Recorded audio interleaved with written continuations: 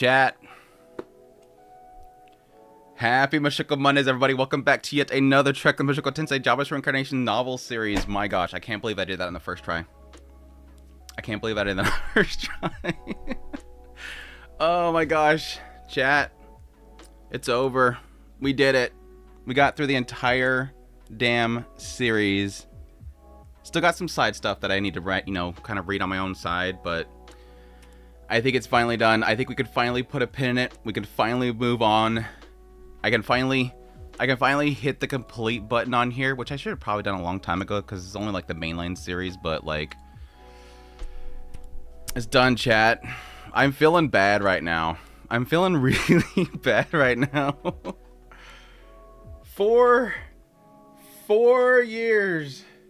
It has been 4 long years. There's some like 25-year-olds right now that weren't able to drink when we started. That's crazy. They could drink. It's just, it would have been bad if they drunk, but what does the chat say? What does the chat say? I've missed so much. We had like all the spamming that was happening before I even started, but I hope the chat's doing well. I'm gonna just a heads up here for anybody that's like just popping in here. First things first, full on spoilers. This stream is full on Mushoku Tensei spoilers. If you're an anime only, if you don't want to know about the novel series, get out. You've been warned. I'm not gonna dance around things. If you get spoiled that Zenith becomes the North God, that's your own damn fault. Now you know. Zenith becomes the North God. And she like wrecks everybody. Like she literally takes out Gino Brits. Like one-shots the dude. Dead. You found out that Gino Brits dies. Bam. I said it. Yes, Sylphie runs off and marries Luke. You just got spoiled. Sylphie marries Luke. Gets fed up with Rudius because Rudius, he chases after Linnea. Bangs her. Has a kid. A little cat kid. It's so cute. You just got spoiled. Bam. Get out of here. Anything else you want to get spoiled? Let me think. Orsted, he opens up a donut shop. Bam. Spoiled, right? Y'all got it spoiled. Congratulations. It's your own fault for being here. Donut shop is good. Has a little runt guy called Weeta. Donut. Becomes a donut shop. Anyways, you got your warning. Anyways, second part. I don't know how much of chat I'm going to read because I do want to technically get through discussion. I do want to read chat because this is the whole point we're doing live stream here is because I want to actually interact with folks. But like usually with my live streams, I try to get every single comment. I want to kind of just pick and cherry pick. So sorry for most people that are used to my live streams that I try to get through every single comment. But I do want to actually get through some stuff here. And not have this take like 5 weeks. we do have some stuff I want to discuss and get some feedback on, but that's gonna be different as well. So yeah, I want to skim through and find the good comments. So yeah, if anybody like if I miss something, everybody's like, holy crap, that's a good question, just point it out. So yeah, that's the two main things I want to cover. We're going to basically go through, talk about my experience with Mushoku Tensei. I don't want to do a full-on tier list of the characters, but I do want to kind of go through these characters. I just want to talk about them. I don't know that I'm necessarily going to go through here and go, okay, this one goes to here, and this one goes to here. I just want to talk about the characters. So that's the other part that we're going to do in here. I'm not going to read tier list the novels because I technically did that already. For those that missed it, this is my tier list. Of course, the volume 6, 5, 12, 15, 23, and 19 were epic tier. Yeah, Edis runs off with a cat girl from the village, yes, and they bang. That's the key thing there. Yes, Tony. That was the plot twist. They banged. Doggy style and cat style. You want to know what cat style is? You got to find out because I just spoiled it for you. Bam. It's there. Yeah, cheers. Everybody, I guess that's my other thing that I cover here. Everybody in the chat, everybody that watches this later on that obviously can't be here because Mushoku Monday has not always been like the greatest time period for a lot of people, but like it's beyond that. Like we have the premieres, and then beyond that is everybody else's support. Thank you everybody for this 4-year-long journey. Like there's two sides of me, honestly, in the end. I think I talked about this before. There's two. Yes, they exploded. Yes, thank you. Wait, try, fail. Yes, they exploded after they banged. That's important. You got it spoiled again. Thank you so much for the 4 years. Hold on, I'm trying to talk, guys. Ren Forest, thank you for the 1 month's membership. Thank you so much for your support. Thank you, thank you, thank you. With those Eris emotes. And Orstic Cultist with 32. Almost 3 damn years. Almost 3 years. Yes, I feel old too, Earthly.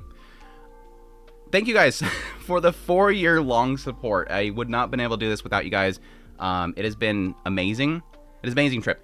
I keep telling folks this every time they pop in and say, hey, man, you know, Mushoku Tensei as a whole for a lot of people, like, means a lot to them. Even though it does get a lot of, you know, bad rep. You know, a lot of people don't want this to exist. They hate it. They find it disgusting. It obviously deals with a lot of very questionable and very tough subjects. Subject matters that are very uncomfortable for a lot of people. It's the fact that it exists that helps a lot of people, because I think at its core, it's not a redemption story. It is a you can fix yourself. You still have a chance. There's still something you can do. Even despite, as we've seen with how amazing Volume 12 is, you can screw up again. The idea is that get up and go. Do something better. Become something better. Do something better. Do good. Do this thing. Family. Taking care of family. What's important in your life. Achieving things that you never achieved before. It's inspiring. And so a lot of people, Mushoku Tensei has been really, really like something that has changed their lives.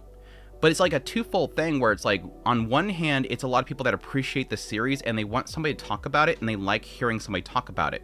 Those people supported me through this. Then you have the other people that are like, you know, I watched the anime, it was okay, but then I started watching your video series and I got into the novel series and now I really love it. Thank you for, you know, covering this so I can, you know, learn more about this series and just get completely invested into it. There's like those two group of people, and there's some other people obviously, but like all those people is what kind of support this to kind of keep it going for like 4 years and 4 months. 4 years and 4 months. So there's like a side of me that's like, I'm scared to have it go away just because it's been so enriching. It has been a really great experience. But there's the other side of me that like, I think it's time to move on. Like there's a point where I'm like, I think we did it. I think we did it. I can't keep dragging it on. We gotta, you know, put a pin in it eventually. But Spud Monkey, thank you so much for the 10. Thank you so much for the super. I really, really appreciate it. Thank you for building this community for us to experience all together. Thank you. I appreciate that. That means a lot to me. It's been crazy. There's a lot of people that have been like supporting this a lot, like significantly. Like I always shout out Gearless. Gearless is always been amazing. Absolutely amazing support. So Subra, thank you so much for the 5 months. 5 months. I had a high fever last week and Mushoku Monday truly slipped my mind. It slipped your mind? Well, that sounds uncomfortable. Glad that it's here to stream, or I would have had unending regrets. You gotta be here for the end. Gotta be here for the end. Thank you so much for the support. I really appreciate it. Subra, it's been great. Don't frown, it's over. Smile because it happened. Bam. Bam. What about Redundancy Volume 4? I'm curious how much has anybody... Redundancy 4 is out right now in Japan, right? Has anybody, like, acknowledged, like, what's all in it? I think it's supposed to have, like, the whole leaving the nest, if I remember correctly. But I'm curious if there's anything new in it or if he expands on a lot of stuff. He should expand on some stuff. But, yeah, I will cover it whenever it does come out. Yeah, I've mentioned this before. Whenever he does get around to doing a sequel series, I will do a series of it. I don't know that it'll be Mushoku Monday because it's not supposed to be Mushoku Tensei. Because it's not going to be, apparently, covering Rudius. It's going to be covering, potentially, I don't know. I hope Lada. I hope it's Lada. I don't know that I want a... Lada's the only one that's not really fully covered, and I think that's on purpose. I think for the series, he is purposely... Lada Lunde? Lana Monday. We're not trying very hard, Ricky. We're not trying very hard. I would assume that's gonna be Lada because he hasn't really covered much. He's hinted a lot of what Lada is doing and preparing for, but he hasn't touched at all. Sigi's covered. He's covered everybody else to an extent. Yeah. Pretty much everybody else he's covered to an extent. So I would assume it's gonna be Lada, and that would be amazing. I think I would love a Lada series because I want a Roxy series. I love Roxy Get Serious. I would love a series completely just covering Roxy that was wrote by Refugin. I'm glad that he likes Roxy Get Serious, but I love more. Banana's boyfriend. I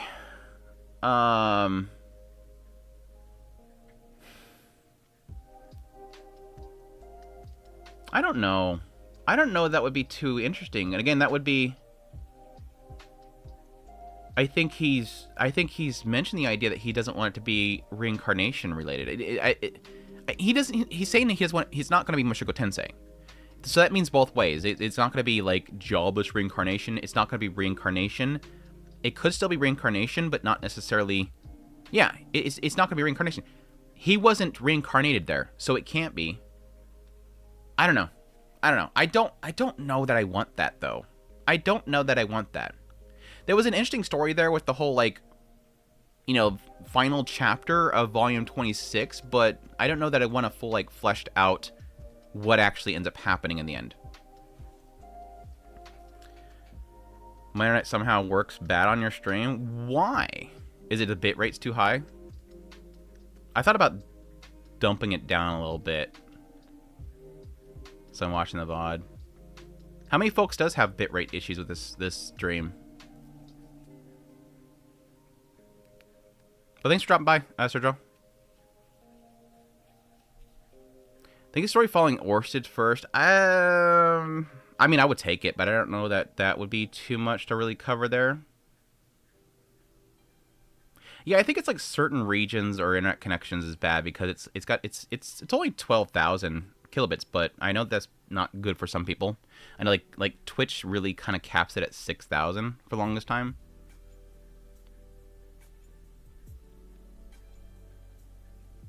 But yeah, I think overall, in the end, I missed this earlier, but yeah, of course, I need to put a 10 in here. This is like a no-brainer.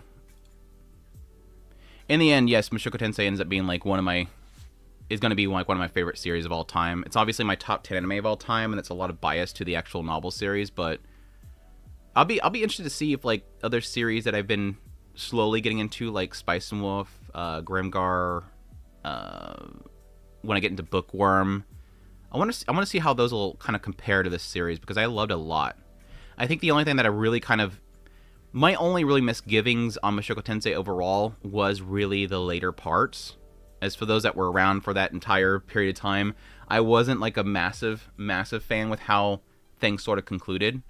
I didn't like the whole thing around Bodygotti, and I felt like after like volume 20, it got away from the more social and inner character stuff, like about the actual characters, the stuff that I really eat up, which is the characters and how flawed they are and how they overcome things. I feel like a lot of that kind of got put to the side to like focus on this big battle that was good in a lot of regards, and I think there was a lot of like thought put into it, but it wasn't what I got into the series for. It's like this is good, it's not what I'm here for, right? So a lot of that like later volumes, like, you can see it in my tier listing, a lot of later volumes didn't end up in here. I got 23 because why? I got 23 in here, why?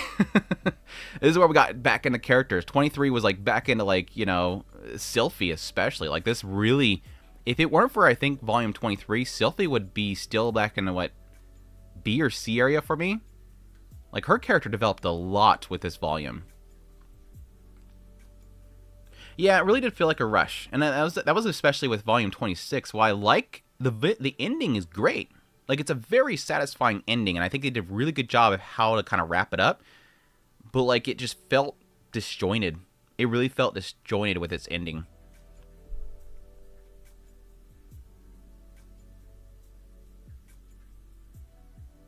Rose a letter grade from every time Sig peed on Ria's back in 23.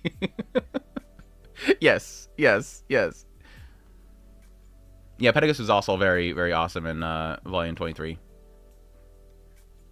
It was really kind of one of those eye-opening moments where it's like Rudeus doesn't trust him, but then ultimately in the end kind of realizes, oh yeah, he's not out to kill me. He's not actually out to get me.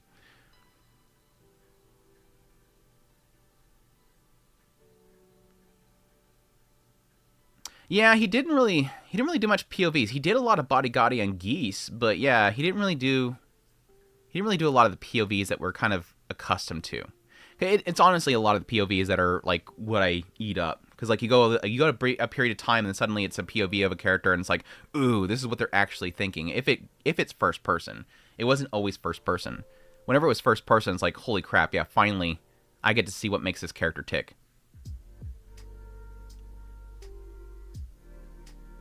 I think the big stressors for 23 was Pedigus' focus on Sieg. Yeah. But yeah, like I said before, when we do get some actual other volume series of a sequel redundancy, I will circle back on them. It's going to be very predicated on the fact of if it has a lot in there worth kind of digging into. Again, if it's just retelling of the same stories and there's nothing really new in them, there really is not going to be a point to really do a full deep dive on them because we have technically done them all, a lot of these side stories, but we'll see. Again, I'll check with the usual people, find out like what all in them is going to be new that we'd want to get into. Can't wait for Mushoku Mondays in 2036. Yeah, I'm curious how close he is to actually releasing the sequel series, because it seems like he would be like right now. I think that he would probably working on it. He's probably starting things on it. He's obviously got a layout of what he wants to do. It's just fleshing it out. Like all authors have an idea of, all good authors have an idea where they want the story to go, what the end goal is. It's just filling in that gap. It's putting in the journey itself to get to that point. Having some key focus points that you want to get into. Wish there was more Orsted interaction with the Brutus children. 100%. It feels like, especially the redundancy in the side chapters, they act like Orsted didn't exist. That was a big struggle for me for the side stories. It's like getting to Lucy, and it feels like she doesn't think about Orsted at all, but yet it implied Orsted was like, you know, teaching her stuff and hanging out with her, unless I hallucinated that whole thing. Barely got any Sky folks too, yeah. Not that I expect every single clan to be like a significant portion of the story. Where did I put ODT? Where did I put ODT? I want to say A, question mark, or was it S? Chat's got to help me. I don't remember. I don't know that I wrote it down either. I don't think I wrote it down either. Anyway, enjoyed it something like Orsted. Yeah, we had that little brief moment. One of the sea folk really bad. We had a lot of mention of them, but yeah, barely ever getting into them. Was it S? I want to say it was S because god dang, that was a lot of reveals. That was a lot of big reveals. I think the one that I was mixed on was Subjugation. Subjugation's got great stuff in it, but also some rough points as well. I see a new PV, so I've seen clips of it pop up, but yeah, I haven't really like fully looked at it. I'm concerned about the next episode. I've said it in my skip content / impressions videos. I feel like they're doing an insane job adapting this segment because they're like 2 chapters per episode, which is like unheard of for Mushoku Tensei in general. But I'm like, seeing how much they're covering in that episode preview, there's no way they're gonna cover everything. Like I assume things like the entranceway and stuff like that's gonna be very much so skip past, because there's a lot of build up just to get to Pedigus. There's a lot of build up. There's a lot of writing. So I'm assuming that a lot of that's gonna be like they teleport there and they just walk into there and they go into the door, and then there he is in his throne. I don't think they're going to cover anything building up to that point. They will probably get the archway and its reaction to them because that's important. But like, you know, Zenoba geeking out about the architecture and stuff like that, and them getting into that stuff, I think that's going to be very skimmed over. If at all, it'll be like a quick mention.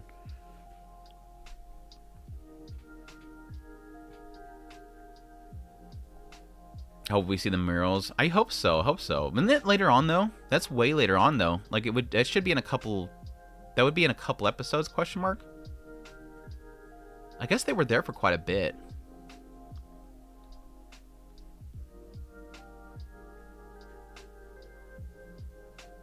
I'm assuming that we'll stop with the first half and the 15, and season will end with 17. Wait. Assuming the first half will end with 15. Oh, yeah. Okay, yeah. I'm like, yeah. I'm like, wait, what are you saying? What are you saying? You want to say?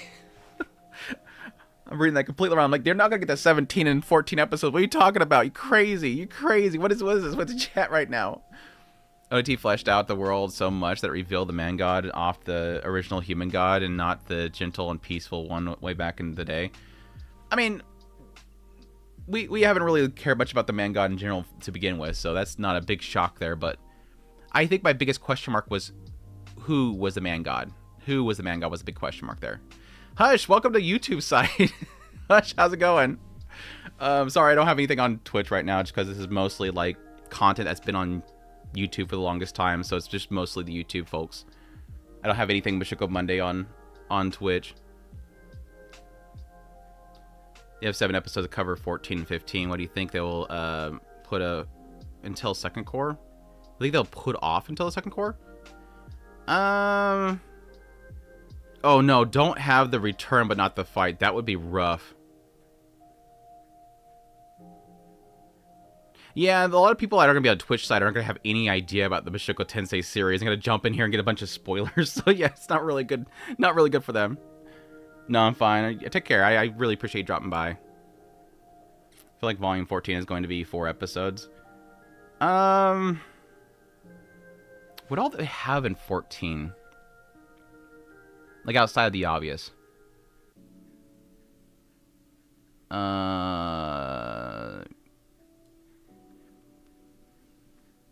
I'm assuming Elle and Lisa's story is going to probably be very much so condensed. The whole thing with Kishirika and Etoff and Kishirika could probably be like an episode. But they probably get a bit... Whoop, let me look at the trailer. I'm going to have to look at the trailer.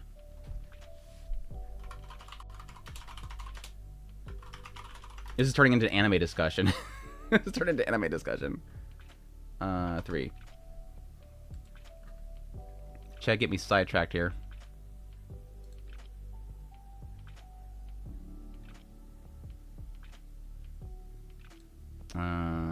So there's no sound here. Yeah, I don't want no sound. We don't want no sound. I won't get in trouble with the sound. Sound's easier to pick up. You got Pedagusu. Pedagusu. As Aramonfi says, Pedagusu. Pedagusu-sama. Dude, Aramonfi's like such great potential that they could have done some crazy stuff with. I think after that whole summoning ceremony and him getting contracted to Rias, I'm like, that would have been so great to flesh that out.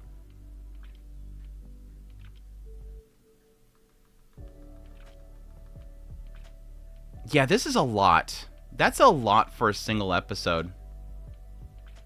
So they're not only... They're getting all the way to Kishirika.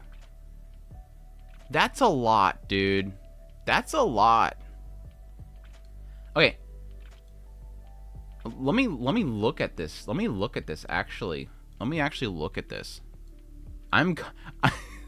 Next Sunday, I'm going to be very, very busy. Next Sunday, I'm going to be very, very busy.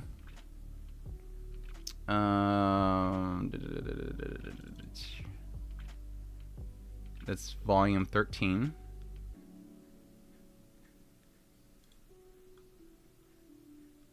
No, volume 14. We're on 14. Andrew, 14. 14. Here, let's look at this. So... 6. That trailer just showed 6 chapters. No, 7. 7 chapters. It showed 7 chapters. because it got to Kishi. It got to Etofe.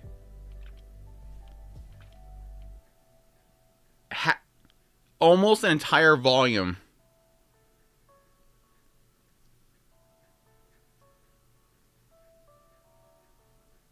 Oh, it's an arc. Okay, thank you. Thank you, Nova. Thank you, Nova. Thank you, Nova. New arc begins. Okay, thank you. Thank you, Nova. Thank you, Nova. It's not a single episode. Yes, I got it. I got it. That scared me. That scared me, chat. That really scared me. I thought that was an episode preview. I'm like, holy crap. They're blitzing. They're blitzing. Oh, that scared me. I was like, I'm gonna be locked up in my room, in front of my desk, working on skip content for an entire day. Oh god, that scared me. That scared me. That legitimately scared me. Okay, anyways, chat, y'all get me mixed up with the anime stuff. We're not. This isn't anime. We're talking about novel series. Let's get into the characters. I want to talk about some characters and get some feedback from folks. I guess this is technically works. I don't think I really have too many characters beyond when I made this tier list that's going to be important to get in here, because I even got Laplace in here. What did I put? Prequel 0? What is prequel 0? Can't believe this day is actually here. I 100% agree. It's rough. When I started the stream, I was like, oh god, it's hit. There's the last time I'm gonna say Mushoku Monday, probably. Who's the lizard? The lizard. Oh, god damn, what's his name? It's the dude from, it's Beast Tamer, yeah, the Beast Tamer that they had them be their party to get quests while they did their own stuff. Jalil, yeah, Jalil. Thank you. So since we actually did the tier list last time, obviously we've had quite a bit with Alex. We have had quite a bit with this guy. I think I don't know where I put him last time. I'm not gonna probably say it a lot. I don't remember where I put a lot of these characters last time, but like, for sure he's like more up in the A area. Like, I think the side chapters did a lot for his character, and I love how he progressed. Did I wave around? Yeah, I waved this one around. I did this one. I guess I could have done this one and then thrown it again. Like, I guess I could have done this one again and thrown it again. This piece of... Did anybody get the second volume of that deluxe? Is it just as bad? The one who trains Batman, yeah.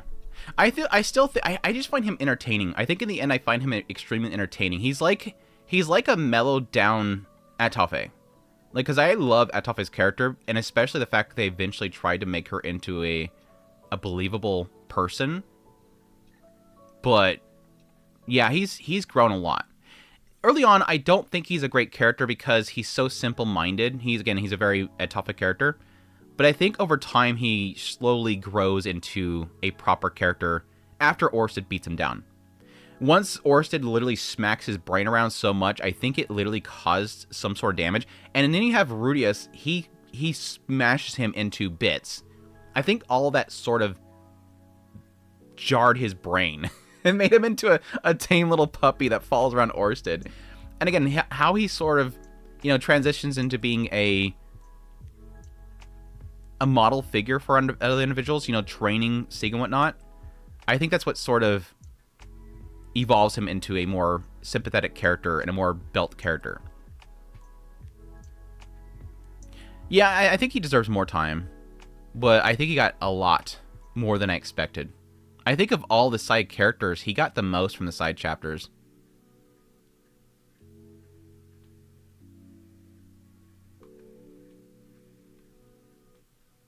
Let me bring this thingy up here for future reference.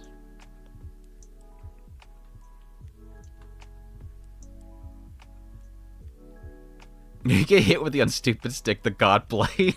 Exactly. But no, he turned out great. Sander, I think he's probably easily the thing that got me through a lot of the later volumes. I love Sander. I love him so freaking much. Kalman the Second was... And that even, extends to Subjugation. I really liked him in Subjugation as well.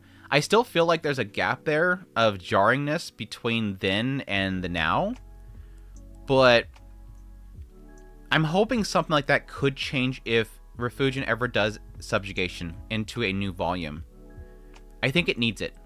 I think everything needs to sort of be in that continuity of the light novel series. I would love all that stuff, ODT and all that, to be, you know, brought into a single continuity into a novel and printed and sold. And I think Sender is the biggest issue. Yeah, Ross's top meme, just an advanced tier swordsman. Yes. He's the one that I think needs that the most, just because I feel like, although I like Subjugation, it feels disconnected from the story that we got of his past later on in the novel series. Barthel, thank you so much for the super. I really appreciate it. Just wanted to leave a tip behind, since I have not read Redundancy and side chapters yet and don't want to get spoiled. There you go. You got it. Santa runs away, becomes a circus clown. You got it spoiled. Eat it. Eat the spoiler. Kalman II is a clown. Legit. And he's an advanced tier swordsman. He's an advanced tier swordsman. Don't forget that part. As a straight man, Kalman II is damn hot. Yeah. Yeah. I wonder how handsome his father. Yeah, that's true.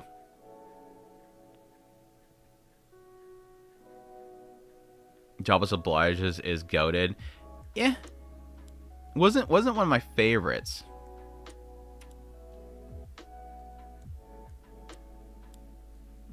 But yeah, he deserves to be up there. Aramonfi, again, I think he's a lot of missed opportunity, that they could have used him a lot more than they did. I think there should have been like a period of time where he stayed as Ruius' subordinate. I think that would have been hilarious. Because there's like that element there where like he doesn't want to be under Rudius. He wants to be with his magnanimous man, his magnanimous leader, Betagoose the magnanimous man. But it's fine. It's fine. He's kind of just relegated to being, you know, a very side character, which is fine. Otis, where's Otis end up in the end?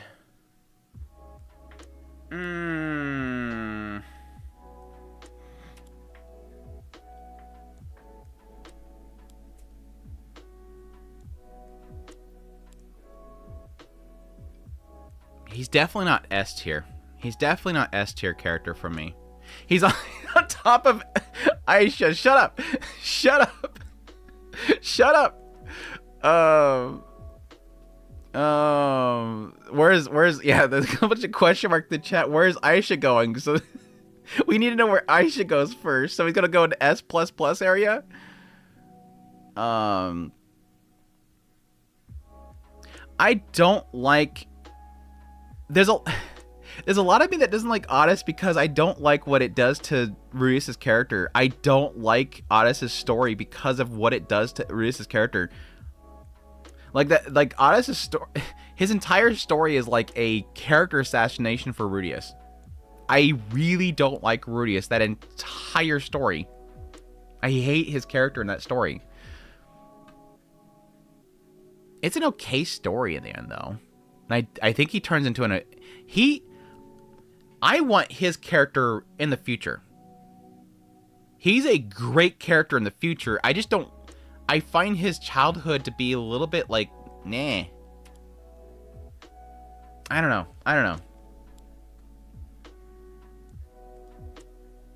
A or B?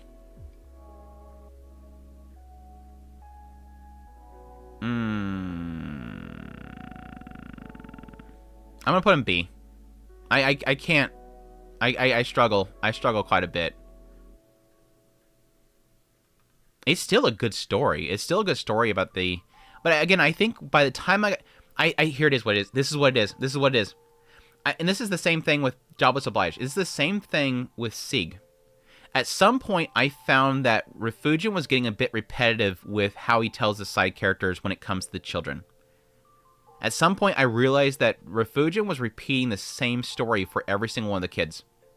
Even though in the mainline series, we're given the impression that Rudius is like the greatest father ever. Everybody sees him and he adores his children, and the children adore him. Everybody sees Rudius as being the greatest dad ever. And then it flips to their perspective, and they're all like terrified of their father. And they never see their father. And then they, at some point, don't know what their father wants of them, and then they break.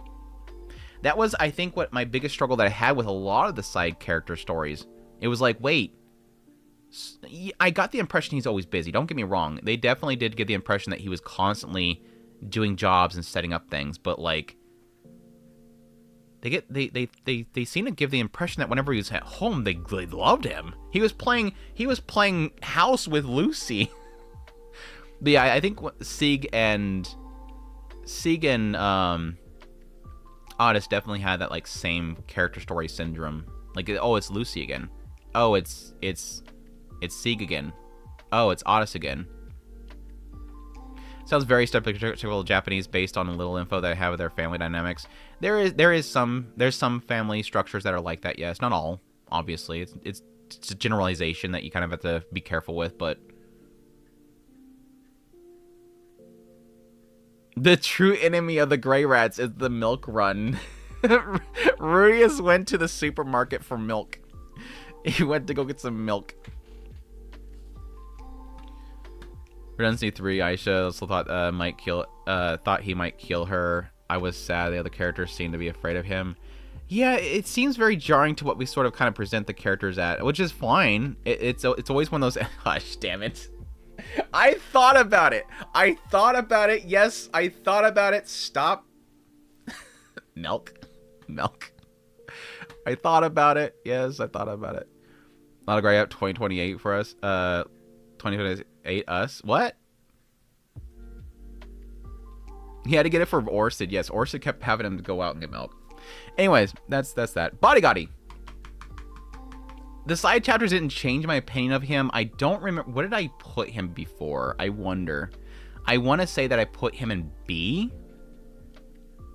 Or did I do A? B or A? I think I put him in B or A. Hold on, senpai. I'm looking up my character lists. I'm cheating. Let me cheat. I put him in C. I was so mad. I was so mad at Bodyguardy. They ruined his character, honestly. Like, they legit... I feel like they ruined his character. What is a senpai? What is this? Wait. YouTube, why is my chat flipping out? I have no idea what my chat's doing right now. I'm sorry. YouTube, please.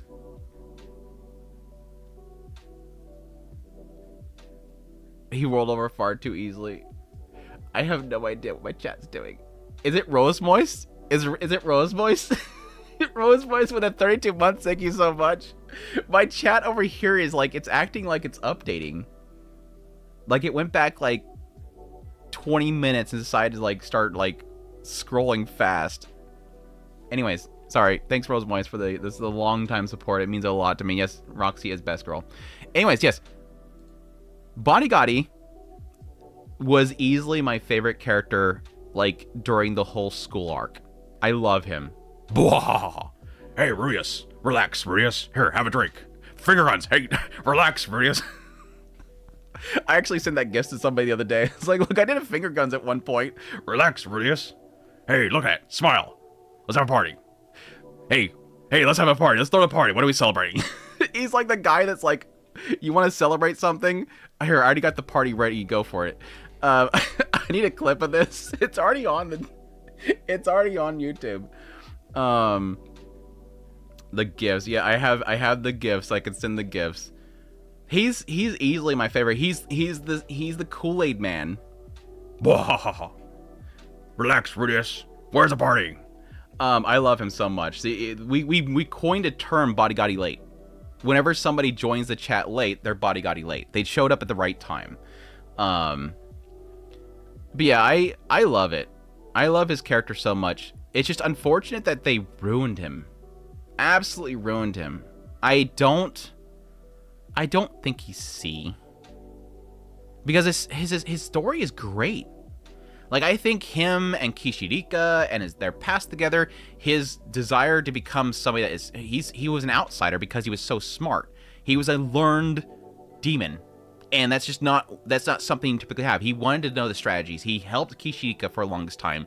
He grew up to the point where he wanted to support Kishirika. And at some point, they tragically are separated. And then they come back together, and there's just this foolishness of the demons.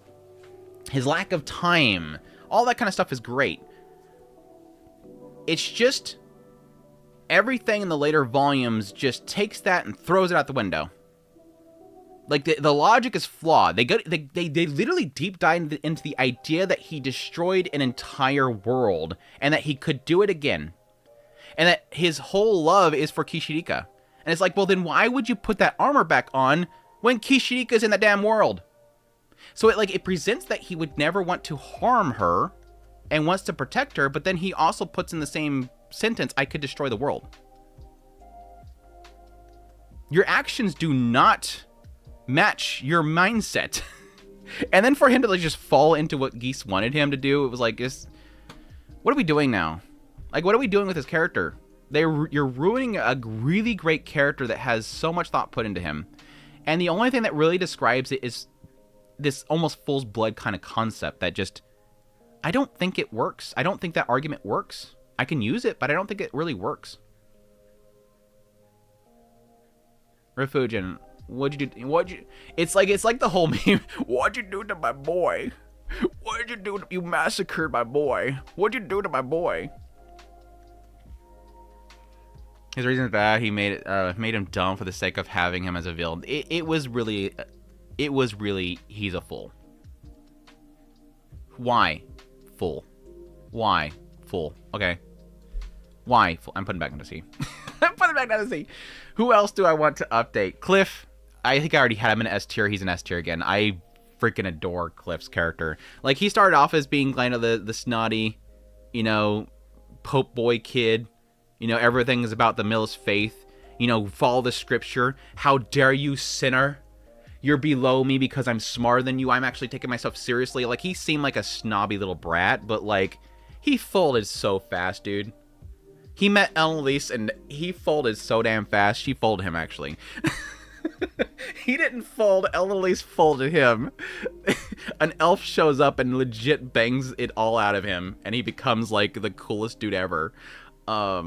Cliff is so freaking great. He is one of the two bros. I always listed them together, but him and Zenoba are the two bros of the series.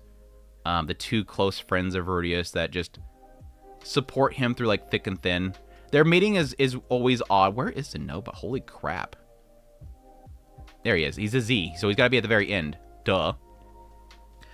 Zenoba and Cliff are like the bestest bros. I think in the end I do like Zenoba more, just because I find his story to be extremely fascinating. But Cliff is up there. Unfortunately, we don't really get much side story information on Cliff and Zenoba, but they're still great. They're still great. There was plenty in the main series. Shiso! Master! Shiso! I'm gonna miss my Zenoba voice. I miss my Bodyguardy voice, I'm going to miss my Orsted voice, and I'm going to miss my Zenoba voice. So I got to find characters in a Bookworm series for those voices. Or those voices. Master. That's the one that I get the most comments about, by the way. When people say, I hate the fact that I watched your stuff because now I hear it. It's always Zenoba. It's always every time I hear Zenoba, I hear your voice. It's none of the other characters. It's just Zenoba. I can't listen to Zoba ever again. It's always changed. Master. Whoa, why? No, master. I think I hear it too. I honestly think I hear it too. You like the Orsted voice? Well, that's the good thing about that one is that we have technically Kendra Suda voicing him. So when he does start to talk again in the anime, you'll quickly forget about me. Gearless! Thank you so much for the 16 months. Love the voices. Hear them when I read the volumes. Thank you so much. I appreciate that. Gearless, thank you so much for showing up too. I was questioning if you're going to be here, but you made it. I'm not sure how much you could be here, but thank you so much for dropping in. Again, everybody, massive W to Gearless. His support for Mushoku Monday has been insane over the years. So thank you so much, Gearless, again. But no, yeah, that was the one that always sticks out to me was Zenoba's voice. Now, granted, I didn't really do too much really unique things with the other characters. I love doing Sander. I love doing Kalman II because he's got that whole like cool guy, very flexible, relaxed kind of voice to him. But Zenoba's very unique, extremely unique. So, anyways, what I was getting at is Cliff, I think, was the biggest surprise to me because I thought that they were going to have a lot more in his story when it comes to Millis. But in the end, it kind of gets wrapped up into... His story about Millis gets more wrapped up into Rudius dealing with Claire and Zenith. And in the end, he still comes out incredibly well. I think that's legit why I love that volume so freaking much. Which one was it, by the way? It was the one with Claire on the cover, or is this one right here? The reason why I loved 21 so freaking much was Cliff. Cliff in that volume was insanely good. As I always say, it's literally in my clips video. It's what does the scripture say? Look at the scripture. How he handles that room is so phenomenal. It's literally not saying you all need to follow my directions. You need to listen to the Pope. It's not trying to be up and snob it. He's literally just saying, look at the scripture. What you're doing right here follows your standards and what you want it to say, but look at it and read it properly.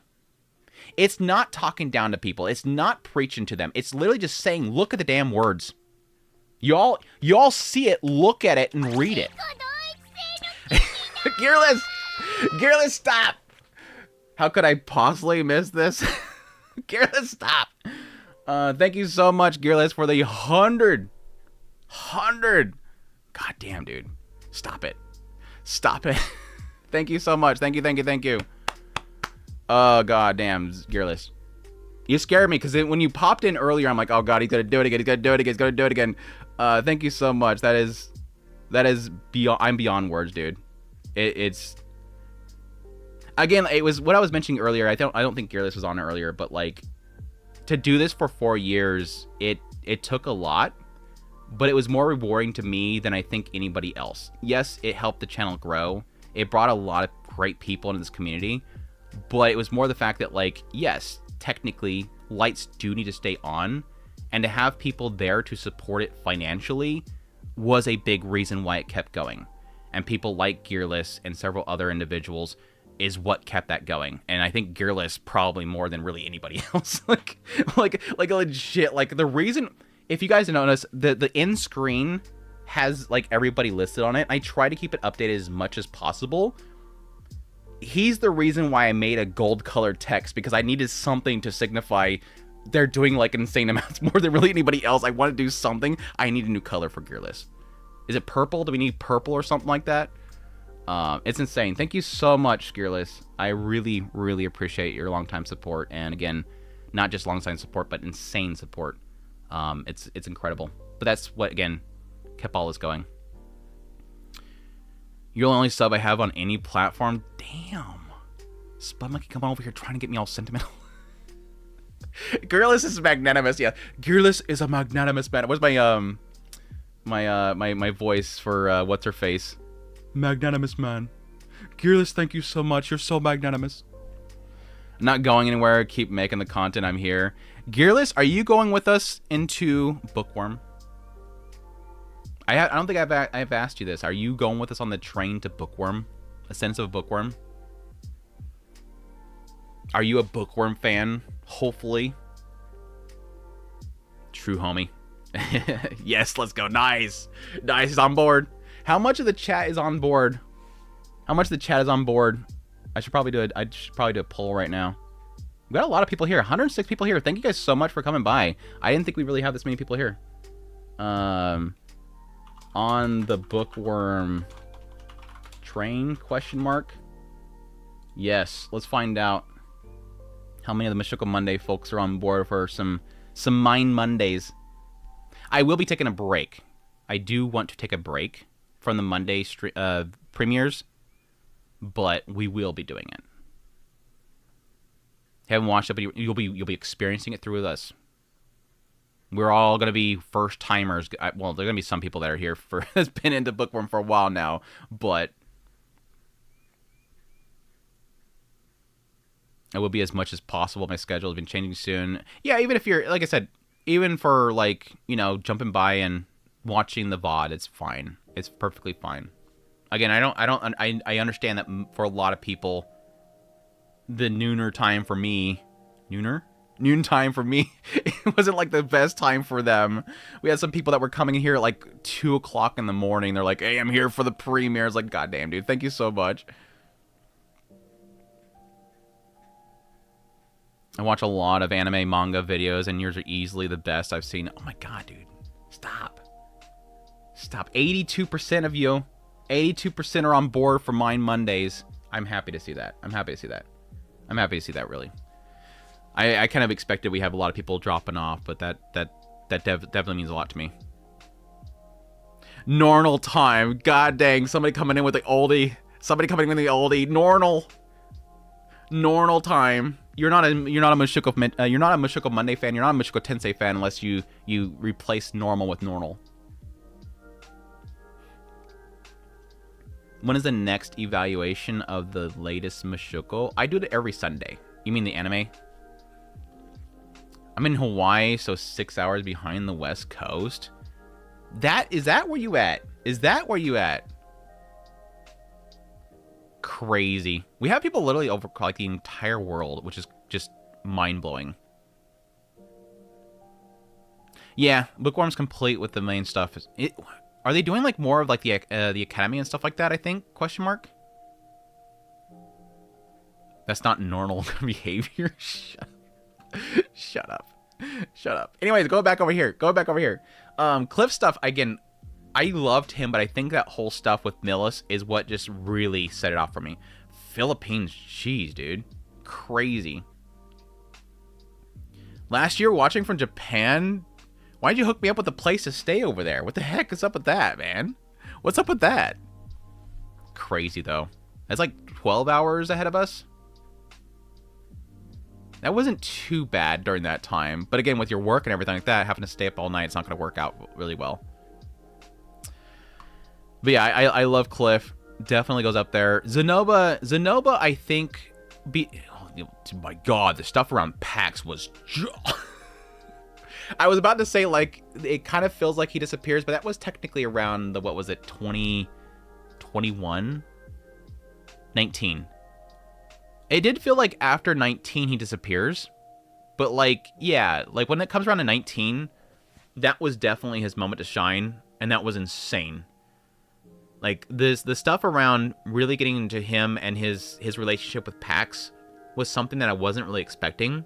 And again, it does really show sort of what kind of broken person Zenoba is, which again is what I always get into this series for, is having broken characters. Zenoba being somebody that has never really been able to have like the same sensations that other people have with feeling and whatnot, having the brute strength that he has, which is a curse to him trying to overcome that, eventually, you know, being confronted by his brother and his duty to his land, and eventually getting into that disconnection that he has with Pax until he ultimately loses him, and then that breakdown moment. It's so good, dude. It's so good. Revision really knows how to reuse a character. I will argue there is a frustration with it feeling like he almost forgets that they exist until they exist again. But there was an obvious element that that Zenoba was gonna be tied into an entire arc when it comes to Sharon and Pax. That was definitely an intended thing. But yeah, it is one of those things, like, when they come back, they shine. They come back and they absolutely shine. Zenoba isn't too broken, but his baby brother is.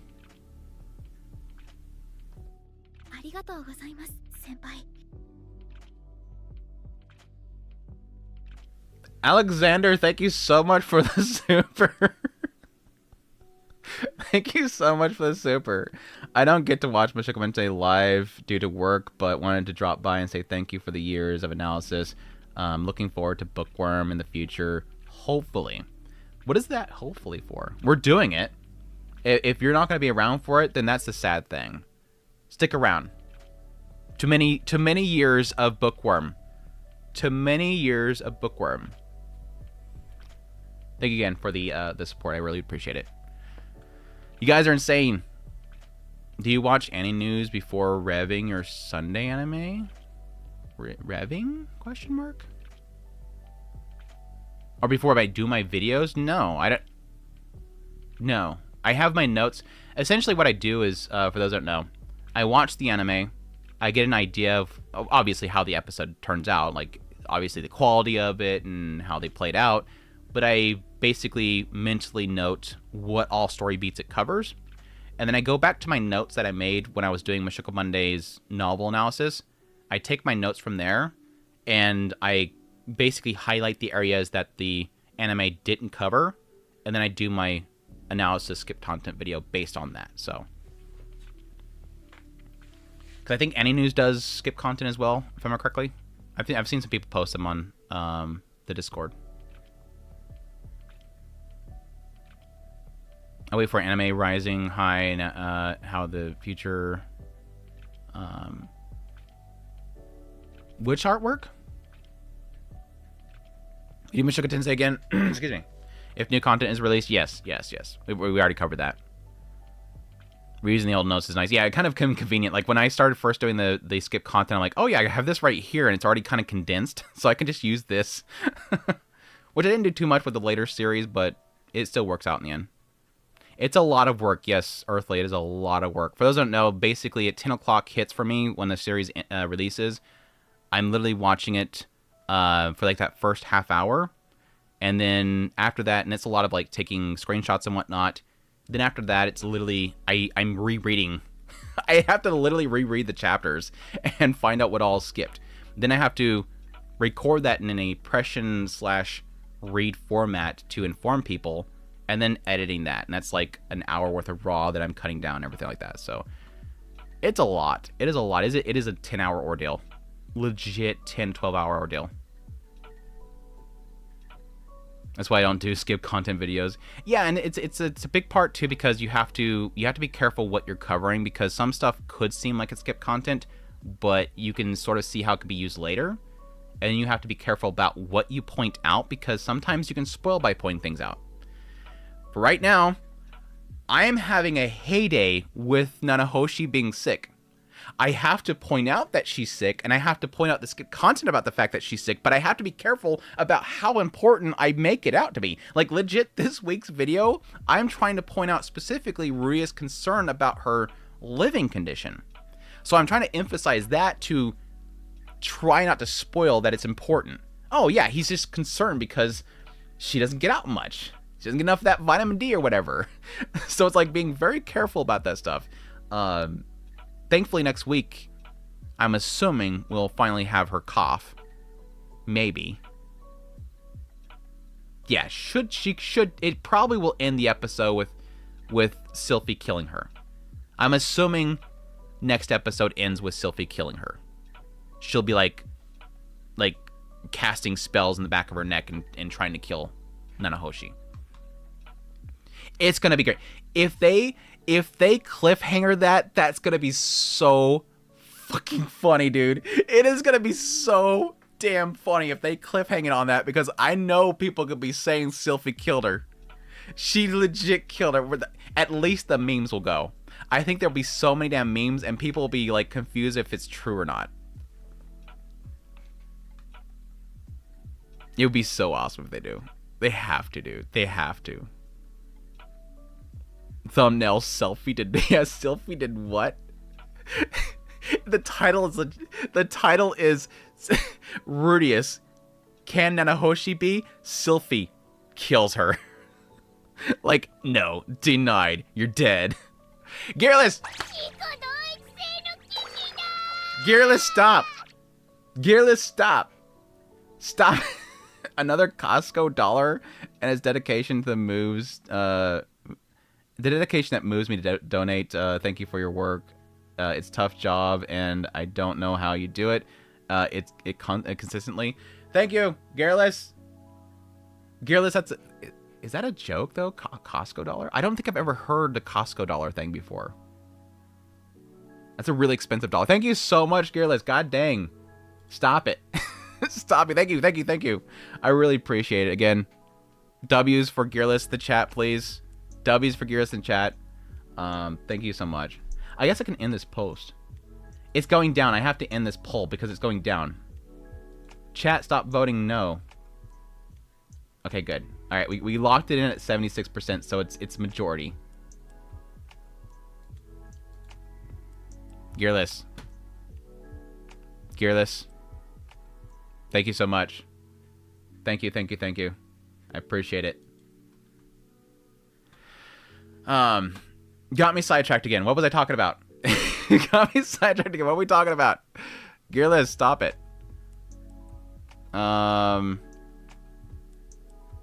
Oh, we were talking about the killing of Nanahoshi. Okay, that aside. We got the killing of Nanahoshi job aside.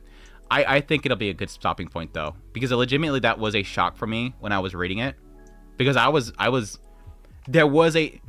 didn't think that was going to be the case, but there was a side of me that thought the potential of her wanting to having that at least assumption that people would believe that, I guess is the thing there, because she's never been like positive about Nanahoshi. She's had jealousy against Nanahoshi. So it wouldn't be a big shocker, right? What about missing Bagadudai? Is that a spoiler? What? What? I'm here for more Rudy. Who else? Doga. Doga's so W, dude. I love Doga. Doga was so damn precious. I want an entire mini-series about Doga.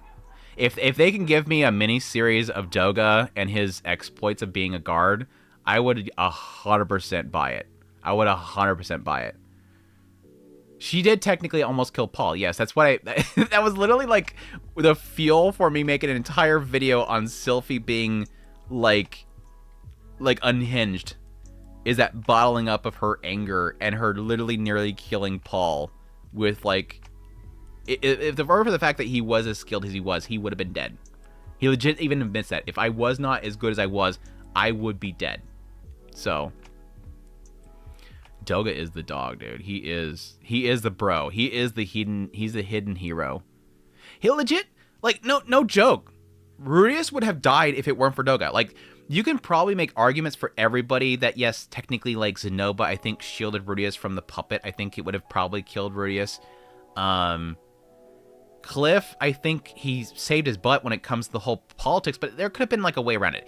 There's a lot of these characters where I think something else could have stepped in to replace a potential death. Like, Rudius could take another route to get around something if it weren't for somebody else. Like with Cliff, him stepping up there, Rudius would have still solved the situation. It just wouldn't have been to the favor of, Claire. And I think him and his future relationship with his family. A lot of, like, that whole thing with Lotta and Claire would have never happened if Rudius went through with having Claire locked up. But Cliff, helped him stop that. There's a lot of, like, situations of, like, potential sabotage and Rudius being in a bad position. But there's always ways around it. Doga, there was no other route there. Rudius would have died if it weren't for Doga. He literally saved his butt. Now, again, the whole thing with the shielding of him was at Tafe. But Doga was there afterwards to, wrap him up, keep him from bleeding out, and keeping him from being eaten by the everything that was down there. Legit saved his life. Legit saved his life. And I would argue, yeah, technically with, like, the later battle, everybody kind of did their part to save him in some way. In the end, it was Orsted. Orsted was the ultimate savior in the end. But again, I think that that entire segment with the later part of the battle, I think that entire segment, Orsted could have stepped in at any moment. It's just that was that final straw. Okay, I have to finally step in. But I think in that moment, Orsted was planning on stepping in if it got too far. He even mentioned that to Rudius to begin with. He wanted to step in. He wanted to help. Rudeus kept saying, no, I got it handled, boss. Don't worry. We're going to get this figured out. You conserve your mana. Orsted finally said, I can't anymore. I literally just can't anymore. Doga X sold it rom-com. I love that. That couple was definitely out of left field. I was not expecting that relationship. Her character design looked amazing. And then I'm like, yeah, we watched the clip of it earlier. It was really good. The arc, not the episode. The arc, not the episode. I know the comments are gonna be great for this video. Like, the live is gonna be out there. People are gonna be watching this, and they're gonna get that part where I'm flipping out about the episode. And they're like, no, it's just an arc trailer. It's not an episode trailer. Don't worry. What else? Geese.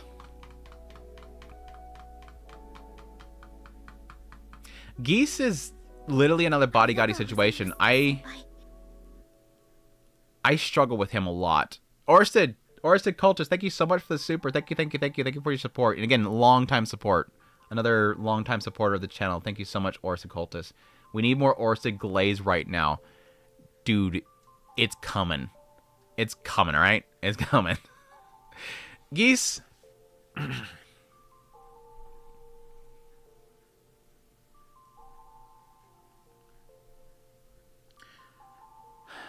In the end, Geese's problem is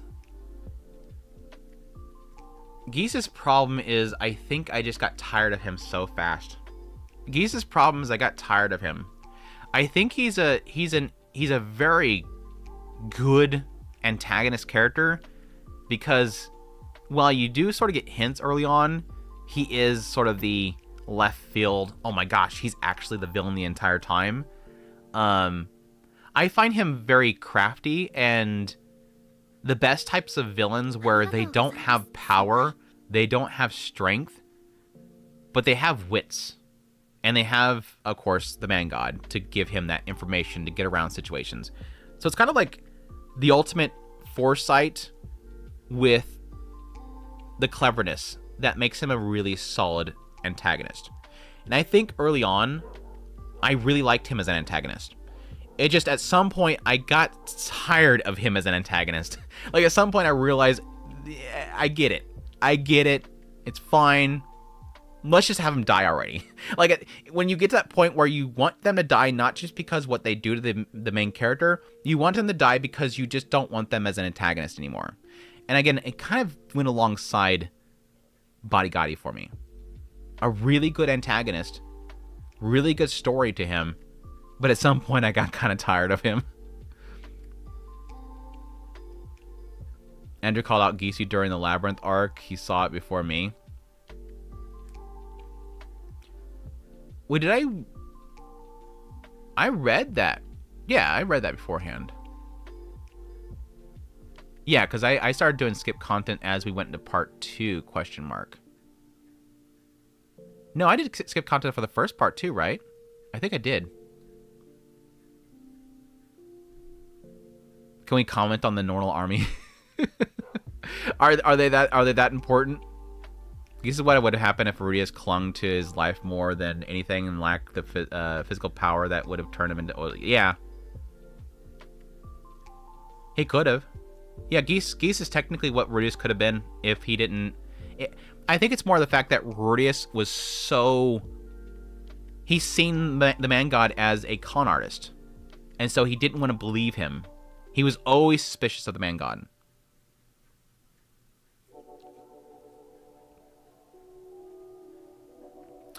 I don't know. I think I jokingly threw Geese in the trash before. What is my actual thoughts? I think he's an A. I think he's an A in the end. I had my frustrations, but I still think he's a really interesting character.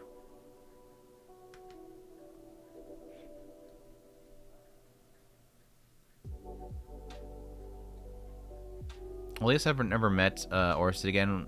Yeah, because he was an adversary to him. If Van didn't betray him, he wouldn't at that level. He could have been like Geese, maybe. Yeah, I think a lot of my frustration around Geese as well is also that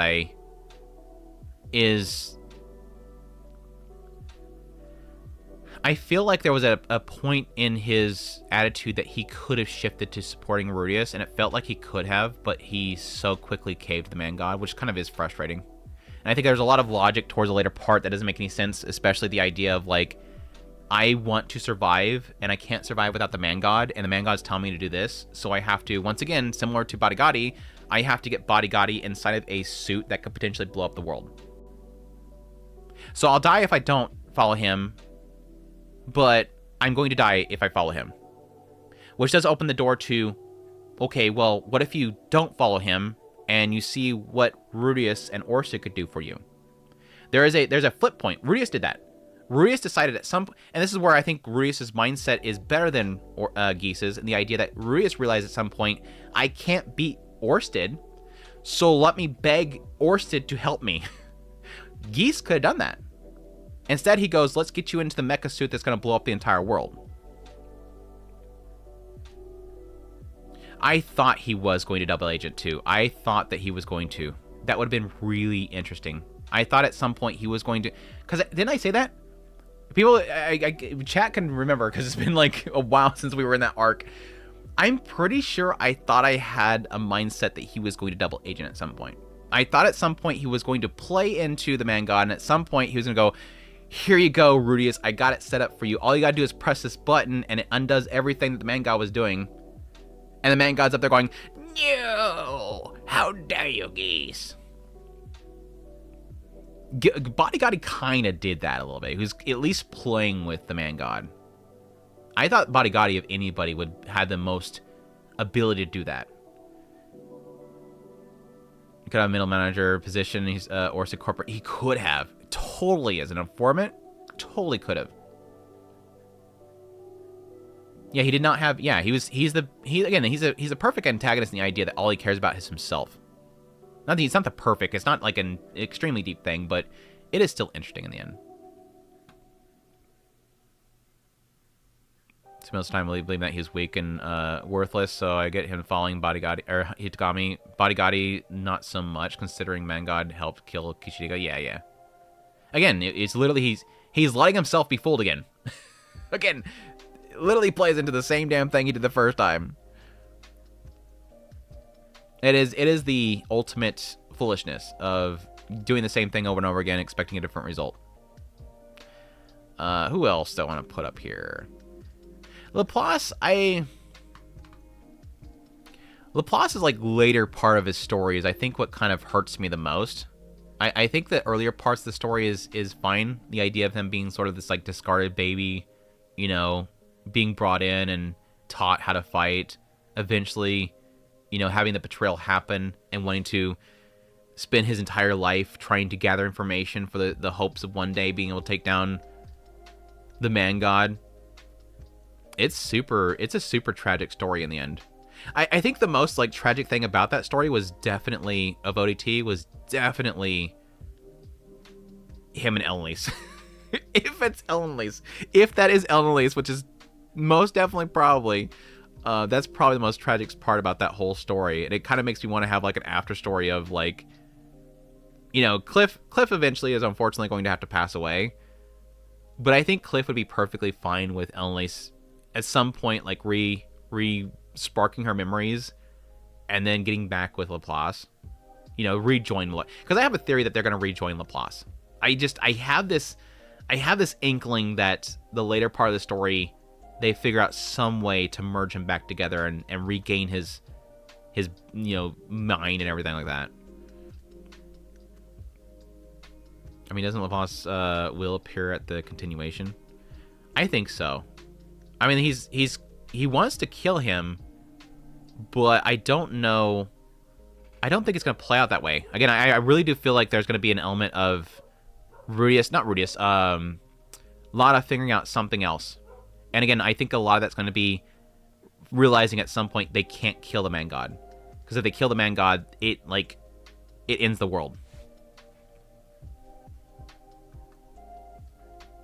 Cliff should let Emily sleep with the Thirsted for a night, if you know.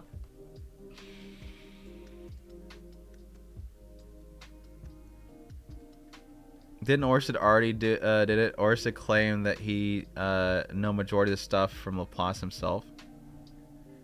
Orsted claimed that he known a majority of the stuff from Laplace himself. What? Anyways, Liberated oh yeah, Liberated Potato. If you're not of the novel series, be very careful being on the stream, because we're going to be everything story wise, side stories and everything. We've done it all, and this stream is talking about it. So if anything that we're talking about right now is like off, that's why.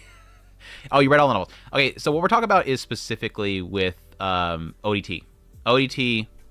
ODT has an elf that is with Laplace when he's gathering information in our world, in the Mushoku Tensei world, the human world, and we're assuming that individual.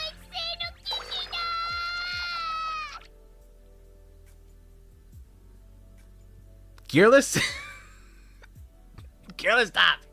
Gearless, stop! I decided this is a special occasion, so 100. Here's another. Gearless? Thank you so freaking much, dude. You're killing me. You're killing me right now.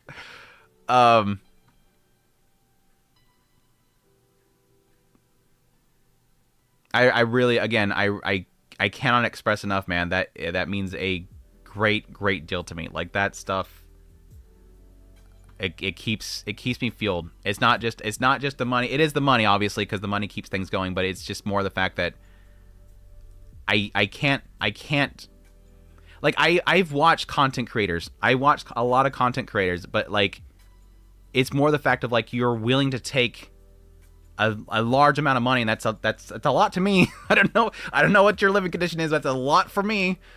Even for my previous job, that is a lot for me to take that and go, hey, this person that I'm watching, that's a lot of meaning behind that. And it hits, man. It hits. It really does. I am so grateful of that support, man. I really do appreciate it. That you're parting with that hard-earned money for me, man. It means a lot to me. Thank you so much. He's a donation god. Gearless, the donation god. He is one of the 7 great powers. No, it's one of the 8 great powers now. He's trying to distract me from talking about ODT. Exactly. He doesn't want me talking about Laplace. He's secretly the man god. Gearless is secretly the man god.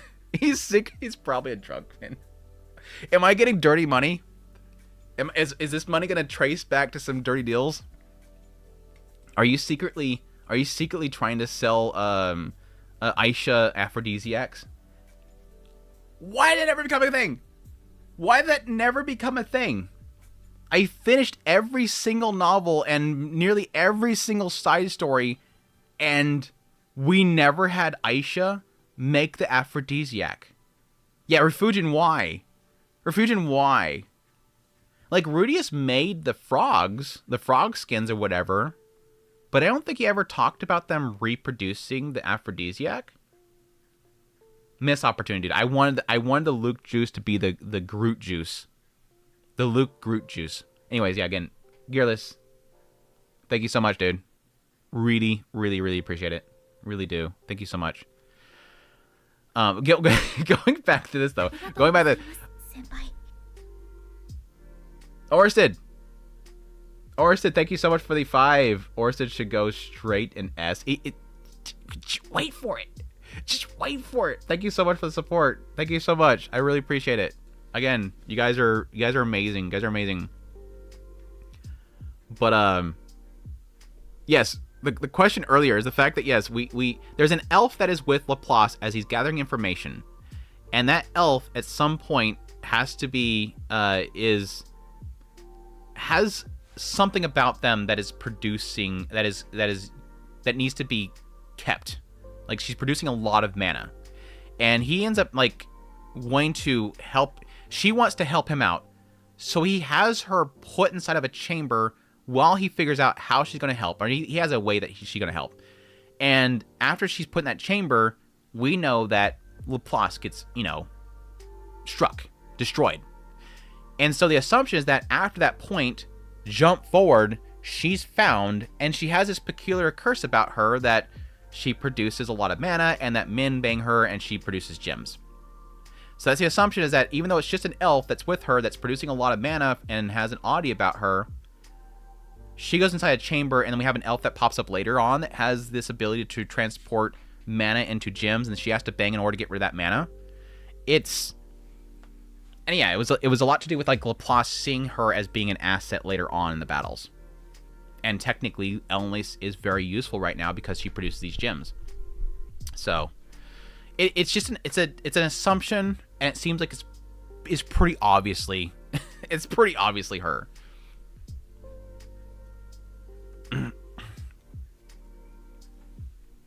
Baby Jules.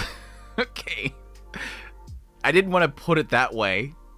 Laplace, though, I think in the end is a very, very interesting character, a very tragic character. I kind of wish that I had more of him as a personality. I mean, I get a lot in ODT about his personality, but it's not like... It's just like a feral person finding a place. I don't know. I think I'm in an A area. Probably, it's close to S. It's close to S. I just don't have I don't have that much of a personal connection with him.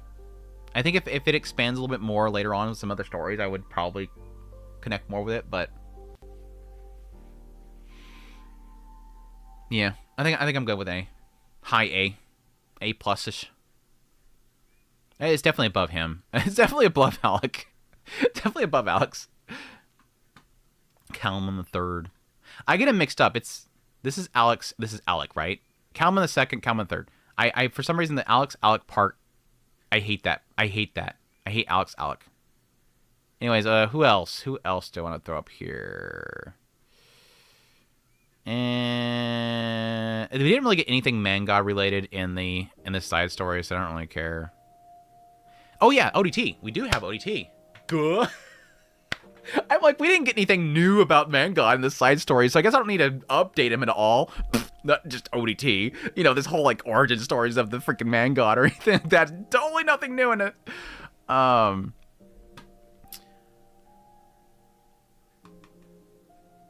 and Alec. Yeah, Al. That's right, Al.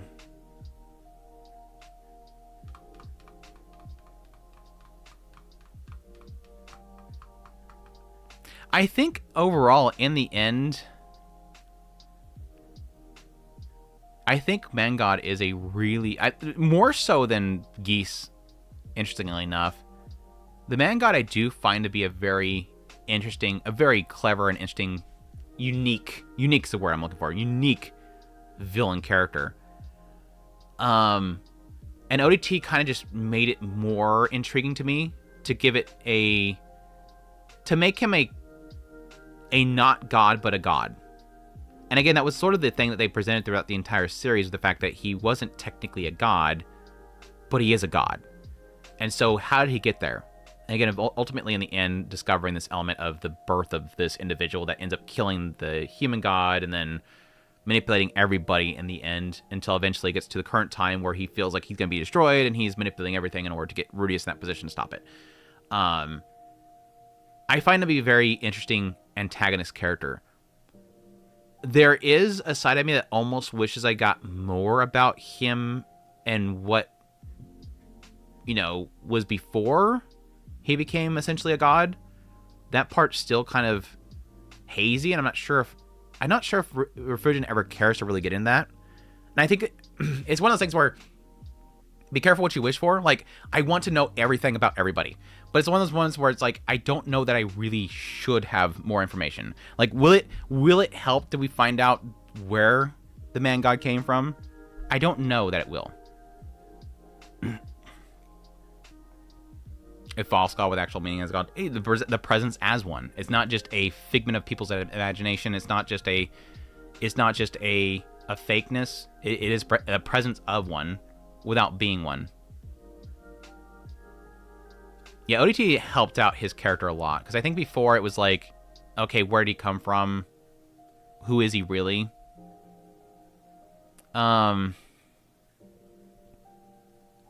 I think my only misgiving I have is that it never really feels like there's a... ODT is a thirst for power. The mainline series is a cornered animal. I think it's really where I come down to. ODT is a thirst for power, and the mainline series is a cornered feral animal. What do you do when you realize that your time is up, and that your end is coming for you? There is something to say, though, is that every single time I think that Refugion's way of portraying the man god is exceptional. That will be the one thing I always give it. It's the same as Orsted. Every time the man god there's a man god scene, I'm locked in. You know something's going to go down. Every single time the man god shows up, early on, it's like, who the hell is this dude, and why does Rudeus suddenly look like his old self? What is this thing? Is it a god?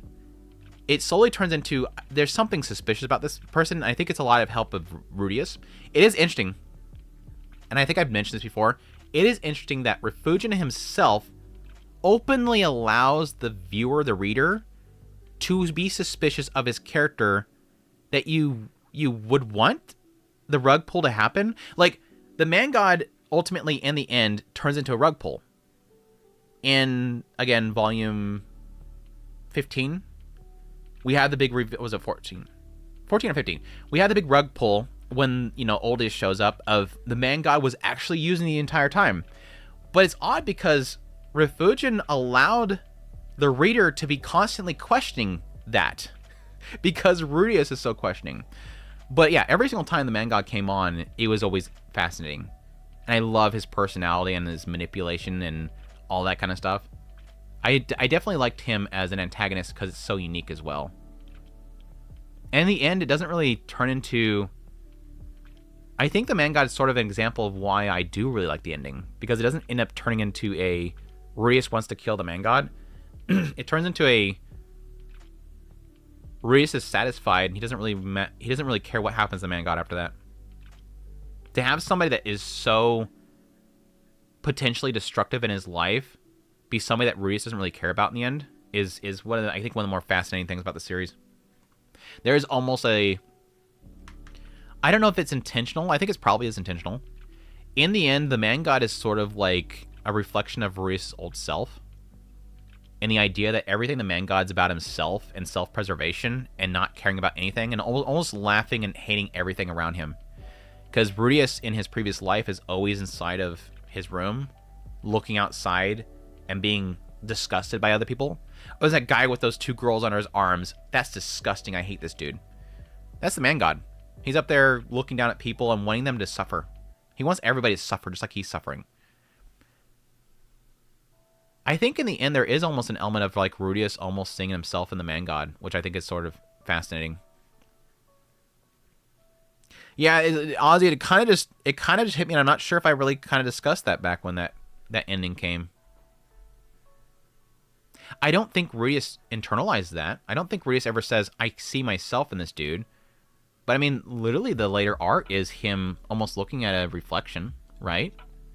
That might be looking too much into it, honestly, but I wouldn't doubt that this is intentional. Yeah, this one.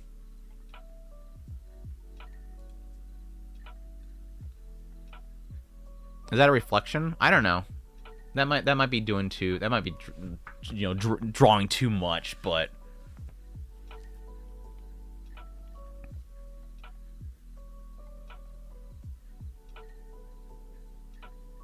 I'm kind of gonna send a distasteful image in the Discord.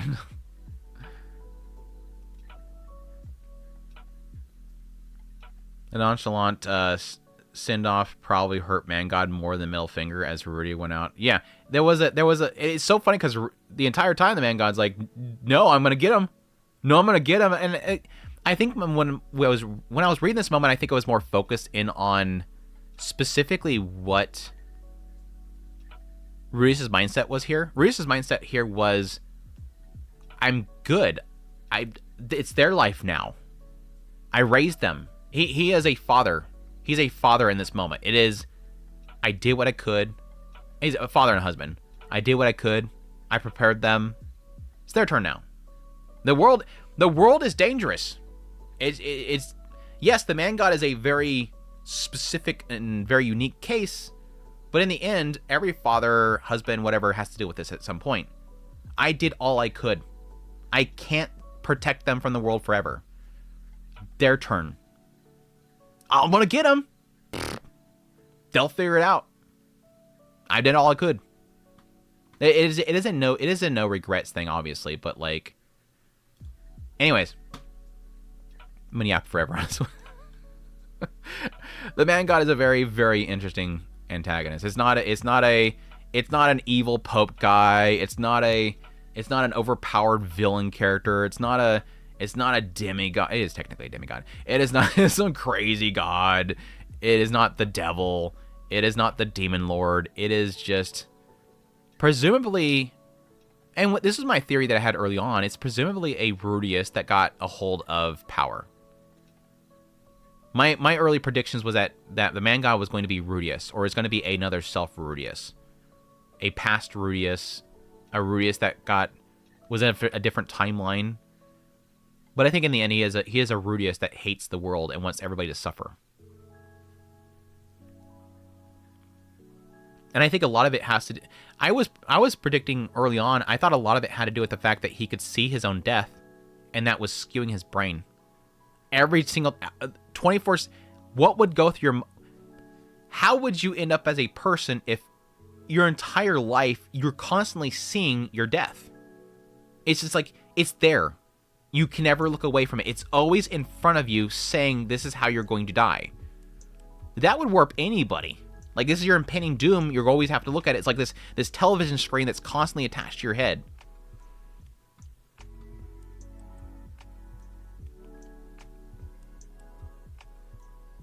See him as a void god, kill the man god, and install his identity.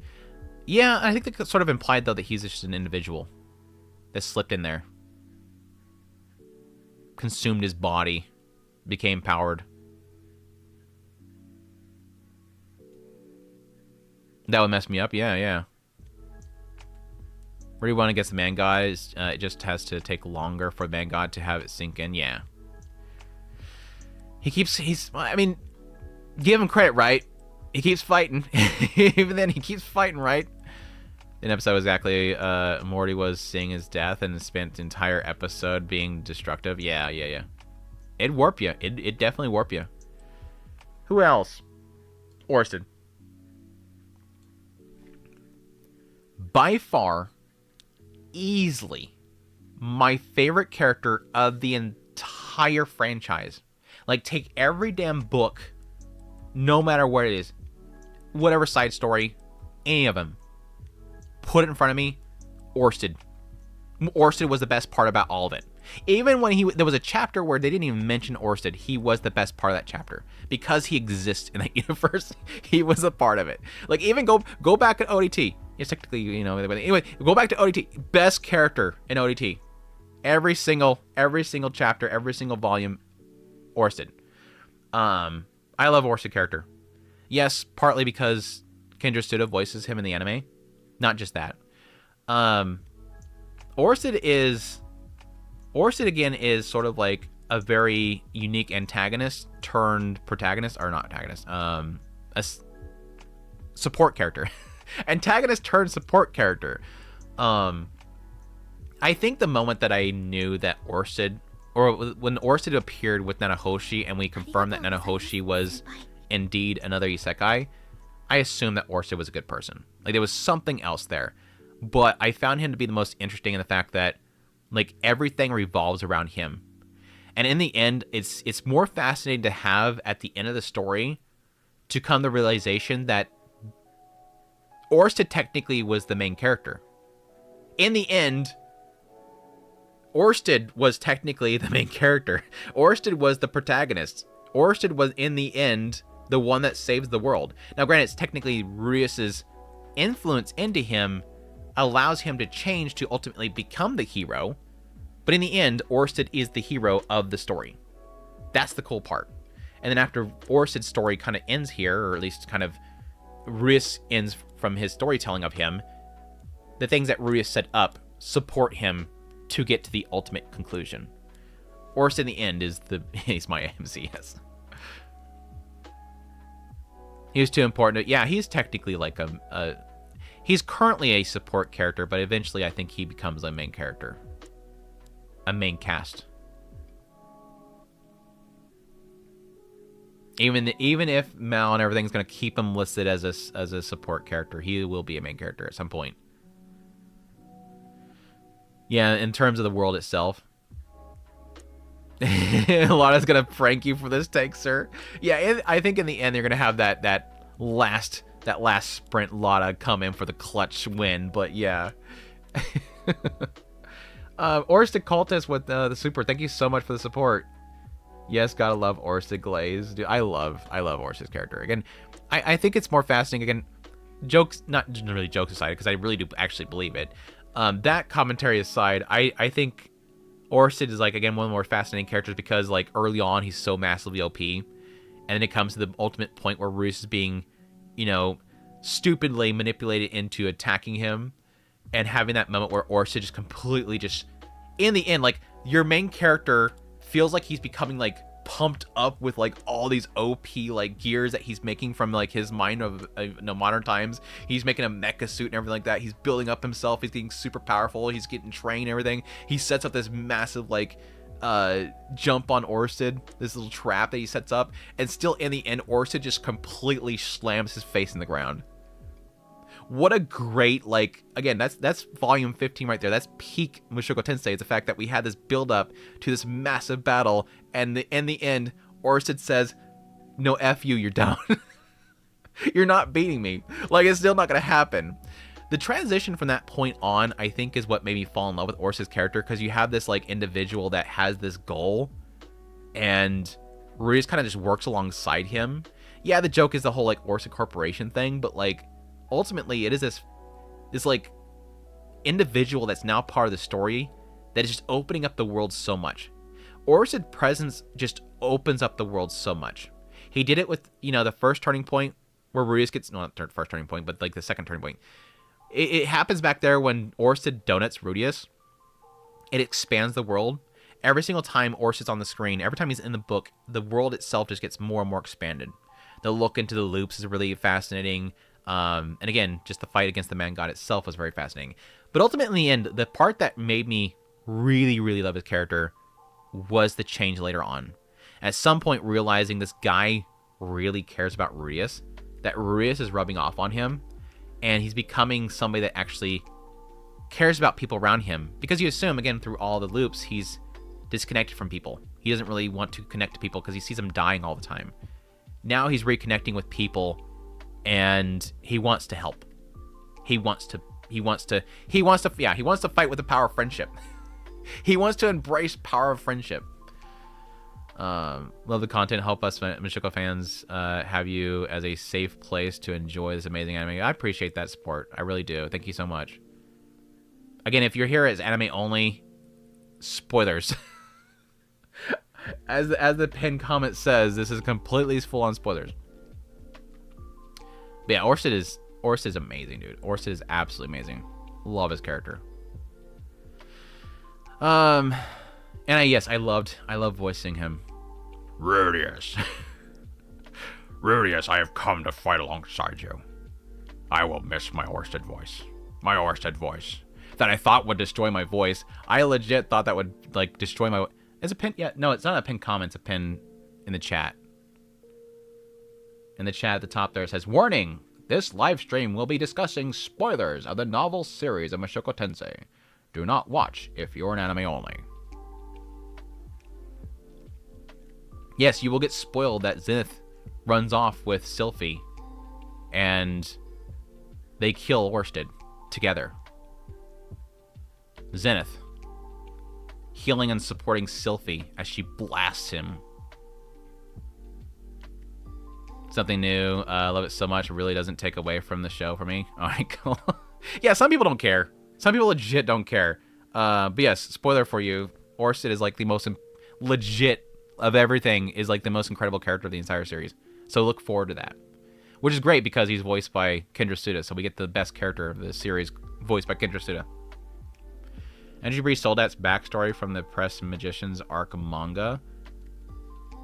Gross. You read the manga? Gross. No, I did not. Roxy and Sylphie run together and leaves Rudius. Dude, I still legit to this day would so damn fast read a side story of nothing but Roxy and Sylphie. Again, at some point there was a mention of a loop that has where Roxy tutors Sylphie. That would be so damn cool to get that story. I think that would be so freaking cool. Sylphie just goes out and just like dungeon dives and stuff like that. They'd probably dungeon dive for a little bit together. It'd be so cool. Other content creators are hellboy on spoiling everything out of the gate, I guess. You're getting it right now. You're getting it right now. They don't just want to just like reveal everything. Yeah, that kind of sucks. That kind of sucks. Green hair going up Sylphie, doing dungeon diving with Roxy. It would be cool. It would be cool. I think I've seen some. I think there's been some fan art. Question mark. I think I've seen some fan art of it. At least I've seen a fan art of Roxy. You know, as Sylphie sitting there in front of a book and she's teaching or whatever. It would be it would be a cool what if story. I think that'd be great. Who else did we get expanded on the side stories? Side stories. I mean, we did technically get like, you know, Pedagoose's mother.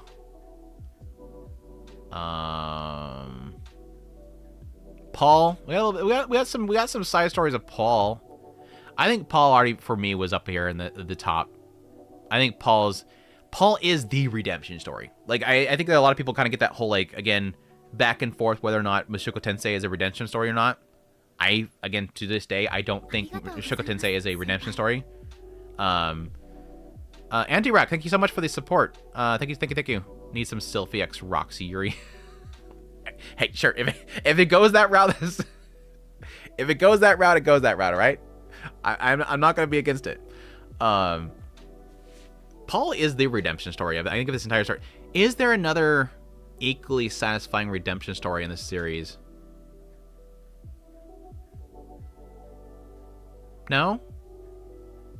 I don't think so. I don't think there's another character that's like there may be one in the females area. But for the males at least, I don't think there's a redemption story in here.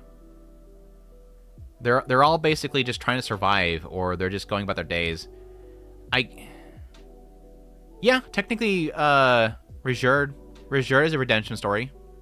But again, I don't think it's his fault. Again, in the end, that's not really his fault. He thinks it's his fault. So, is that a redemption story? Rijerd technically did not. Rijerd was tricked. He didn't want to kill his people, but he wants to redeem. He wants to redeem. So it's like it's not really a redemption story, but he wants a redemption. But I don't think Rudius is a redemption story. It is I want better in this life. Redemption would require him to be actively trying to undo his past mistakes and fix it. Paul is that. But again, I think Paul is not really. I guess technically Rijerd is the same as Paul, where technically Paul isn't. He blames himself for a lot of stuff that's not really necessarily his fault. But he's always dealing with the fact that he feels like he didn't do enough. And he's always apologizing for burdening Rudius. Hey, I gotta send the kiddos to you. Sorry about this, kiddo. Hey, I really want to throw a party, but we gotta do all this stuff. I'm sorry I'm a burden upon you. He's constantly, upset about what he's done. But I think there is a redemption there in the fact that he feels like he wasn't a great father and that he messed up, and he's constantly trying to be a good father. He lashes out at his son, his own frustration, feels bad about that. In the end, I think there is a redemption there because he feels like he is a trash father, and he is a dirtbag. He's a dirtbag early on. He's definitely a dirtbag. But ultimately, in the end, he becomes somebody that is rescuing many people and ultimately does sacrifice himself to save not only his wife, but also his son. So I think there is the redemption, the fact that he, in the end, brings the family together. He feels like he's breaking it apart with, sleeping with Lilia. He's causing a rift in his family. He nearly loses everybody. In the end, he brings the family back together with sacrificing his own life. That, I think, is more of a redemption story than anything. Which character death is most impactful to you?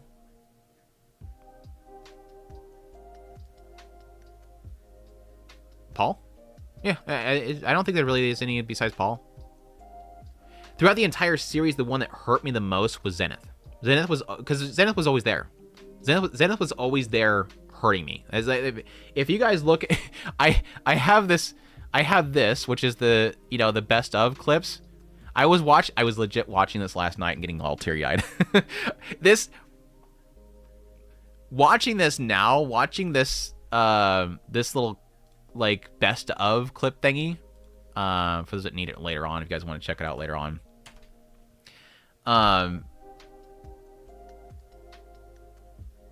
When I watched that entire thing, like, it hit me so hard now more than ever, like, all these great moments. Like, I had this massive smile. Did the link even post? Is my little streamer thing sucking right now?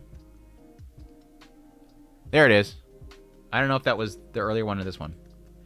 Anyways, it hit me a lot because it was the fact that, it's finally over and everything like this. But, like, if you look to this, most all of the sad points, it sucks I don't know what Zenith can understand. I just I just grabbed it. Every moment you see me crying, it's about Zenith. Because, it hits personal for me. Like, it legit hits personal for me. I have dealt with people who you love so dearly and that you've been through so much together, family members, that suddenly one day there's somebody different, or they're not there, or you see them slowly lose themselves, whatever. Zenith was like, it was too close to home, so it hit every single time. Every time I see it, even the anime, every single time I see that face of hers and there's nothing there, it's like trauma, dude. It's trauma. What was I getting at here? The death. She made me cry the most because every single time that she's there and she's constantly in the series, it hurts. But Paul hits because I don't have a father right now. My father passed away, so obviously there's a hurt there with Paul. But I think also with Paul, there is sort of like the impact that it has on Rudius. Again, they've been this pinnacle point in his life in this new world, where once he was, he lost or he didn't acknowledge his family. He lost his family, and now he wants to do better. And now he's failed again to acknowledge his family, and he lost his family. And so there's a self-destruction element there for Rudius. But ultimately, in the end, there's a regret. Most importantly, and this is what hurts most about Paul's death, is there is a regret. I had a chance to connect with somebody, and I squandered it, and now it's gone, and I can't bring it back. I did it back there, and I said I wouldn't do it again, and I did it again here.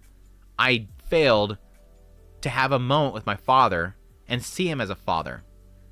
He's seen me as a son, and he always supported me as a father, but I failed to see him as a father, and now he's gone. Well, fuck. Can I restart again? Is there a reset button again? Because I damn screwed up again. That's why it hurts. And for anybody, that's regret. That's similar like Frieren. A lot of people don't get episode 1 of Frieren, and I always ask, when it comes to episode 1 of Frieren, I always ask people that don't like that first episode and they walked away from it, I ask them, have you ever lost somebody? Have you ever legitimately lost somebody and had a regret? No? I can't help you. I can't explain. You can't explain episode 1 of Frieren unless you've lost somebody. I legit have run into people that they have been very clear. I haven't lost somebody. That's why. That's legit why. I can't see people I can see people being impacted by Paul's death, without having lost somebody. But if you loved your father and you lost them, and then you watched Paul's passing and not been impacted by that, I don't know. That's crazy to me. That's crazy to me. There's obviously a relatability there. Subber, thank you so much for the super. Thank Andrew for covering Mushoku Tensei. Love the entire journey when I joined Mushoku Monday 2 years ago. The playlist only had 106 videos. Now it has over 200. Is it 220? 225. 225. I hate the first one, by the way, because I'm like, it's finally happening. Like, oh my god, my voice. It's like so loud. I'm so loud. I'm still loud. I'm honestly still loud. I love how the thumbnails change over time too. At some point I changed the formatting of them. But look at the formatting changes. I went back and I tried to update the early ones, but like this is the first formatting down here. And then over time it became this. And then that slowly, at some point I got the logo, and then this became the new format for the rest of it. You love my loudness. You just want me to do bodyguardy voice. Shut up. Wah. Yeah, Paul's death destroyed me for weeks. My granddad died this May. I am sorry. I'm so sorry. I'm legit so sorry for your loss. I lost mine 2 years ago? It's just like 4 years ago now. Oh my gosh, time. Time. Holy crap, dude. Time. I've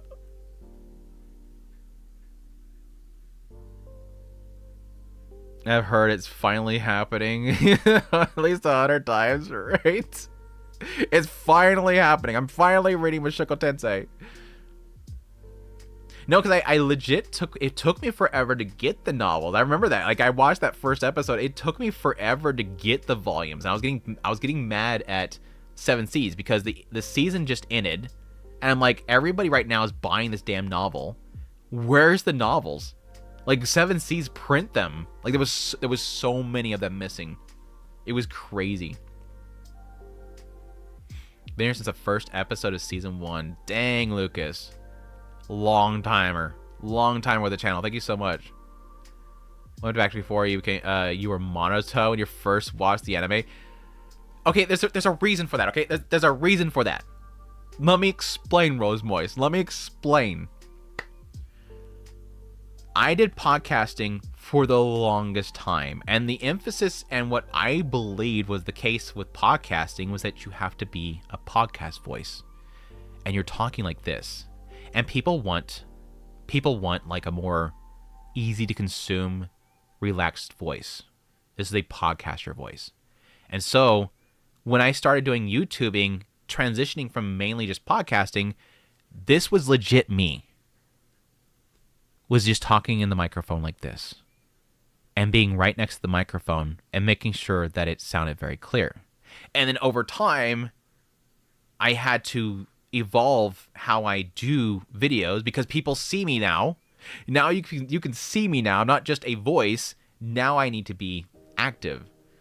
And so yeah, being a YouTuber is extremely different than a podcaster. So that monotone old self, and I technically could have been less monotone for podcasting voice, but yeah, I'm trying to go for the smooth radio voice. Now being more entertaining on video is much different. But yeah, thanks for reminding me, Rose Moist. Thanks for reminding me, damn it. But yeah, I hate, if I could, I would delete all my old videos, but I know that hurts channels. So I would legit go back and delete all those old videos because I hate them. I hate them. And my damn YouTube keeps recommending my Grimgar Fantasy and Ash. No, it's not the Grimgar Fantasy and Ash. I have a video about like isekai or something like that. Why isekai? And YouTube really wants me to watch it. I'm like, it's my own video. You don't need to, I don't need to rewatch it. Takes time for 7 seasons to put it all out. Yeah, without errors. You act like they're gonna get rid of the errors. It's never gonna happen. It's to your credit that I've stuck around this whole time. Aw, I appreciate it. Thank you so much. That means a lot. It really does. Did I enjoy podcasting? Yeah, I did. I would still be doing it if it weren't for the fact that the person that I was recording with was my brother, wasn't busy and everything like that. But it was good. It was good. What else? What are we doing? Sidetracked again. Paul, great. Yeah, again, really, really great character. Really love his character. Dirtbag Paul. Redemption arc and everything. Really loved it. Who else do I want to put up here? Ruiz is obviously going to be an S tier. His story was incredible. Again, a character that is extremely... Again, it's literally the entire story. And so I'm trying to see if I can get this basic nutshell here. Why I like Ruiz's character is, again, because it's Refugion's character. And Refugien wanted to make a character that was the dredge of society, the something society would want to be erased. We don't want this to exist, which unfortunately is a very prevalent thing, especially in like Japan. It's becoming, it used to be a Japanese thing. This whole idea of a hikikomori, the shut-in. It used to be like, that was a Japanese thing. Is the individual that is, locked up in their house, doing nothing but consuming anime or some other hobby that they're just obsessed with. They never want to go outside. They're afraid of social conversations. They're afraid of talking to people. They're extremely introvert. They don't want to leave their house. They don't want to leave their room. That used to be a Japanese only thing, but that became something that I think, especially with COVID, that has been something that has actually seeped into other societies. And this has become unfortunately, a really big problem for like a lot of societies, is the idea of individuals being afraid of going out. So Ruiz is sort of like, again, an embodiment of that, but again, giving him a lot of more.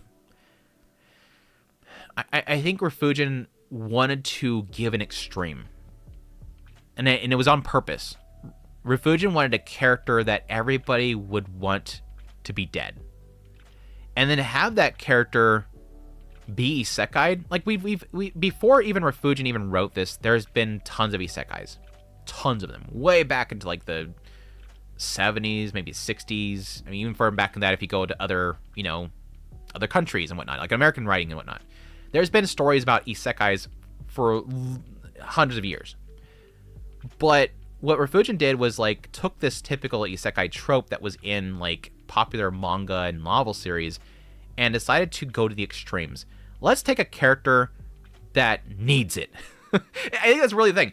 Let's take a character that needs to be isekai. Let's take a character that needs to be reincarnated. Somebody that in his previous life everybody wants dead. Let's give him a new life and see what he would do with it. And yes, early on, it's really just him being stuck in his old ways. But eventually it comes to because of those around me that support me, eventually I realize, let's try this time. But ultimately, in the end, unlike a lot of other isekai stories, him being constantly both, yes, caught in his old ways, but additionally, hamstringed by his old life. Everything around his life, in his previous life, constantly haunts him. Which again, I think is something that we don't really ever see in most other mediums. They utilize their previous life, but they never are hampered by their previous life. They're not literally crippled by their previous life. I don't want to leave my house. I'm afraid of going out into the yard. I'm afraid of leaving the gates. They're going to come after me again. Oh, it's the bullies again. They're surrounding me. He literally has an insane mana pool. He can literally insta-cast, blast somebody's head off with a stone cannon, but he's afraid of a bunch of girls at a school. Why? Trauma. You on screen the chat broke? Chat broke.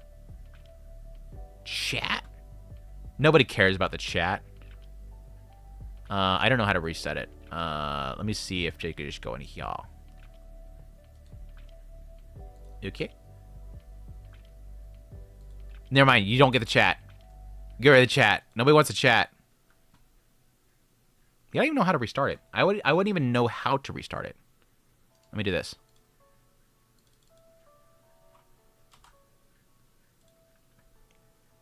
Yeah, pack it up, chat. We don't want you no more. Get out of here.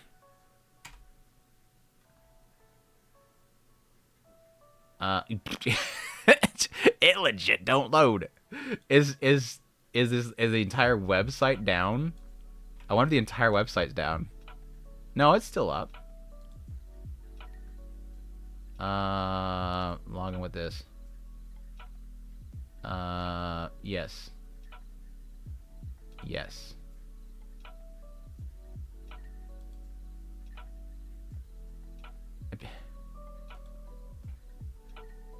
I wonder if it's because I had to like approve them. Yeah, it was they update their policy or something like that. I'm guessing that's probably what was doing it.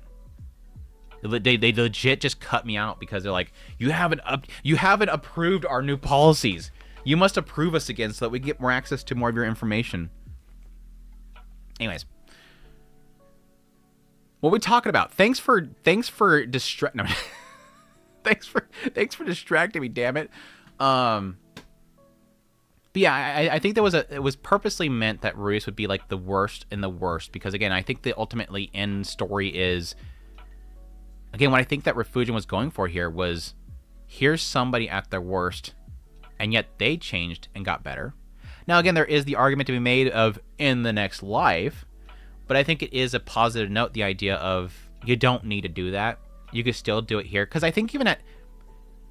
Correct me if I'm wrong, chat. Didn't at some point Rudeus mention that he could have done this in his previous life? He just didn't. Norn. Yes, because Norn was a case of that. Norn was a case of somebody that was in a bad spot and she fixed it. It didn't require her to be isekai'd to change. She changed. And I think there was a message in there about the idea of like, it doesn't take you reincarnated. You can still fix this. Yeah, his brother, he kept pushing his brother away. Yeah.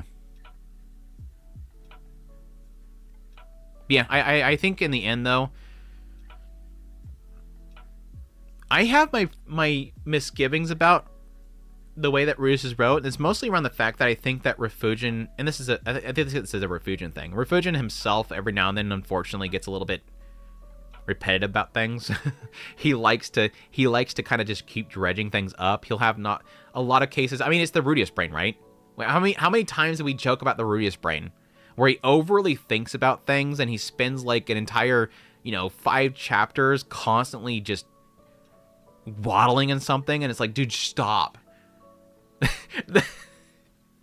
Legit, the whole threesome thing. Like, goddamn, shut up, dude. Just do it.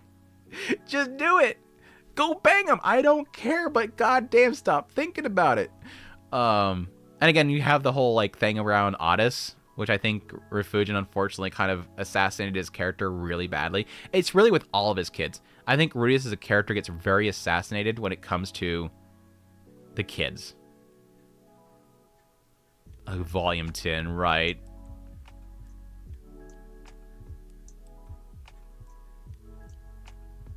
If I'd been more like Norn in my previous life. If I'd been more like Norn. I think it's also a reason why Rudeus rarely gets punished. That's not exactly a message you want to send these people. Yes, that's a thing that a lot of people don't like, is the fact that they don't feel he's punished enough. Unfortunately, like, I think Oldius gets punished. Oldius gets punished. Rudeus is a little different. He gets punished, and it was really around Paul. It's around Zenith. There's points that Rudeus does get punished. It's moments where he doesn't realize he's punished until it finally hits him, which I've had that happen before. Heavenly, gotta go to sleep. All right, take care, Heavenly. Thank you so much for dropping by. What a journey has been. Thank you, Andrew. I've had a lot of fun hearing your reviews of these past few years. Looking forward to the next series, and for the final time, happy Mushoku Monday. Yeah, I'm thinking we'll probably be able to finish this live stream today. I don't think we'll be doing one next week, because I think I mentioned the possibility of doing 2 live streams. I think this will be probably just a single live stream. So this will, be the final Mushoku Monday technically. But again, thank you so much, Heavenly, for your support. And again, join us for Mind Mondays as it comes around, where the channel's not going anywhere.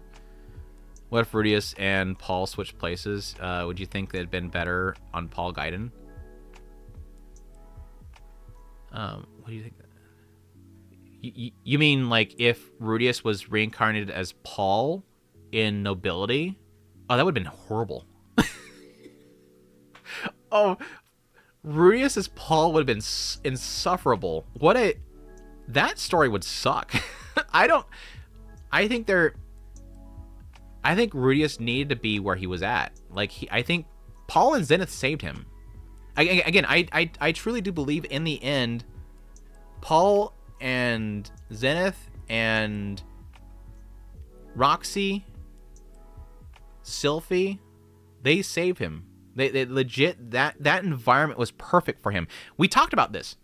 This is actually a really cool discussion for this Mushoku Monday. Or this novel spoil thing here. I really do believe, because somebody posed the question to me, would you think well, I forget what the question was, so somebody in the chat could remind me. It was something to the effect of, do you think the stories would play out better for ReZero or Mushoku Tensei if Subaru was in Mushoku Tensei and Ruius was in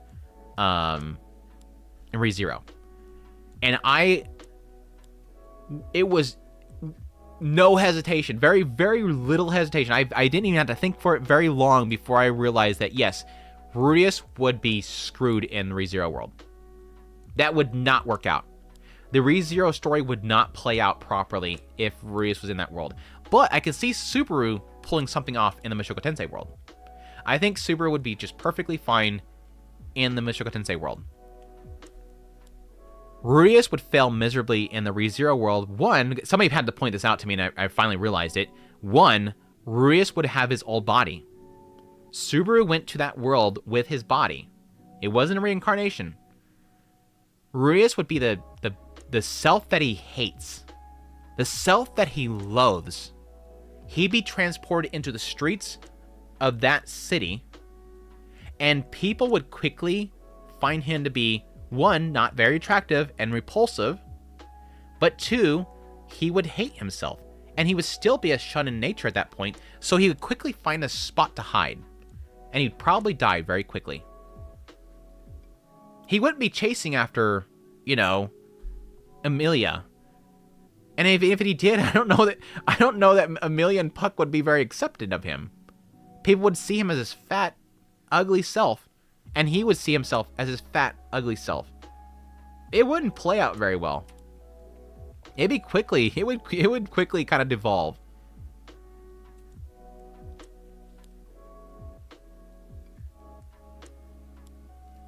ReZero would have kind of punishment his biggest haters want for him. It would be a lot of suffering there. It would be a lot of suffering there. Rudius would not, again, what I was pointing out there, though, what I was pointing out when I was responding to that was specifically how important the environment that Rudius gets put into. Because again, if he gets transported into the ReZero world, he has himself, his body that he hates. He'd hate himself, loathe himself. He'd be thrown into uncomfortable, which is right in the middle of a city. He'd quickly try to find some place to hide. He'd probably be kicked out of everywhere he tries to hide at. Probably end up in the slums and probably just die. Mushoku Tensei is... Buena Village is literally like... It's the recovery home. He goes from like this state of like hating himself and being shut in and not wanting his parents around. He goes from there into this little like beaker of safety. This little chamber of safety. Where he's then like spending so much time with people that love him and care for him. And then ultimately, through that feeling of safety, bring him out of that chamber slowly. It was the perfect recovery home for him. It was a halfway house, basically. He just had massive surgery. He goes in this little halfway house, or whatever you want to call it, recovery.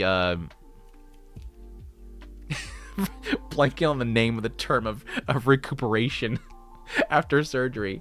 This home where he's taken care of and he recovers, and he's finally, rehab clinic. It's a little rehab clinic, and he goes off into the real world. Buena Village was 100% necessary for Rudius to be able to be where he's at.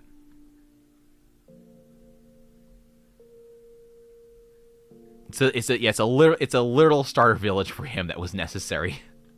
But anyways, yeah. In the end, I think his story is great. He is why the final volume is incredible. Is the fact that in the end, he's not filled with hate. He's not filled with regret. Everything he's like, yeah, there's some stuff that I would like to, but that doesn't matter. Doesn't matter. I'm good. And again, in the end, seeing what I think is probably his reflection in the man god and just saying, it's cool, dude. You tried. Take care, man.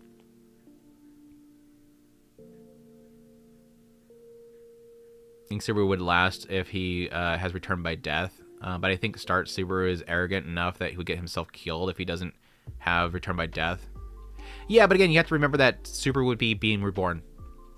And he'd have a period of time to kind of settle down and figure things out. Again, that's why the reincarnation is so much different than transportation. Reincarnation and this is something that unfortunately is lost by a lot of series. A lot of series do reincarnations, but they never do reincarnations properly. A reincarnation where you're spending 10 years in a home living with people, that's going to change you. I think I had this, I forget exactly what it was. I've seen so many of these stupid reincarnation stories where it feels like there's zero fucking connection between the main character and his family. It doesn't make any sense. If you're reborn in another world and you're spending 10 plus years with a family, you're going to have some sort of connection with them.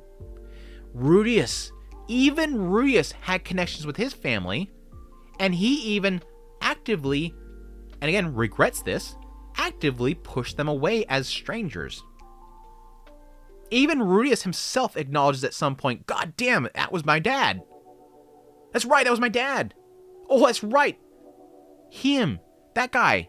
The guy that was, again, early on, he actually seen Paul as sort of like a, partner in crime, like a friend more than anything. But in the end, he realizes, God damn, my dad. There's so many series that have the reincarnation element, but they never actually bond with them. It's like, why? It doesn't make any sense. So yeah, I was getting with that one. Subaru would technically have at least, again, 10 years to really kind of, I guess, mold into a new world.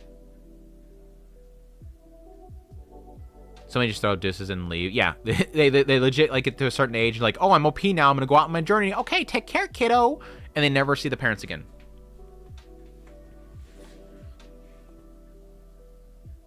Yeah, unless you're estranged like Rudius and even give more context. Well, I mean, I guess the best way to understand is that, okay, if you, for people to understand this concept here, because it is technically difficult to even, like, fathom it. I think a good example probably is, when you go off to college, or maybe you get an apartment with a friend or something like that. If you have an apartment, or you move in with somebody, or you have a significant other, you get married or something like that, you have this period of time.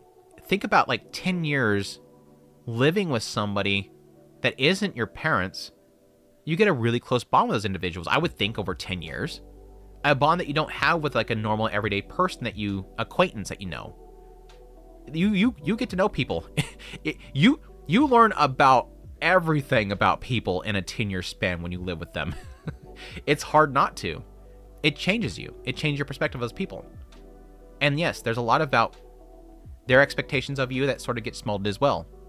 The way that you clean the toilet, the way that you keep the bathroom. All those things are kind of molded around the people that you have to live with for 10 freaking years. But yeah, family at that point for a lot of people.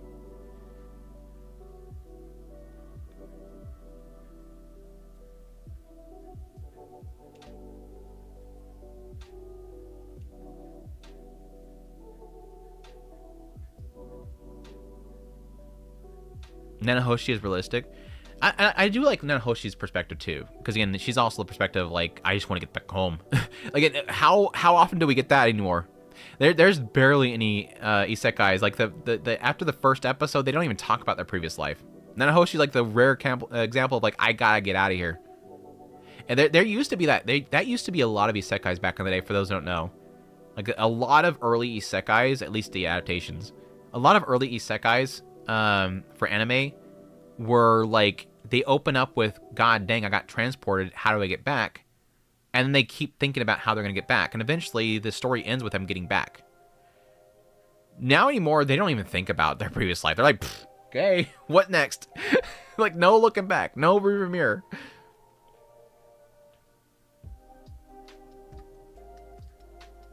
Oyster, hey love, how's it going? Welcome to the stream. Hope you're doing well.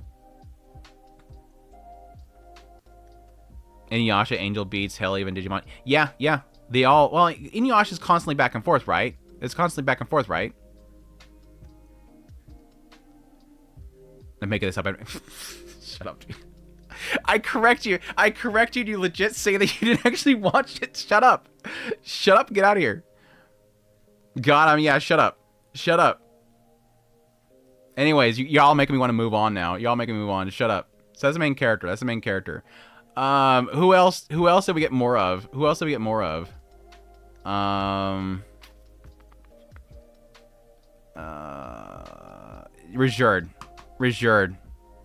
No, that's not Rizurd. That's the hell the damn. Where's Rizurd at? That is Rizurd. That's not my picture for Rizurd. Okay, that's not Rizurd. Where is Rizurd? There he is. Okay, yeah. So this is what I was talking about earlier with Paul. Yeah, I think he's right behind Rudius. Yeah. I love Rizurd's character. I love Rizurd's character because, again, he is an example of a redemption story that doesn't necessarily need a redemption. He believes he needs redemption. I have to do this. I have to undo what I've done. But extremely tragic story. The betrayal of his people through, again, what he thinks is good. He expects that Laplace, he's doing what's best for us. We need to actually follow him. He's actually saving demonkind. We've been subjugated for this entire time. He's going to help us. We have to help him. We have to support him. Ultimately leading to through the spears, them being betrayed in the end, and again, his desire to rise up. There was only one part that I think they never really told, which kind of sucks, is they never told the lead up to the fight with Laplace. That was like the only part that I felt was like lacking. Even when we had the side chapter that gets into like his entire life up to that point, it skips from the spears to him exacting his revenge. I kind of wish that we got that little part right there, but it's, again, not that important. We got technically the fight from the perspective of Rizurd before the big last battle. But like ultimately we have like his entire life story, which is a really good story about, again, expecting that he needs redemption. Ultimately, again, Rudius himself forming him to appreciate himself more, or at least love himself more, accept others, accept their help. It's a good story. The only part that I didn't like was the stuff around, what the hell is his name? I'm blanking on his name right now. Vita. I didn't like the Vita stuff. I did not like the Vita stuff. His willingness to play in that kind of bugged me. I was not happy with that little segment. I like the Vita stuff. I just don't like the fact that he was even willing to turn against Rudius. That bugged me. Geese's portrayal makes sense. But Vita stuff, that frustrated me. I was like, no, I don't see him doing this. I don't see it. But anyways, it's fine though. It didn't bug me that much.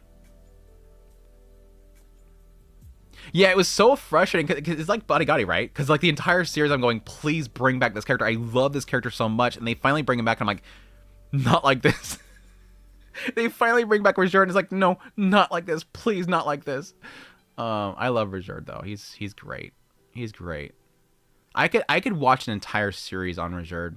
I literally could. What else? Sieg.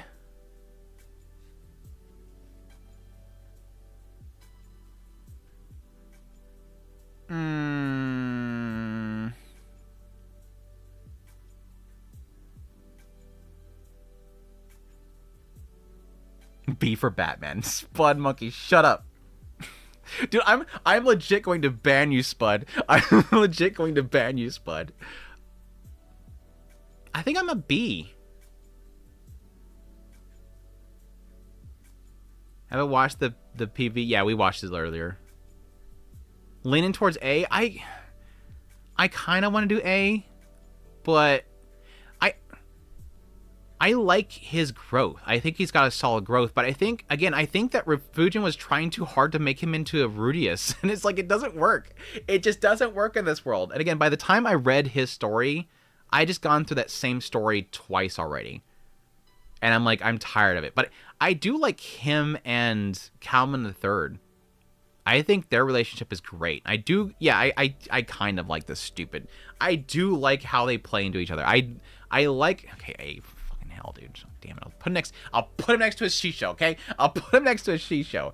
I do like him and his master.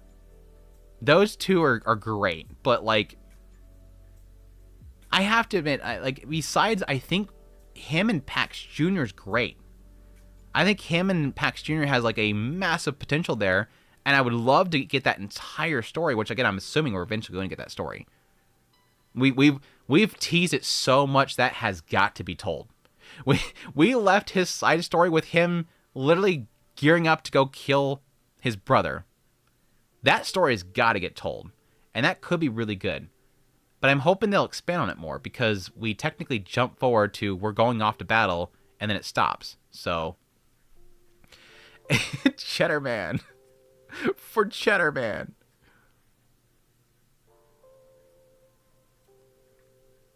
Is he going to end up romantic with Pax Jr.? I mean, it didn't imply it, but I wouldn't put it past him.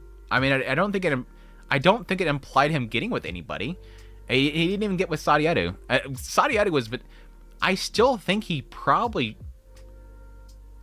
should still end up with Sadiatu. Like, there's no reason why he can't be with her. But, like, it didn't imply that it was, like, a romantic interest. I feel like old Sieg and Otis will be amazing characters. That's what I'm sad about Otis. Like, I think I'm more interested in Otis as an adult. Like, I feel like their childhoods is too much, again, opposite to what we were getting the impression of the entire series. And then their side stories are all just, I'm afraid of dad, what do I do? But them as adults, that's where it's interesting. Because again, friggin' Sieg is insanely powerful. He's insanely powerful. What was his title in the end? He got the Death God title, which that implies that he took down, or at least got it from the Death God. I don't know the implied what the 7 great powers are ranking-wise at that moment. But, like, Sieg's incredibly powerful. Now, granted, yes, Otis as well, but I don't think Otis is...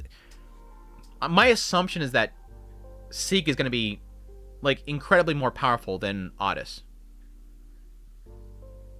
Am I off base here? Am I off base? Anybody disagree with me here? I'd assume that Sieg's, like, much more incredibly powerful than Otis. But I have the impression that Otis is more smart. So it's like, it's a brains versus bronze thing, right? I think it's a brains versus bronze thing. But by all signs, it doesn't seem like... I can come to the conclusion that Otis knows that Sieg's coming. There might be an impression there that it didn't imply it, like he didn't say it, but there's like an element there of like last stand. He knows it's coming. Otis was called the Wind God. We can assume the 7 great powers changed a lot. I'm really curious what the 7 great powers are at that moment. So he was kind of cracked. Stronger than Randolph. Yeah, it doesn't necessarily mean that he beats Randolph, but he could have gotten the title from Randolph. Because Randolph, I might be misremembering here, I think Randolph had it given to him. He didn't defeat the Death God. He got it given to him.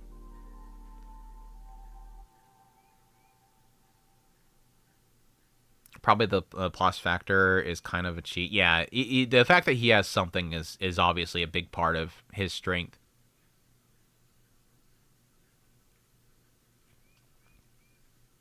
Yeah, Otis is not alone, yeah. Sieg's not alone either. Neither side's alone, right? Neither side's alone, right? They're both like commanding in like an entire country, or at least a military force. It's just Otis. What I mean by Otis being alone is that he sent off the two of them, and it kind of gave the impression that he was guarding the facility as they were doing a front somewhere else.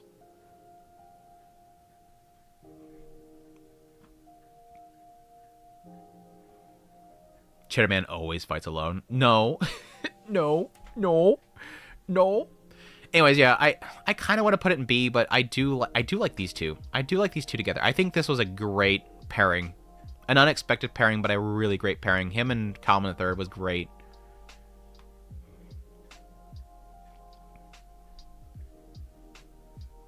See likely father of Laplace. I can see that. What else? Who else characters? I think I mentioned this last time. Where did I put him last time? I wasn't like incredibly impressed by Oldius. I put him in B last time. Yeah, I wasn't incredibly impressed by Oldius, and it's so funny because now I'm seeing that hype again. A lot of people are extremely hyped for the appearance of Aldius with the anime. And I think it's going to be great. Depending on how the anime itself portrays it, it could be probably potentially better, in my opinion, for me. But, like, I personally didn't vibe with Aldius. I think his story is sad. It's tragic. But I am the type that when I get presented a story and know how it's going to end, I don't connect. Like, I don't emotionally connect with Aldius because I know the end of the story before it's even told, and I know this is not going to be a continuity. He's not going to be here. He's not going to remain here. It's sad, and it's really sad to have that moment where he nearly gets to reach out and see his loved ones again. That's a sad part of his story. But, like, when it goes to talk about his diary, I'm like, holy crap, that would suck. But I don't connect with Aldius because I know he's not existing anymore. So it's almost like, hey, he's dead. Here's his story. Okay. I know he's dead, so I'm not going to really kind of, I'm not going to emotionally connect with this person. I'm still coping with the anime will actually show Aldius' diary and loop back. I don't think they're going to do that. I don't think they're going to do that. Yeah, you're all asking the same question. I don't think they're going to do that. I think it would be better. If they do that, I think it would actually be better. But I think it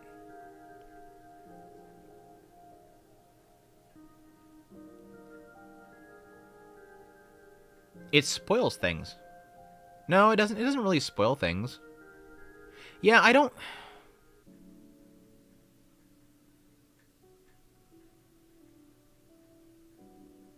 I'm trying to think. Hold on a second. I'm trying to think if that reveals anything too early. I don't think it does.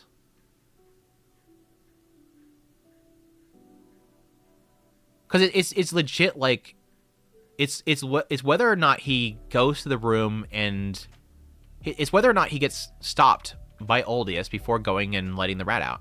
It's really that's the big shift there. Don't go open that door.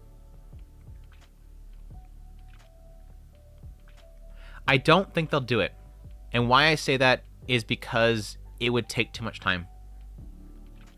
In order to make it worth a damn, they would have to at least spend an episode on it. And I think people will really quickly pick up on the fact that they're blitzing.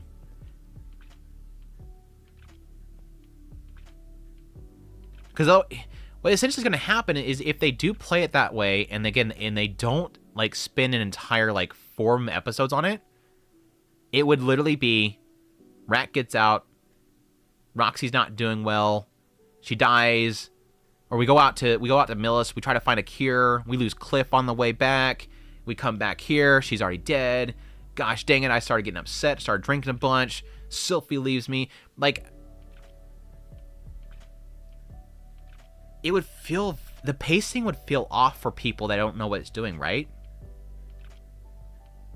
The pacing would feel really off for anybody that doesn't know what's going on. I don't think they'll do it. No, I don't. Unless they spend an entire, like, 5 episodes expanding on it and making it fleshed out, it won't feel right to anime onlys. It only sounds cool to us that know it, but it won't feel right to anime onlys. I don't think they're doing it.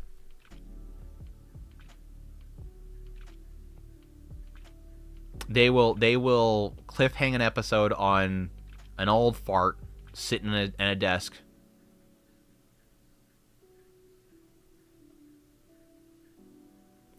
The diary has more impact as a diary. Some of it does. Some of it does, but not entirely all of it for me.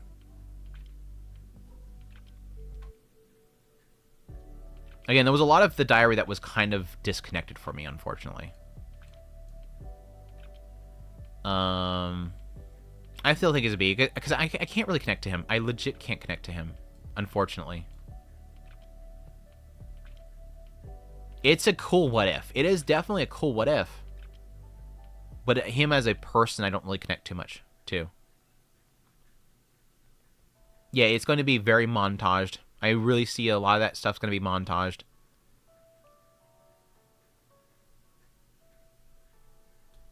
Yeah, that's the unfortunate thing right now. I'm probably saying it right, Qingjun. That's the unfortunate thing right now is I think a lot of people are over. It's like the whole stupid aura monster. There's people that are really hamming up that scene, and it happened to me, honestly. It happened to me. I had a lot of people like hyping the hell out of it. They wanted me to read that chapter live without like pre-recording it or not pre-reading it. People hyped the hell out of it, and it was like, I think I set the expectation high, and I think people are gonna do that too with the anime onlys. People are gonna get that expectation set high, really, really high for Oldius, and it's gonna probably be a little bit of a downer. But again, I feel like this could be one of the cases where I think the scene with Oldius could have more impact because of the visuals. I don't feel like, at least the translation, I don't feel like Oldius's scene with Rudius had weight, I guess that's the best way to put it. It didn't feel as, I think, as uncomfortable as it should have. Like, Oldius there literally dying, I don't think was portrayed well in that chapter. He was literally like, he was missing stuff. And I think the anime, if it doesn't censor it for the gory nature of it, could potentially be extremely unsettling if done right. The voice acting. If the voice acting is on point for Oldius, it could, and please don't use the female voice actor. For Pete's sake, please don't have the female voice actor voice Oldius. Give him a dude. Have a gruffy old voice. Don't have some female voice in him right now, please. The voice acting could potentially make that scene incredibly, and the music. Okay, the more I talk about this, the more I'm sold on it. I think Oldius could be 100 times more better in anime format. Imagine.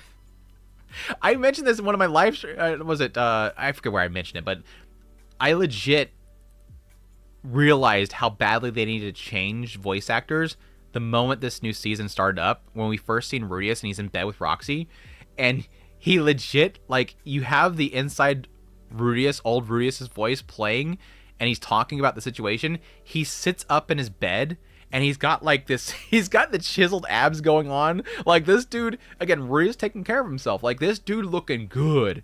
Like, he looking good. He got his body good. And he's again admiring this naked body next to him. And then out of nowhere, she wakes up and this girl voice comes out of him, and I'm like, please, we have to upgrade. They've dropped already. Come on. Rudius has obviously hit puberty at this point. The boy's voice has got to drop at some point. This ain't working no more. And it only took us having like such a long period of time between hearing his voice and then having this moment again where he's in bed again At this point, he's 17 and a half. I think he'd be at that point. He's 17 and a half. He's about to turn 18. He's chiseled as hell. And boy's still got this high pitched voice. Oh, Roxy, I'm sorry. I didn't mean to wake you up. This is wrong. Anyways. Yeah, I'm more joking. I know that they're not gonna have that Seiyu do the voice. I'm just joking. He's not. That would be really funny if they did, though. It'd be really funny if they did, though. What else? Who else do we have some stuff in the sides that we need to update their thing here? I think that's it, right? Oh, no, that was in the main line. I got a little bit of Blaze in the manga, but not that much. It was not that much. It wasn't enough to really kind of change my mind on him, but I think that's it.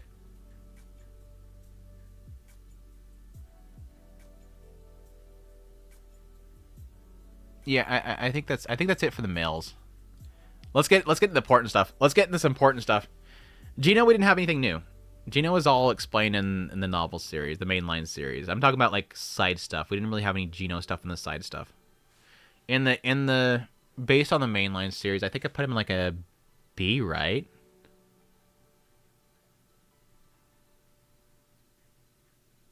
No, he's down like the trash, not the trash bin, but the no opinion.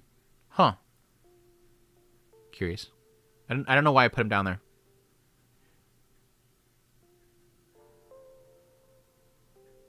Redundancy 2?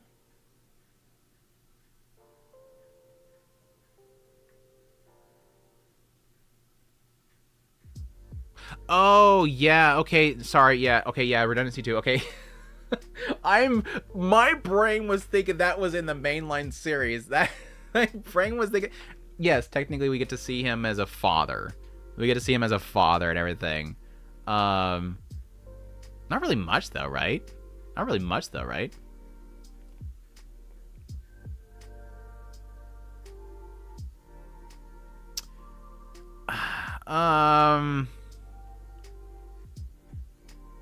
Okay, yeah, you guys are right. You guys are right. Let me think. Let me ponder. I think his journey to get himself stronger, everything like that, is fine. I don't think it's incredible. It's like B. I think it's like a B. I think he goes like a B area. I don't think he's great. Stilpa was just sleeping on couch. Yeah. It's like, we have the girls yet? Tony's like, I was sleeping. We doing the girls yet? Are we talking about the chicks yet? Okay, I'm just in time. Aisha, SSS tier. Tony's legit like, I was sleeping. We at the girls yet? Yeah, Aisha, S tier.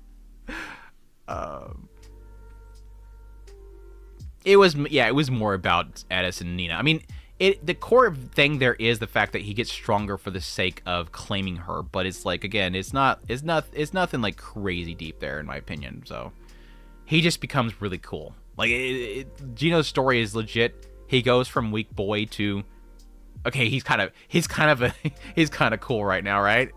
Dude's kind of a Chad right now, right? Can we put, yes, I'll put, I actually do kind of want to do that. I kind of do want to do that. Where is he at? We could put him in there. We could put him in there. Who else can go in there with him?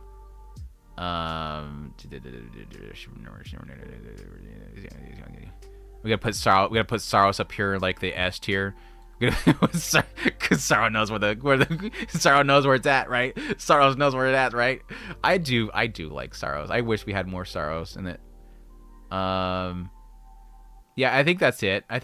Yeah, he's a bully, but he doesn't deserve being trash. He's just a dumb, stupid kid, a dirtbag, stupid kid, but he's a dumb kid. Yeah, he can go in the trash with him. Yeah, go in the trash, you piece of garbage. There, yeah. Now Luke can go in here, right in the middle. Yeah. Eat it, Luke. Suck it, Luke. I hate Luke character. We were talking, and it's so funny because I was trying to avoid spoilers. We talked about it, but like I legit talked about Luke last week in the live stream. It was like, I don't think I ever liked him. Like it's not that. I mean, yeah, he eventually does sort of play into the man god, but it's understandable. It's understandable that he plays in the man god. I mean, the man god is good at manipulating people. He gives you what you want, and then ultimately takes away from you. That's the whole thing there. Luke, again, is another case of somebody playing into it just like Rudius almost did, and what Geese ends up playing into it. People feed into the man god. Man god gives them what they want, and then he breaks them. Luke nearly did that. It's not even about the man god, though. I don't have like anything I care about Luke. Like he's good looking, and he plays into his good looks, and he's a womanizer, but that's like literally a massive chunk of the cast of this entire series. It's nothing new. I just don't find anything about him redeemable. Like he doesn't do anything that I'm like, oh cool, Luke did that. God damn, I'm so happy Luke was here. The only thing he did good was, yes, okay. Yes. P. Fletcher brings up a good point. Luke did one thing good. He cured Rudius's ED. That's the only thing Luke had done that was of value the entire series, is at some point he cured Rudius of his ED. Yeah, but that's the Luke juice. That's the object he had. The Luke juice did it, not Luke. The aphrodisiac fixed Rudius's ED. It wasn't anything else. Well, no, it wasn't just, okay, let me correction. It wasn't just the Luke juice. It was the Luke juice and having Sylphine be there the next morning. Which, again, it still ticks me off. The anime decided to have her not in the room the next morning. It doesn't make any sense. It ruins that entire significance of that. I still hate it. To this day, I still hate the fact that she wasn't in the room the next morning.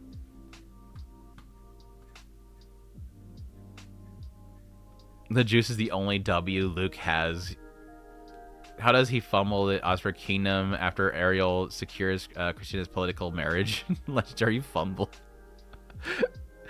He does turn into a good support of Ariel in the end. Like that's the only W, is the fact that he becomes like a very pivotal like pillar in the Osprey Kingdom. That's about the only thing I give him. Yeah, he's a competent prime minister. He's and eventually, again, he does technically, support. Blank on her name right now. My gosh. Christina. Yeah, you just mentioned Christina a second ago. Sorry. I still kind of want to see like. I don't know that I want a what if chapter of him and Edis though. That's the one what if from Orsted that I don't really care much for. What of Luke? I can't. Mark my words, they're gonna cut that. But it needs to be there, right? It needs to be there. I have a feeling they might cut the what of Luke, but it needs to be there. If they cut that line, I'll be so mad, because that for those that were here during that Mushoku Monday, that got me. When he said that, I lost it. What of Luke? And I'm like, oh my god, Luke? Of all people, Luke? It was too funny, dude. It was too funny. Anyways, yes, getting the more important characters. S tier. I think I did this last time. I'm gonna do it again. I think these two characters, besides Orsted, which a lot of Orsted is like him being like sort of this killing machine that ultimately does open the door to friendships. Besides Orsted, and more so in his involvement with the overall story and the world, which is amazing, Aisha and Lilia's characters are the most pinnacle storytelling of Mushoku Tensei. Like, I think better than Rudius' character, like his story. I think Lilia and Aisha's story is so phenomenal. It's screwed up. but it's phenomenal. Lilia being somebody who at some point gets forced upon by this dirtbag Paul, and that completely destroying her ability to be around men. She gets basically sent off to be a maid because she can't get married and take over the dojo. She then gets essentially forced upon by men there, having this like skewed perspective of relationships where she suddenly like realizes, I actually liked it when Paul did it more than these guys. Like, that is such a skewed like perspective that she has with relationships and physical contact. Ultimately, at some point, trying to use her past trauma to at least have a place to, you know, survive from assassins by staying with Paul. Ultimately manipulating him into sleeping with her, like playing into his desires, and just like the betrayal that the betrayal of Zenith that comes from that. Her feeling that she needs to, you know, correct that by grooming her daughter into being like the lover of Paul's son. Like, it's so morbid and screwed up, but at the same time, again, it's fascinating because it makes sense. Lilia and Aisha's story is the embodiment of uncomfortable truths and reality, of how circumstances of life and trauma, generational trauma is a big part of it. Trauma can literally skew you to make what you think at the time are just and proper decisions, but in the grand scheme of things, from an outsider's perspective, is extremely unsettling. Lilia made a lot of really horrible decisions in her life, but ultimately in the end, they are what feeds us with some really interesting, like, character study. In the end, it's character study and introspection. Introspection. The name is not coming out of my mouth. Introspection. Anyways, and again, Aisha being a product of that is fascinating. Being groomed to essentially want to be there for Rudius and serve him for the rest of his life. Ultimately, in the end, her struggling with what she wants in her life. Aisha's story is incredible as well. Again, I feel a lot of the stuff around Otis feels a little bit forced, and I wished it was better told. But in the end, it's still fascinating. Her fear of Rudius in the end, despite, you know, spending so much time adoring him, still in the end fearing him.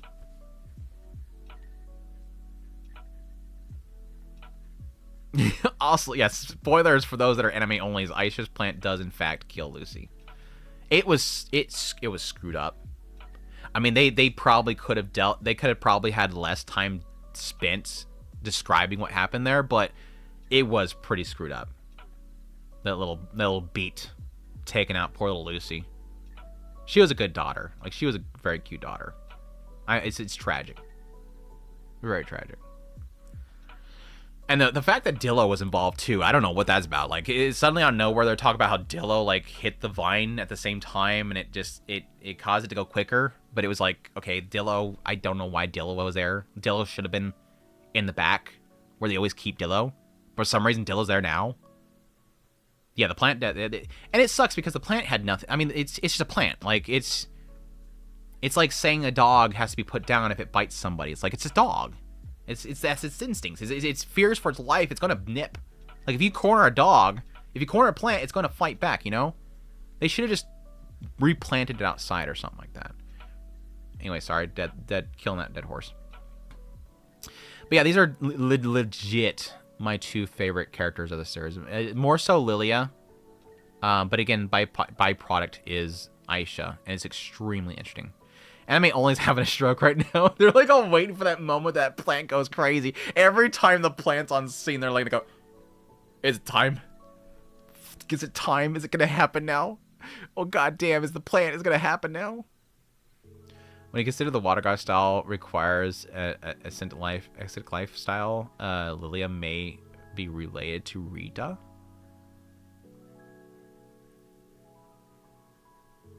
May be related? Oh, like a theory of like that Rita, like sleeping with her father, and like, no, that doesn't work like that. No, what? What are we talking about? No, it doesn't work like that. Am I reading that wrong? That's not how that works. How is she? No, she would be related.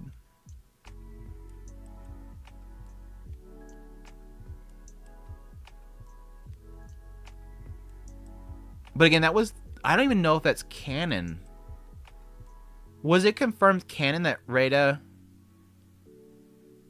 like trained Lilia at all? Or Paul? Paul never mentions it. That's why I don't think it's canon. I don't think Paul ever mentions the fact that Rada trains him, and that's important. If you corner a plant, it'll fight back. Sentences that are said on this damn freaking channel. Anyways. What else do I want to cover here? Dude, they need more of the Blessed Child. I adored the Blessed Child. They needed more of the Blessed Child. But where do we get more story of? Christina's story was fine. I liked Christina's story. I felt like it, again, was another one that was like a little bit pushed, and in some regards I felt like they could have done a little bit more to expand on it. But I like Christina's character a lot. Thankfully, finally, a character that isn't completely... I mean, she does kind of fall in the same issues as the other children, but less of it. Like, she doesn't have like that, oh my gosh, Dad's out to kill me. What am I going to do with my life? She finds her own path.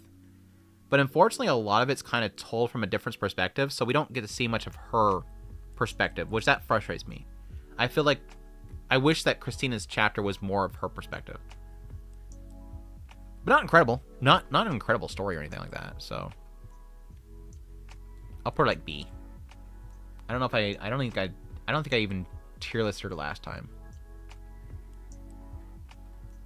No. Yeah, I had no opinion on her. One thing I don't like about the whole Nanahoshi can't go back because the distortion that pulled them into the six-face world was from the future. The whole thing you don't like is the fact that she... Face world. Right, it's ultimately comes down to sort of a... She's destined to do something. Like, in order to... It's a paradox thing. It's a time paradox thing. Like, you have to fulfill this thing. Like, she puts it down like I have to fulfill this thing, otherwise nothing functions. Like, you have to finish the loop.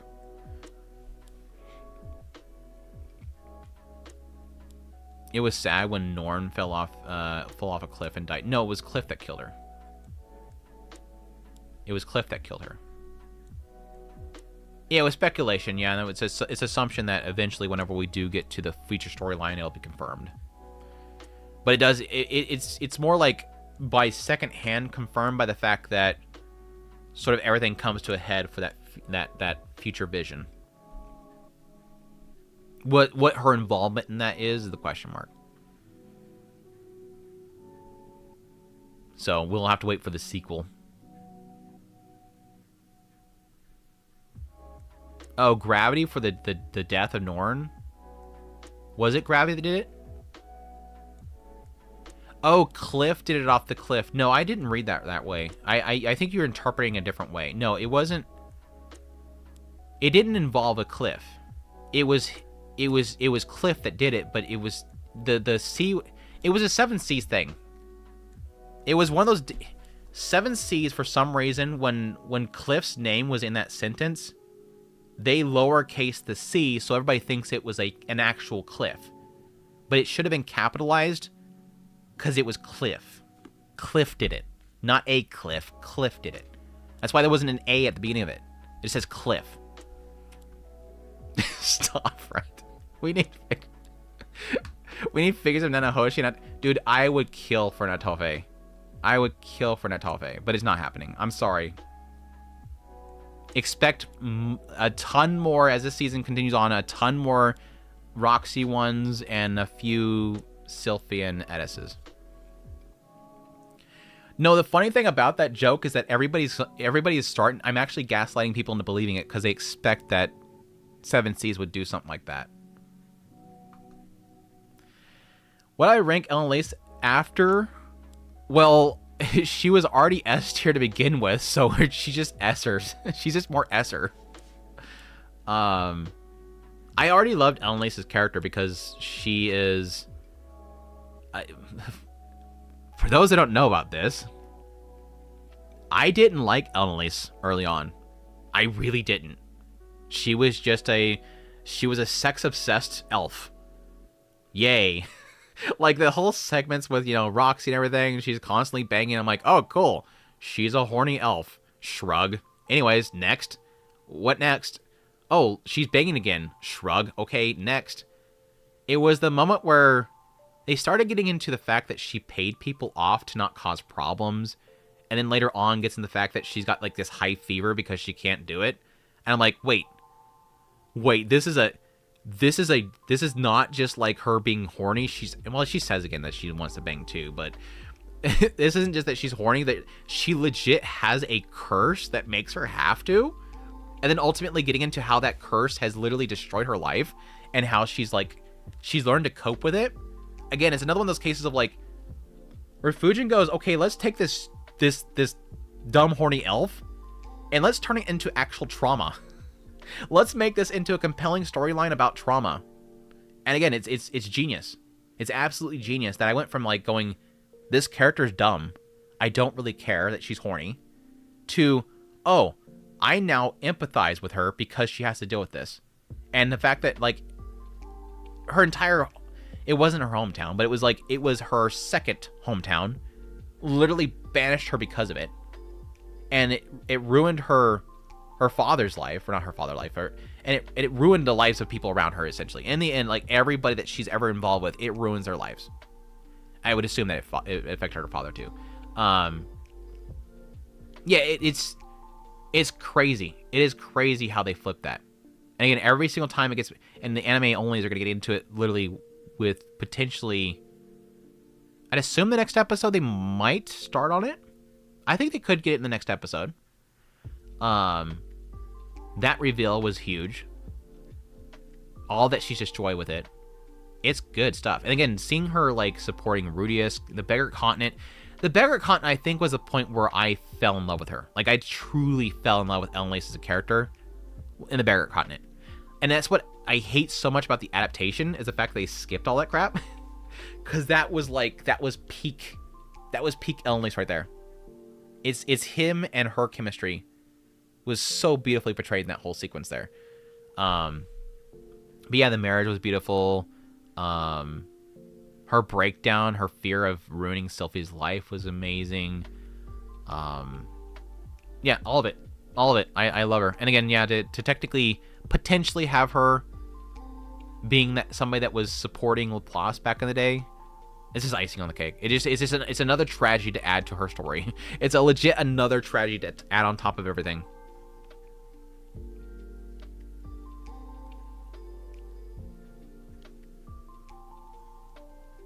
Yeah, he's S tier. He was S tier. He's still S tier. She and Paul also try to convince Rudy to marry more wives. Yeah. Yeah. She technically was the reason why Roxy was able to happen. Like, Rudy's was technically potentially was going to push away Roxy. And Ellen Lace was like, you should. Because if you don't, she's probably going to end up, like, having the child and just end up somewhere off on the street somewhere. Selling herself.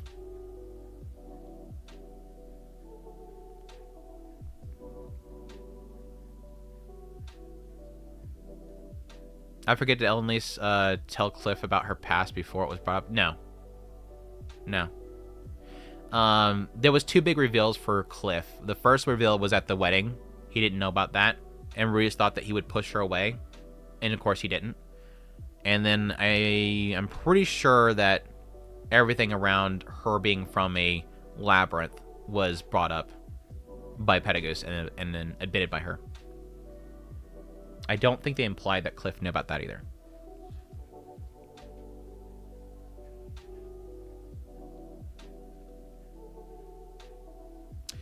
Anyways, who else? Who else needs updates?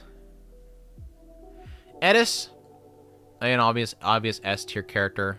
Love her to death.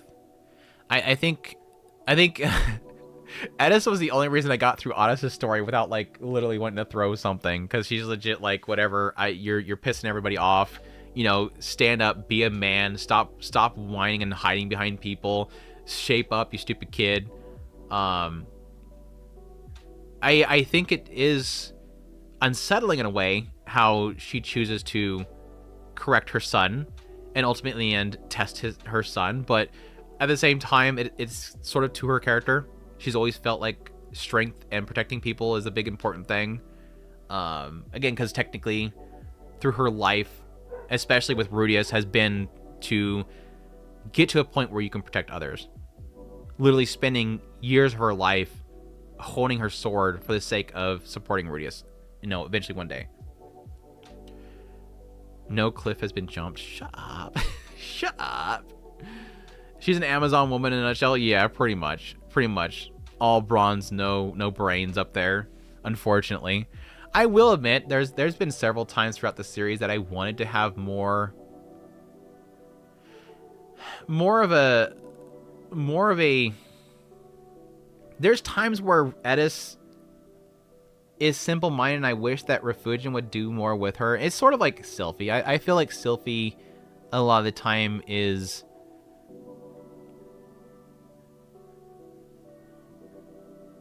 cut short of potential because Refugin doesn't want to have them stray too much from sort of the archetypes they are.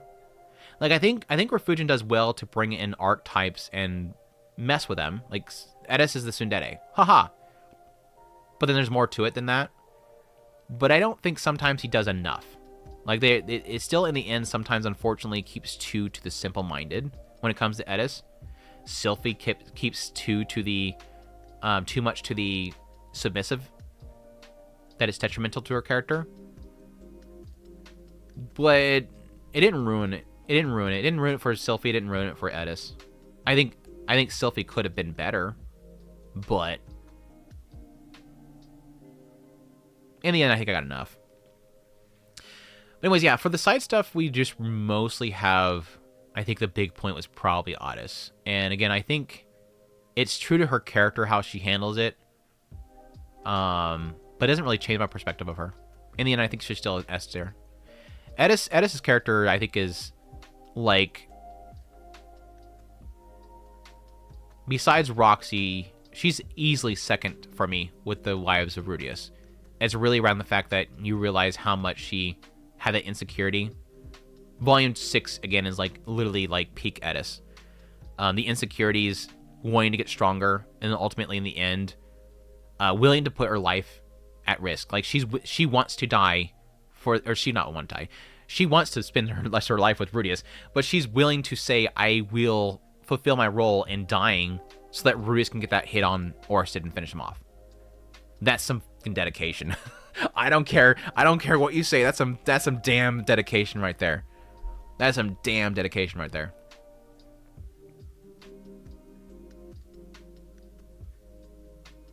Not that they've been ever given the chance to, but none of the other ones have ever said that. I don't believe. I think they all would. They all would. They just never have said it, I don't think.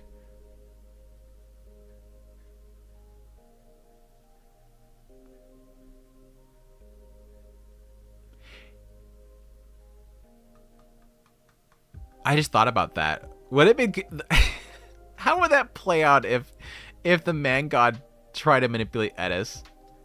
I don't think that would have worked. I don't think that would have worked.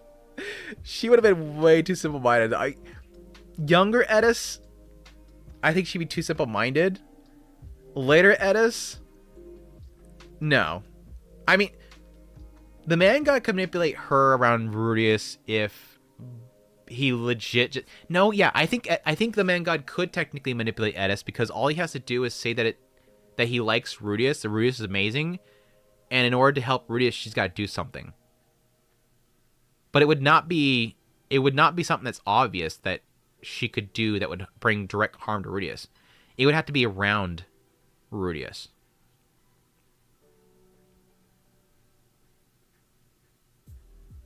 Yeah, he would have to praise Rudius and say that he's on Rudius' side. You will. Rudius really badly wants you to sleep with him for 24 hours straight. You will do it or he will die. She kills him. Just have the man god say that Rudius wants to bang for an entire 48 hours and she will legit do it, thinking that he needs it. And then he just dies. She'd do it. Yeah, I mean, there's the obvious issue that, you know, there's the presence of a lot of things at play, like the sacred beast and stuff like that keeps him from manipulating Edis, but yeah.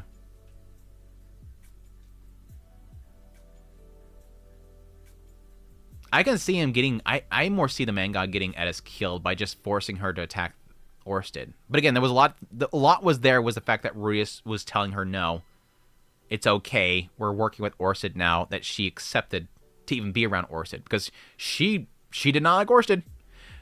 A lot of her trauma for like years, and was her fuel for training, was the fact that Orsted pretty much killed Rudius. Like, that was her driving force for a long time. Now suddenly she has to be his friend? What? Anyways, yeah. Who else got some development? Oh god. I kind of wish that we got more Lily. Which makes me kind of wonder if Lily is going to be more potentially in the sequel stuff. Am I forgetting something? We barely got anything Lily. She was mostly in Jobless Oblige. I don't think Lily ever got anything specifically like for her. Am I forgetting a side chapter? I don't think she ever got like like her own chapter, her own story. Yeah, I don't think so. That's a bummer. Because again, I'm very curious about Lily. We got a perspective of her, and it kind of broke a lot of what I was assuming was around Lily. Because my early thought process around her was that she was like she was on the spectrum, like she was autistic in a way. Because it gave the impression that she like hyper focuses on things, and she completely like drowns out everything around her. Like she can't not like focus on something. But at some point it feels like when it gave a little perspective of her, it wasn't really the case. That wasn't really the case for her. So I kind of want a little bit of like clarity around it. Is she just hyper focused on things and she just herself blocks it out, or is it literally just like a state of her mind? But she's cute. I just, unfortunately, we don't really have too much to really work on around her. I'll probably look in the B area. Yeah, it's like it's not confirmed one way or the other, really. Is it Lilyism? Is it Lilyism? Oh. What would you rank Claire after Redundancy Volume 2 with her conversation with Lily and Roxy? I don't think I've changed my perspective on her. I still think...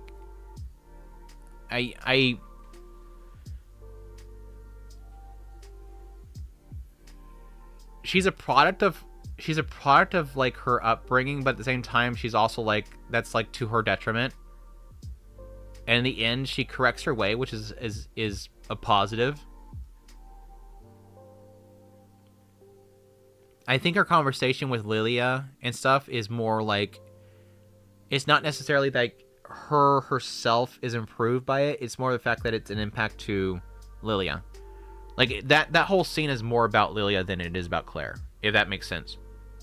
Like I freaking lost it when she legit tells Lilia, if I was you, I would have took over that house. And Lilia's like, no, that's not my spot. No, I'm not taking over that house. That's Zenith's place. That's Ruius's place. That's Sylphie's place. That's not my place. It was more credit to the fact that Lilia, upon finding Zenith being out of her mind, didn't step up and take over that house. She could have. I guess Claire, being in the position that she is, she's the best person to point that out. And I guess, again, that's another plus. What did I even put her before? Trash. Of course I put her in the trash. Of course she was in the trash. I fucking hate her, though. I still hate her. I still fucking hate Claire, dude. For those that don't, I think the reason why I did, and it still to this point sticks in my brain. It's legit in my, it's in my like best of somewhere in here. It'd be like, where's that? Just talking and yelling at rocks, and then I have left. Wait, hold on. Stop. Hold on. The statue. I'm trying to find a clip. Please, wonder what. Where's it at? It would be late, wouldn't it? Stupid circumstance. But no, it said. Gosh damn. To let this translate. Anyway, the whole point is that, like, the frustration that I had was that she looked for a way to fix her daughter, which is admirable, and I would want to too. It would be painful to see her daughter the way that she is. But like, you find this fan fiction that says in order to fix your daughter, you have to have her sleep with a bunch of men. No. No. No. You do not subject your daughter, who can't, like, in her own mental facilities, say no to being banged by a bunch of men. That's a horrible, horrible thing. The fact that she was even considering that makes me sick. Again, having dealt with people my entire life that have had some sort of mental facilities being broken, subjecting them to something that they have no clue what it is. to put her daughter into a room, looking around wondering why she's in there, putting her in that room with a bunch of men to have their way with her, she not even. It's almost like putting a kid into that situation. They don't know what's going on, and they're fucking terrified.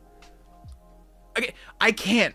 Claire, no, I can't. I can't with Claire, and I can't with her. And the fact that she couldn't fucking open her mouth and explain the situation, that made me more annoyed. No, I don't care the whole conversation later on. Admirable that she's trying to fix her way, but Claire Clash out time. We're done with that volume. You got me back here talking about this damn thing. Who brought that up? Who in the fucking chat brought that up? Thank you, Gearless, so freaking much. Hold on. Thank you, Gearless, so damn much. Hold on. Who brought that up? I'm going to ban you from the chat. Who brought up Claire? No. I think that scene's beautiful. Beautiful for Lilia. And then there's a lot in there about specifically Lotta. But no Claire.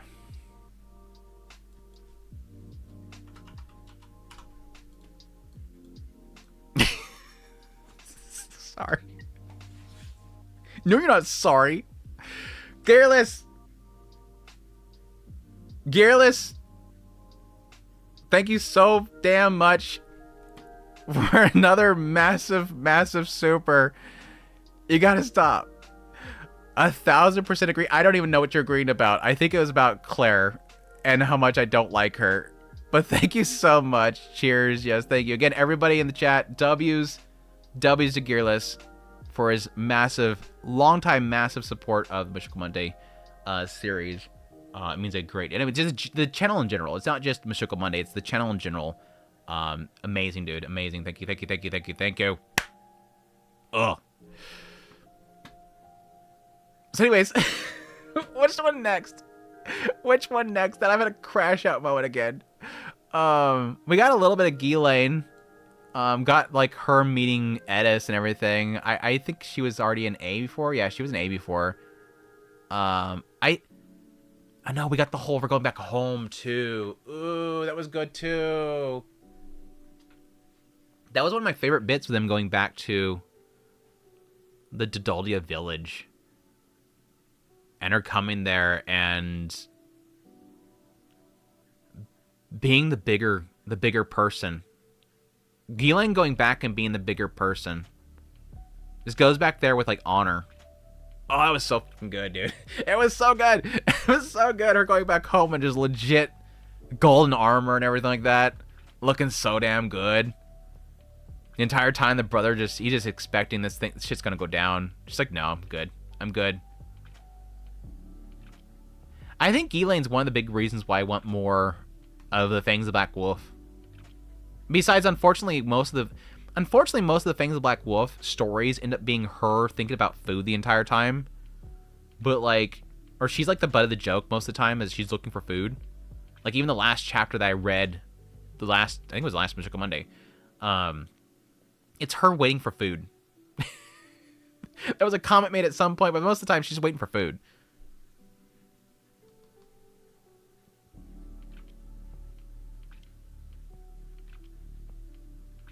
When was this? Why I don't remember it? Which one? Her going back to the Dodoldia village? Yeah, it was a redundancy. They even had art for it. Holy crap, dude. They even had art for it. I think I have it still in my folder. There it is. They had two. They had two arts for it. Not just one, but two arts for it. Her with Geis. Dude, she looks so good. She looks so good. Again, this feral girl coming back home with honor. She's now like this high guard for, like, Ariel. The name of the Dodoldia tribe has helped me and never hindered me. I bear no grudge. It was so good, dude. So good. The tribe that pushed her out was technically a name that she was able to bring up. And it didn't hinder her.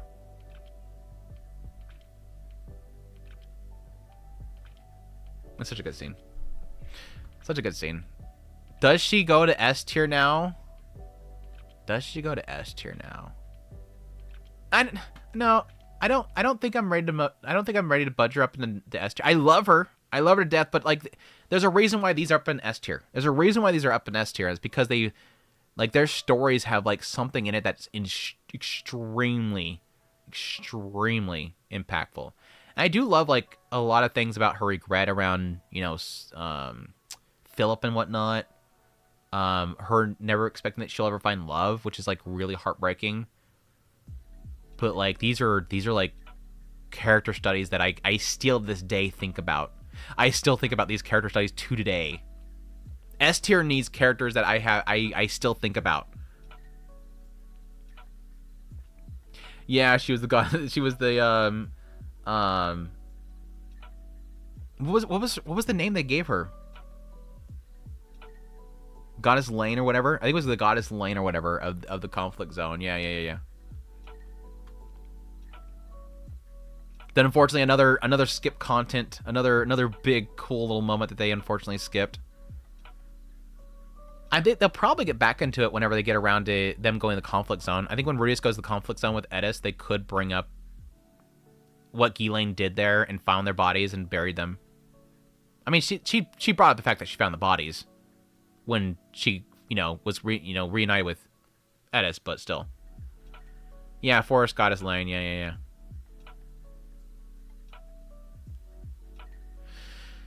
Yeah, the next time we see Sarah, who else do I want to update? I guess we could do Solda. Or I'm sorry, Rada. Subra, thank you so much for the super. I gotta head to bed now. Everyone, have a great time. We'll check out the VOD later. And Andrew, thanks for Mushoku Monday. This was a great book club. Subra, you're joining. Subra, right? I said it right. Subra, you're joining us for Ascendance Bookworm, right? You're joining us for Mind Mondays, right? You better be. Take care, man. Thanks again for your long time support. Orson, thank you so much for the super. I need to get back to work. I'll check in the VOD late. Why is everybody that's like gotta go off to work pays me? Y'all go to work? Thank you, Orsted, so much for the support. I really appreciate it. Hope you take care. Be safe. But no, Rada.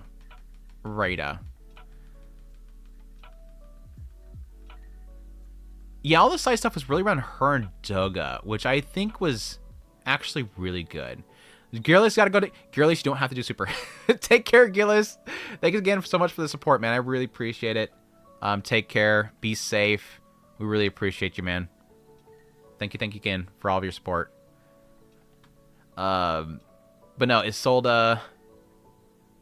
Where did I put her before? I think I put her in, like, B, right? Yeah, I had her in B before. I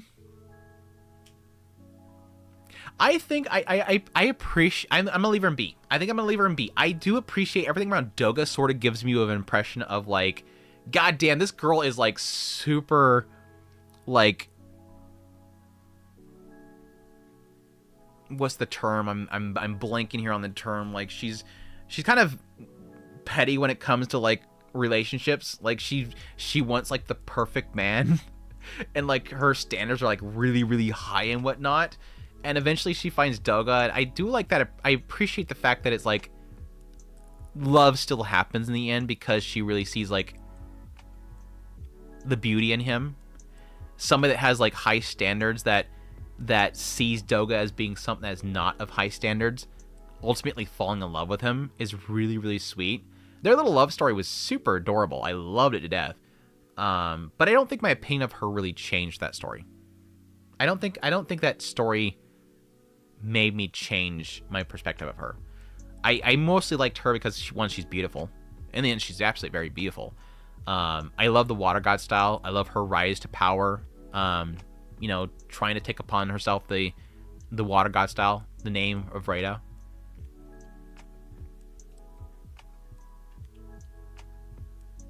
The anime did her so well. Yeah, they definitely capture her beauty.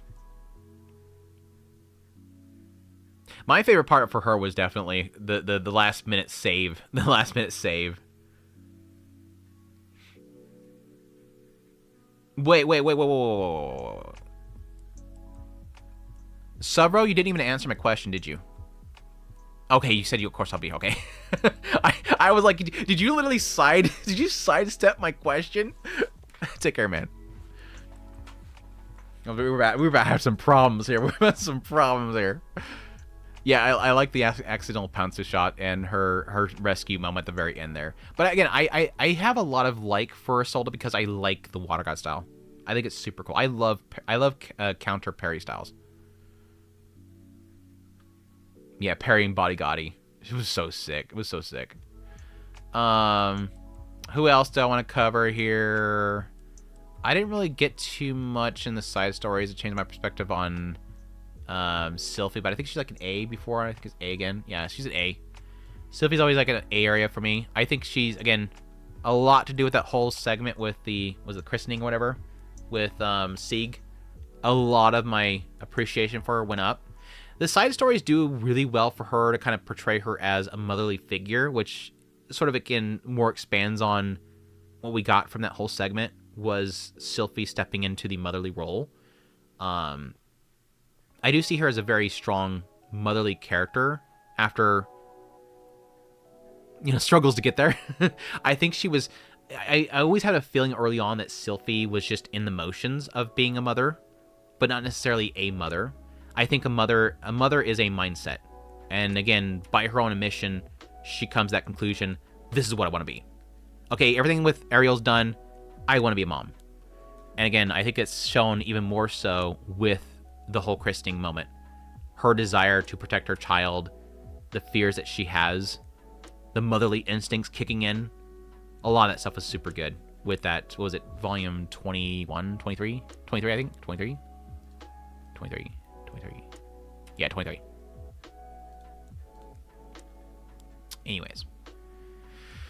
Who else? Get some side stuff. We don't have Nanahoshi bot, but that was funny. Who else? Roxy. We got a few fun moments with Roxy. She's always been S tier for me. For those who don't know, obviously, Roxy legit like my favorite character in the entire series. I absolutely adore her. Love her personality. Side stories didn't really change the dial for me up or down at all. I've heard that remember Lucy is the last one, apostle of the man god family of Rudy. Because of Lucy fell apart. Huh? Mainly love Isolde and Nina, just because they are friends of Edis that aren't the wives. Oh, yeah. Again, it was just a feat, right? Somebody being a friend of Edis is kind of a feat, to be honest. I appreciate Edis having her own sort of friends like Roxy and Elnlace or Sylphie and Ariel and Luke. Yeah. Well, Sylphie's with Elnlace as well, but that's more of a, obviously, grandmother. a family member more than anything.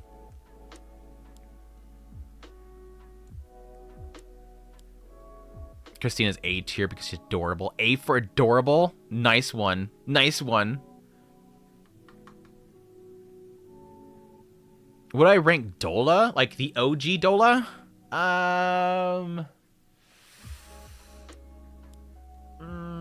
It sucks that we don't get really much of her, but goddamn, she a mom.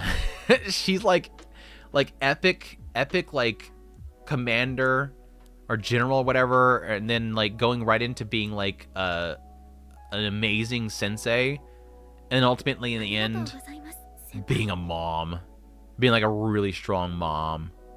I put her like a B. If I had more time with her, I'd probably put her higher, but like B for now. Lucas, thank you so much for the super. Congrats on finishing the project. I can't even imagine how much work it must have been or how much taken. But I always remember how much I enjoy it from the start to finish. Thank you so much for for everything. I'm also super excited for the book. Nice. I was gonna ask that. I'm asking that literally everybody. Are you gonna go with us Mind Monday? Are you gonna go into Mind Monday? Thanks again, Lucas, for the support. I really appreciate it. I don't even know what that currency is, but I appreciate every bit of it. I appreciate every single bit of it. Where is the Roxy tier list? She's right there. What, you mean Roxy gets her own tier list? Is the Brazilian real? Okay, yeah. Like I said, very much so appreciate it. Really appreciate it.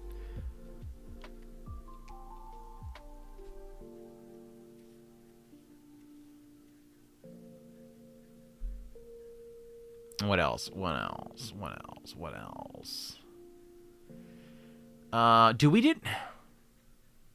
We didn't get much Julie stuff, did we? I mean, Julie was a little bit connected to Lily stuff when it came to like Sieg and Otis, but that's about it. We need more Julie side chapters. What the hell?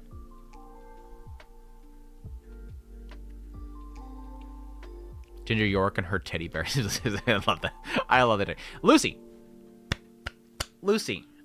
Thankfully we got the Lucy stuff before really anybody else, so I wasn't as fatigued with the whole like insecurities about father stuff, but I think she was the one I was most frustrated with that because again, so much emphasis was given throughout the entire series about how much Rudius wanted to spend time with Lucy and how much he kept like doting on her and how much she absolutely loved being with Dad, would run to see him and whatnot. To see her be so like broken was kind of annoying. I do empathize with her a lot when it comes to her finding a place versus Otis, because Otis was the assumed heir to the family, whereas Lucy wasn't sure what she would be because she's not the heir to the family. In the end, I think I'm glad that she quickly pivots. It feels like she quickly pivots. Unfortunately, we don't get to see much of her, and it jumps straight to her being married, which is kind of like, oh, okay, apparently she got married. Wish I got to see that whole thing there. It quickly like shifts to like, now we have a mention, a cliff note about how like, oh, she's getting married, or she came to me about marriage. But I still like her. She's an overachiever. She pushes hard to achieve a lot. She's a hard worker. Looking forward to seeing more of her in the anime.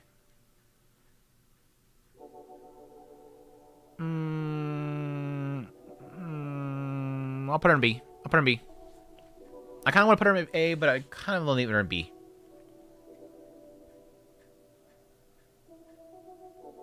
I'm the only blonde one. It's like they're so relieved that she doesn't have the green hair, but then she ends up being the only one with the only one with normal hair. In the beginning, Lucy is terrified that Sylvie is terrified that Lucy's gonna come out with green hair, and she doesn't. She's relieved, and in the end, Lucy's legit the only one that has brown hair. Everybody else has mama hair. That's great. That's great.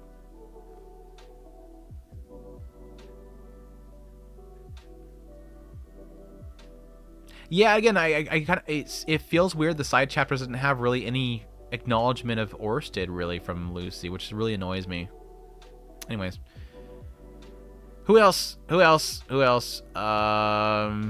Zenith's always gonna be S tier. We didn't really get too much new content in the side stuff for Zenith besides like the Fangs of the Black Wolf stuff. But again, I have a extremely soft spot for Zenith's character just because, again, a lot of like my own personal experiences with it and relating to it in a lot of ways. But I adore her. I absolutely adore her. We got a little bit of her in Roxy Gets Serious, which I thought was cool too. Seeing her again, it seemed like Refugin really liked the writing that was in that one, so it seemed like a lot of it has been canonized at this point. Seeing how much she was seeing a little bit of frustration in Roxy feeling belittled by Ruius's genius, and her trying to help her out by giving her like a little break and, take a breather, take tomorrow off. You can't be, teaching them with that and angry minds and your angry thoughts in your mind or whatever.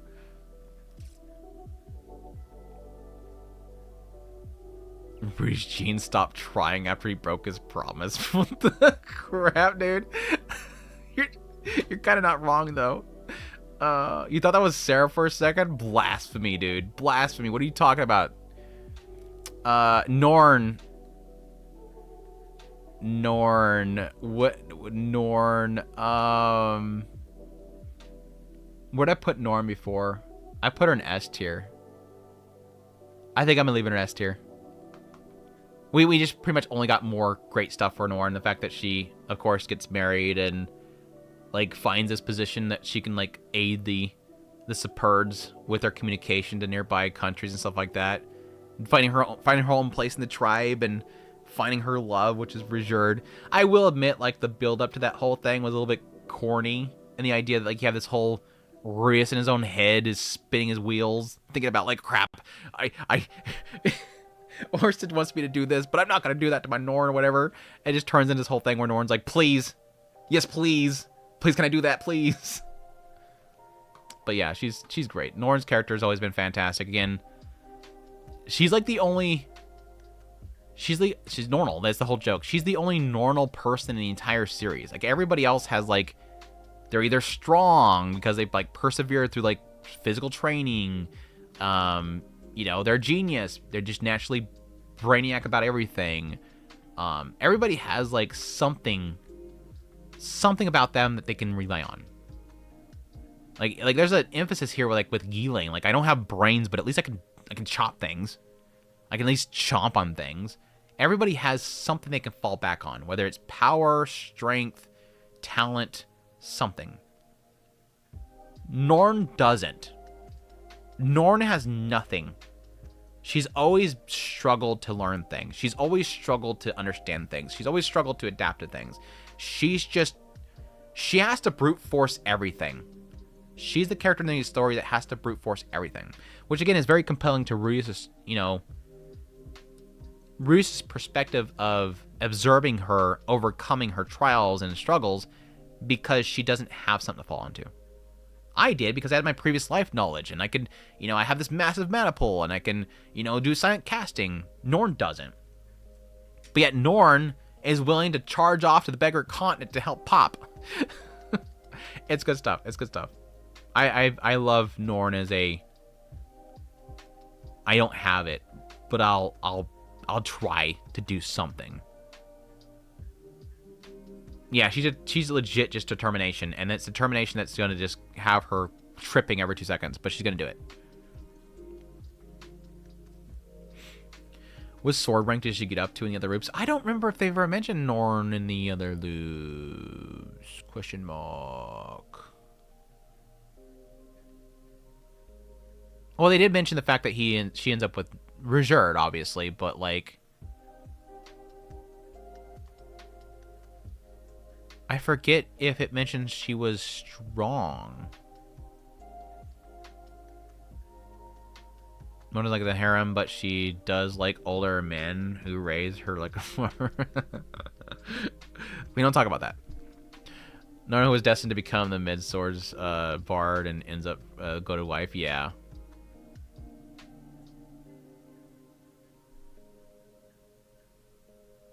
I forget what she was doing before she met him. I know she nursed him back to health or something like that, but I don't remember what they said. Was she an adventurer? She may have been an adventurer. Anyways. She's great. Who else? Oh, yeah, I guess we gotta talk about this little elephant in the room right here. Who else do we have before I get to that one? I think everybody else. I don't think we got anything new on anybody else. Oh, we did get Therese. We did get Therese. Was that a side chapter? Was Theresa's stuff a side chapter of the mainline series, or was that a redundant? I don't think she was in the redundancy ones. Yeah, she was in redundancy. Okay, yeah. I think that's it. I legit think that's the last two that we're gonna go through.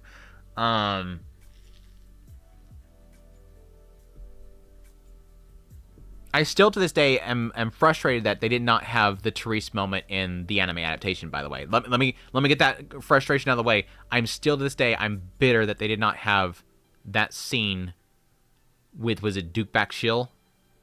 That would have been so good to have in the anime. Legit, Therese walks in the door and Rudis is like, "Mom." That would have been insane, dude. Like cliffhang it too. Cliffhang it. Like, the episode ends with Therese, like, he just got done talking to Dad. Dad's flipping out. He's losing his mind. They get in a fight. They have to hug it out. And then legit, like, the next episode, they could have had in that same episode, too, because I think the episode ends with him leaving Millis, the capital. They could have had him, like, end up at the next place. You have the music playing, the ED music's playing at the end, and they're traveling, and suddenly they end up at the dock, and then there's like a problem or something like that, and then it just cuts over to them being at the, Duke Bakshil's, whatever, his little office there, and then out of nowhere, door opens and he goes, "Mom." Bam. Cut to the title screen for the next episode. That would have been so good, because again, he just got legit talking to Dad, who's trying to find Mom. He's desperately trying to find his mom. Where's Mom? Gotta find Mom. Gotta reunite the family. And then Mom's like legit in like she's in some suit of armor. Like, wait, did she lose her memory? And she's like just chilling at this place as a knight. What's going on? I mean, she was an adventurer. She was in an S-rank party before with the Fangs Black Wolf. Maybe she just joined the National Guard after she got displaced or something like that. I don't know. It would have been so good, dude. That would have been so good. Because I was surprised when that came up in the novel. I'm like reading, I'm like, wait, what? That can't be her. It was so good. I mean, Rudis quickly realized it, but still. Anyways, but yeah, her desperate pleas to try to find a dude was funny. Trash bin, that stuff was kind of fun and everything like that. She's just legit just like the hopeless midlife crisis girl that she's beautiful. She just, again, she's similar to Solda. Like, she's a Solda in the idea that she just has her standards are too high. She can find a dude really quickly. It's just that she has these like really high standards, and plus Yes, she constantly implies the idea that she's looking for someone that's really young. She wants to be a crib robber. Like she's desperate to find some young teenager. Like her she's kind of anyways. Yeah, I think yeah, I'm putting C. I don't. I think most of my intrigue around her was around the blessed child. It wasn't necessarily around her. I don't really find her herself to be that interesting. Even if I was kind of rooting for her to find somebody. Unfortunately, Edis's son is taken. Oh, gosh. Oh, my gosh.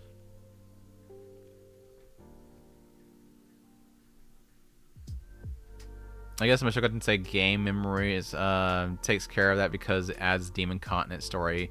Yeah, but unfortunately, it doesn't seem like Refugin was too happy with the game. So that even though I liked some of the stories I was getting from that story, I kind of lost interest in the game just because it seemed like Refugin wasn't too happy with it. There's unfortunately a lot of stuff that the publishers are kind of taken for granted and just running with without his like say in it. And so, even though I have it, I have the limited edition right here. I just don't really have like it is. Plus, it's like it's a time-consumingly like overly grindy game, and it gets really repetitive. Like the dungeons are stupidly long. I just don't have an appeal to play anymore, just because it doesn't sound like he likes it. That's why I liked Roxy Gets Serious so much. Is because it seemed like he really loved the story enough that he, like, there's a character in Roxy Gets Serious that they literally put into Odyssey's story. Like, the little gnome dude, they decided to put him into the story as the guy that Odyssey eventually talks to, that Roxy knew. Like, that shows that Refugin loved the manga. It doesn't seem like he it didn't seem like there are any signs that he liked Paul Gaiden either. But it seems like Paul Gaiden wasn't trying too hard to get outside of the bounds of what we knew about Paul. Anyways, yeah. Lada. I think of, like, if you ask me, like, hey, Andrew, you have one character you want to expand on. Which character you want to expand on? Which character needs a side story? Let me double check. Hold on. Orsted. I mean, keep giving me Orsted stuff. But aside from Orsted, and aside from Roxy, a character that I want more of right now.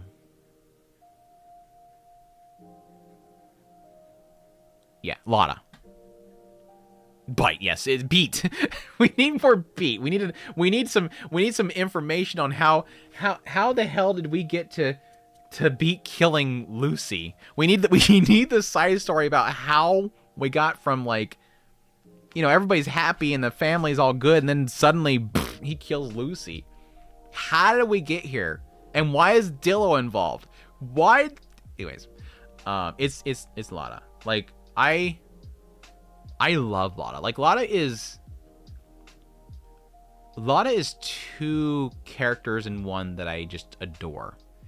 She's Roxy in the idea that she almost has, like, that kind of aloof, I guess the best way to put it, like that aloof nature. Like, she got that, like, that deadpan looking, like, face. I don't know, deadpan. It's like, it's very, like, I don't care kind of face to her.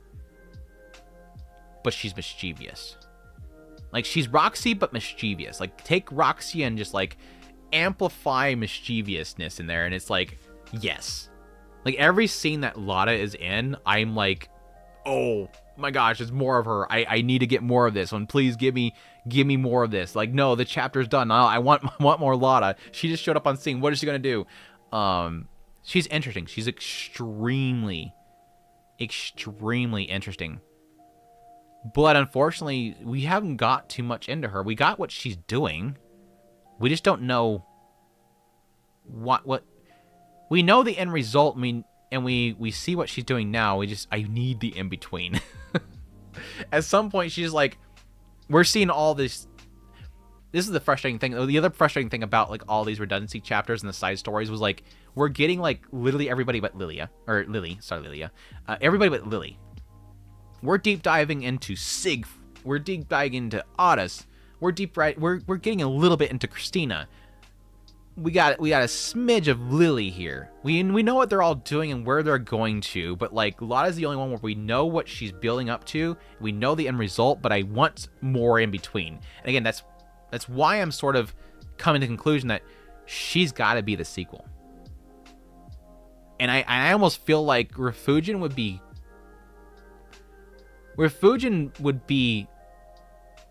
I don't want to say foolish, because I can see there being an element of, would a lot of people want Lotta to be the main character? A lot of people want male main characters because there's a little bit of like, again, self-insert about it. Granted, Rudius is a character. I cannot self-insert. Rudius is not a self-insert for me. I can relate to issues he goes through, but I cannot self-insert. I don't know that I think there's people that he can be a self-insert for, but I think for most people there's relatability to it. But I think there is an appeal to a male lead, and so I'm fearful that Refugin will play into that by making a male be the lead of his sequel, but he should make it be Lotta. And I think most people that I've talked to all believe it's going to be Lotta. Because by all accounts, her story isn't being told. We know the end destination, we know that she's building up to it, but we don't know what she's doing. She just knows she got to do something and prepare for something coming up. And again, it does get a lot into the fact that she's doing divination. Divination, is that the word? I think it's the word, right? Divination. She's doing the little crystal ball stuff. She's looking into the ability to look into the future. And so she knows it's coming. And I think there's probably a lot to do with the Sacred Beast as well. Obviously, her destiny. But I feel like overall, her story will be the best sequel. And plus, I think her personality will be extremely entertaining. Her personality will be extremely entertaining. That's my thought process around a male lead, Kura. Kura's hits the nail on the head. I think that's where I'm thinking it would probably end up going. Again, I want it to be Lotta, but I think it's going to be a male lead, and Lotta's going to be there with them. Or they're going to meet Lotta eventually, and they're going to work together. And it could be potentially whoever she's, ends up being with, like a love interest.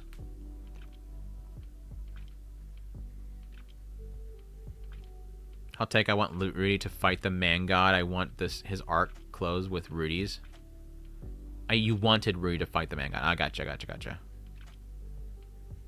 I don't think it's a hot take. I just think it's very fitting the way that ended. Again, Rudy just kind of going, it's good, dude.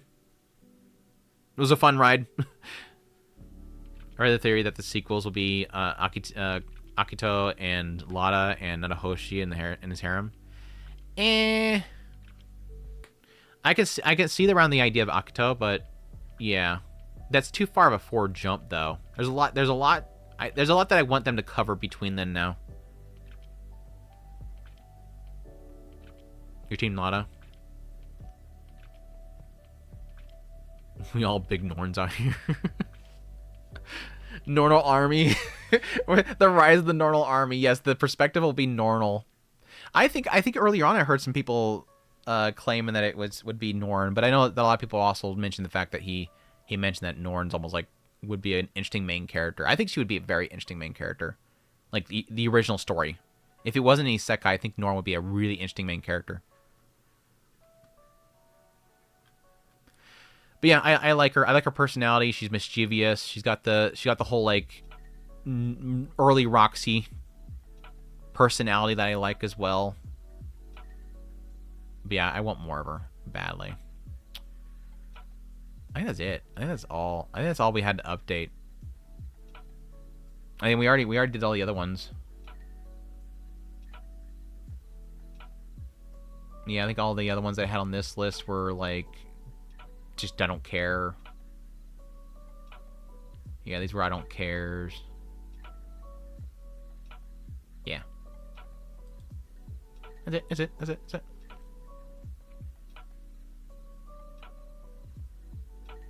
Sequels be like, so we're all related to Bruce Gray. it's literally the sequel. The sequel is just a whole bunch of people coming together by some like the commanding hand of like Orsted Corporation. Like they're just manipulating everybody to arrive at one destination. They all arrive at this big meeting, and the meeting's just everybody's sitting around in a circle, and they're all like, so yeah, everybody in this room is from Rudius Grey Rat. And yeah, he got busy a long time ago, and those kids got busy, and here you guys are. And it's literally like this massive like auditorium with like 1,000 people. No, I was gotta find a man. Should probably be the Millie, yeah. Why is the Shoujo Queen in Mushoku Tensei at B? Only B? The Shoujo Queen? Shoujo Queen. Shoujo Queen. Shoujo Queen. Christina? I guess you talking about like the whole like villainous joke?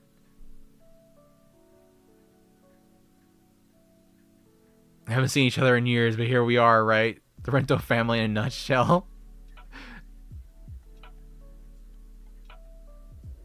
Yeah, Christina. Yeah.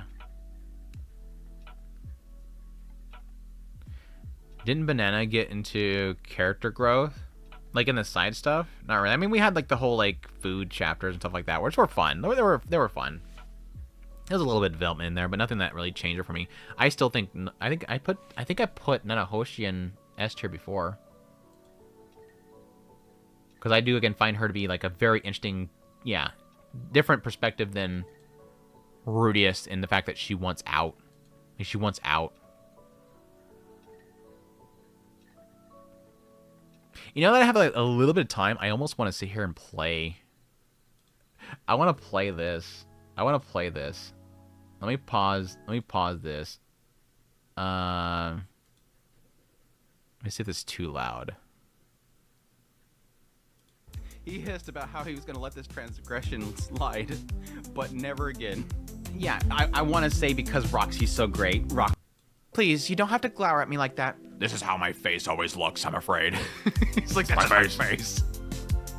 You look so mad. That's my face. That's my face. Why does he always look so mad? That's my face. That's how I was born. I remember. No, legit, some of this stuff is so cringe. I hate the background. I hate how dark this background is. You guys have no idea how much these old clips trigger me. I hate how dark that background is. I do miss the shirt and the jacket, though. But I hate that background so much, dude. First time you licked it, you said, bleh, bleh. Your belly button is the best. Your belly button the best. Don't try to deny it. Bleh, your belly button's the best. Like legit last night I forgot that this was 24 minutes long, by the way, but like I watched this last night and I was grinning from ear to ear just because of how like the memories of this stuff, dude. You got that jacket, dude? It's a nice jacket, dude. I got it from my brother. It's super nice. I saved her, so she's fine. We're keeping her. Right. I'm Lady Eris' kitty now. Meow. Right. So, what happened with you, Orsted? I killed their king. Oh, that's right. Their place is in shambles. I got him good. It was over the King Dragon realm, and like we didn't hear from Orsted the entire time, and I legit thought he just went up there and killed everybody. You listen to the light novel and it'd be like that. He's a piece of filth. The Fang, it's all about the Fang. Arriving, Ariel and her party was having tea. Arriving, Ariel and her party were heaving teas at the Renoans. That is the greatest typo ever. Yes, we have those gardens as well. I legit, when the anime got to that part, I I remembered that immediately, and I'm like, oh, this is the part where she heaves the tea. And then I went and checked my notes, because again, I used my notes for the skip content, and I still had heaving in there. I still had the word heaving in there. Not having tea, heaving tea. It was so good, dude. I love that. I love it. Anyways, that was one of the guys? best Welcome to the outtakes. stream. This is Cliff Grimoire. I'm going to be doing a tier list for the best waifus of Mushoku Tensei. All right. Edis is S tier. S tier. Yes, Edis S tier. All right. What's the next one? Whoa. Ellen Elise. Edis is now D tier. Ellen Elise is S tier. I like how quickly he pivots from like, I'm gonna be with like Edis for the rest of my life. They're like, oh damn, Ellen Elise, never mind. I'm gonna cure her illness. I went through the levels I went through for that joke was amazing. The levels I went through for that Are joke you was serious? amazing. You mean all three of us? He whispered in her ears. Yeah, that's right. We can have Roxy teach both of us at once. Roxy can teach both of us at Roxy is going to teach us? Well, of course she is. She's the expert after all. She's the expert I still after need to say all. I'm willing, you know. Come on, don't say that. Sylvie wants to learn too. Isn't that right, Sylvie? I don't know. It sounds kind of embarrassing. Chat, Zip. shut it, Chat. zip. Zip. Now that Dude, I've made I myself swear, again, one last time I want to say this. Earthly and Adrian, absolute amazing work. And again, they were doing it because they wanted to help me out, and I greatly appreciate it. Earthly and Adrian, like, they shielded me. Like, I watch other people covering this content. I see their comment sections, I see their chat, and they're horrible. Like, there's so much stuff getting through their chat. Adrian and Earthly, some people had their issues with how much they were deleting, and some people are like, it's not a spoiler. I didn't care. Like, I'm like, I don't care if they delete something that's not spoiler. I like how, like, strict they were. They kept a lot of crazy stuff from me. Like, I'm surprised how much stuff I never heard about. Because one, after a while, I had to the channel and the Mushoku Monday got so big, I had to completely avoid the chat and comments because I couldn't expect them to constantly be on top of all the comments, but they did an amazing job. I know that a lot of it was because they just liked banning people and they liked deleting comments, but there was an appreciation there for like how much they had to keep in check. And yeah, that was like one of those moments where I realized, chat, shut up. I don't want to have Adrian and Earthly have to delete 15 comments because, yeah, sometimes people got stupid. Like, when I had these moments where, like, we were getting some crazy stuff, and Adrian and Earthly are telling me, you might want to watch the chat on a delay, I'm seeing deleted on this delay that I'm looking at it, and I'm like, holy crap, you guys stop. Again, thank you guys so much. You guys did amazing. Absolutely amazing. W's for Earthly and Adrian in the chat. Clear. You're free to believe or not believe the words that I'm about to tell you. Sure. She's not into you. I love this so much. And up and down and left and right. I love that scene so freaking much. He's like, Cliff is convinced that Norn likes him. Like, this is the great thing about this whole, like, this little cut here. Is like, there's so many memories in this thing. Cliff was so convinced that Norn was into him, and Ellie's like, she's not, dude. She's not into you, dude. It was because I had a side of me. I was like, I was already convinced that it was probably gonna be reserved, but like there was a side of me that was like, maybe Cliff, but no, she's like, boy, no. Can't keep a sense of any of it. Rudius Reincarnated, Nanahoshi transported. Rolls my the theory worst of, like, temporary. the future, and then Nanahoshi going back into the past. You can see just like, oh yay. Fucking Cliff, dude. Here it is. Cliff. Cliff isn't standing up and getting all. Literally, again, one of the greatest moments of the series overall is Cliff right here. Emotional for no fucking reason. He's saying, look at your scripture. You're wrong. Look at your scripture. It's so good. Oh, God. It ruined her armor. Not the armor. Not the armor. They're so obsessed with their armor. Not the armor.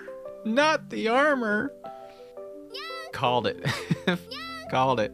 Oh no, the emotions are coming up. Stop, Andrew. He remembered how enthusiastic. Oh God. He remembered how enthusiastic she had been on his 5th birthday. How she proudly presented him with her gift of a carefully selected book. I said like every sentence. Every sentence. While he felt guilty for doubting Zenith. She never had been violent to anyone before. Yeah, there's times where you're just like, I'd rather have them sad. I'd rather have them not happy. I'd rather see them angry. Something besides. I'm so glad I didn't have to get into details on this. Like, the anime skipped all this crap, and it infuriates me that I was legit broken right here. Rudius is literally contemplating that he has to keep Lucy separate from his mother because he's afraid that his mom might hurt his daughter. And I'm explaining it and I'm relating to it in this damn like analysis, and the anime skips it.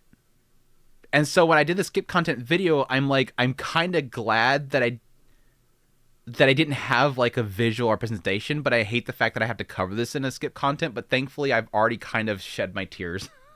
It still gets me now and then when I'm doing my skip content videos, but like it hurt back when I read it, and I'm glad that I got it out of my system because it sucks. Like this is relatability 100%. Emotionless. This chapter sucks. This chapter sucks. But no, the party did kill me. The scene with it in the party though was hurt. I'd rather have. Yeah, there's times that like this one right here, even in the anime, this hurt me. The part where he's realizing that we're having a party and she's not jumping around like a goofball. And I hate that when I did the damn freaking novel analysis, I decided to bring the damn freaking screenshots out of back when she's excited. The anime kind of did it as well, but damn, dude, it hurts. A little passionate as you were about the story, and I wanted to do that. Sentence. Every sentence. While he felt guilty for doubting. Thank you for being you. Thank you, Spud. She never had been violent to anyone before. I was good for them. I want to see it again. Happy. I'd rather see them angry. I don't want to see it again. Something besides. Emotionless. This chapter sucks. Like I said, every clip in here you're gonna have me crying. It's gonna be Zenith related. This week's gonna be me just reading this one segment. He just doesn't know how to handle her. I'm all excited for the stupid volume of this stupid. It was the damn freaking segment with Claire, and the whole blessed child coming in and talking for her. It's like, no, Master Fitz. What Master Fitz. Dude, I miss Where's Master Fitz, dude. Help me through this, Master Fitz. Master Fitz was yeah, great, that's how you know dude. something is really, really wrong.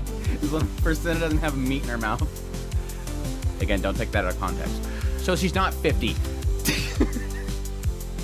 Oh, She Emily's lied. age. I trusted her. I thought she was 50. I thought Emily's was 50. A rare Yuki appears. Yuki. They know because the two of them are special. Yuki's some never in way, my videos they're anymore. possibly gonna birth a boy. Man, God. He's gonna come out there wagging his butt. Hey, Rudius. Thanks for giving birth to me. Oh, that's creepy. Oh, that's creepy. I'm a little infant shaking his butt going, hey there. Rudius. You will regret birthing me. You will regret birthing me. It was so bad. Okay, shut up, Andrew. Moving on. That was so bad. Oh, I'm gonna regret doing that. I am gonna absolutely regret doing that. Atafe voice. Atafe laugh. I'm gonna have to delete that. Andrew, when you're editing this, delete that. I'll never hear the end of it. I hate making all these voices sometimes. I should have never gotten to this. Gross! You smell like...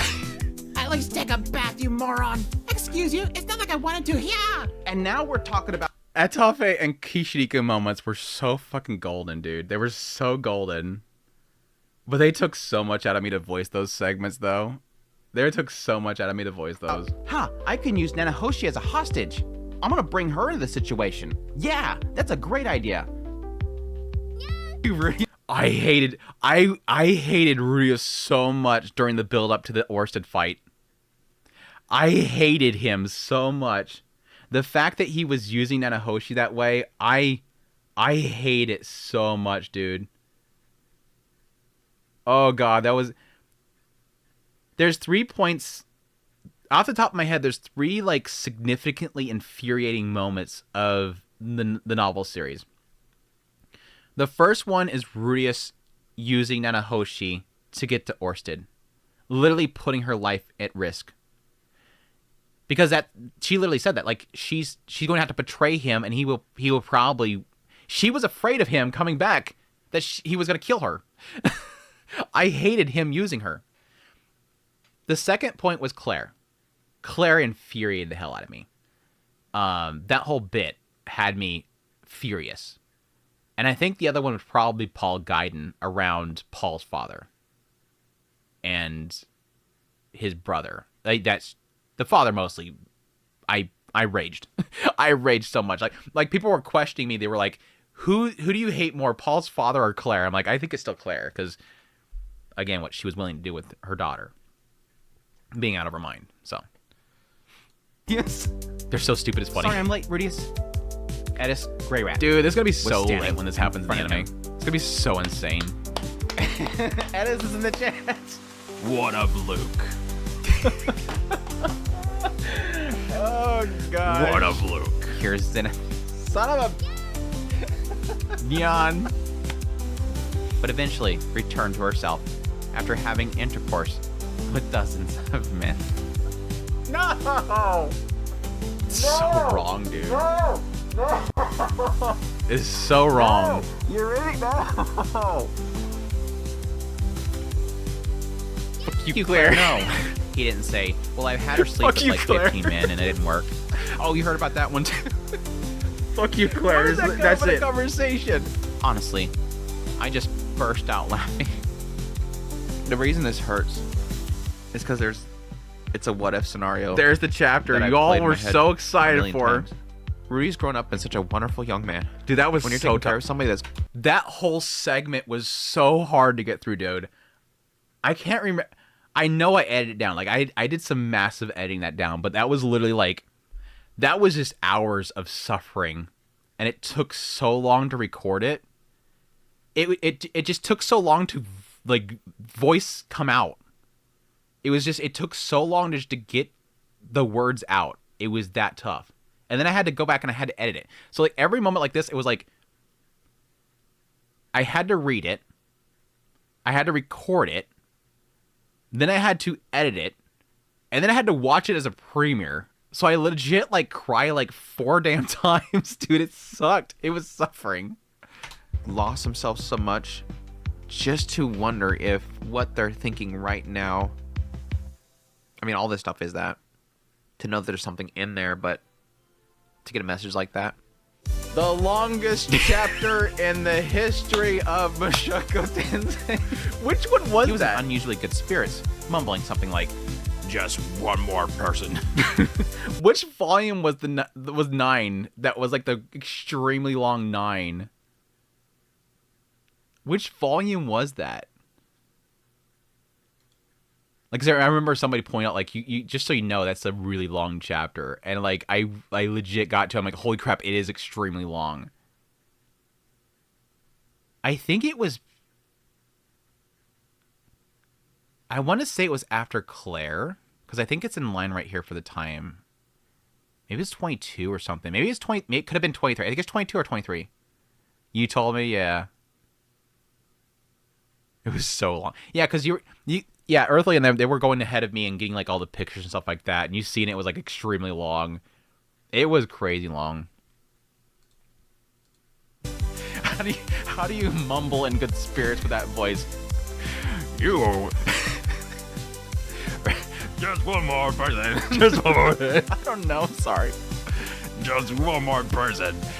What do you call it? Call what? The armor. Oh, magic armor. I see. What an uninspired Name. What a dull name. What a dull name.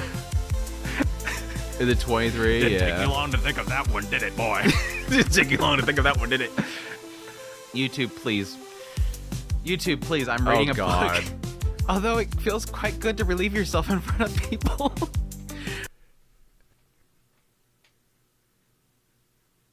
I wonder how they're gonna handle that in the anime. I don't think I ever thought about that. How are they gonna handle the piss princess in the anime?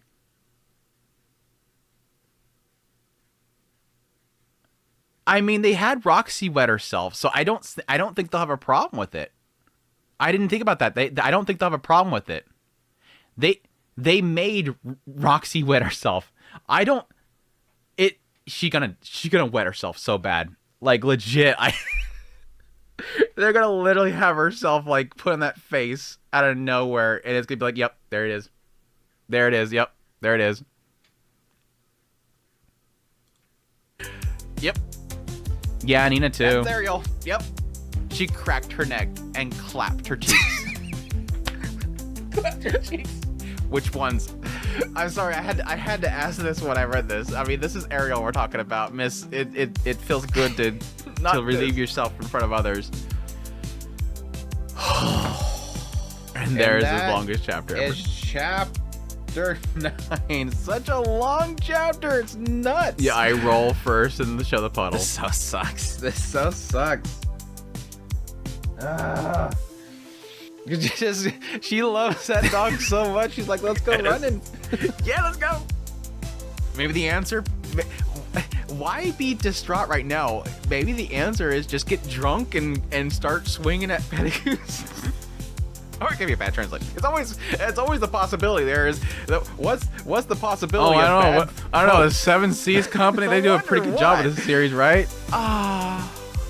However, in the next moment, a look of ecstasy spread across Ariel's face. Look at Ariel, dude.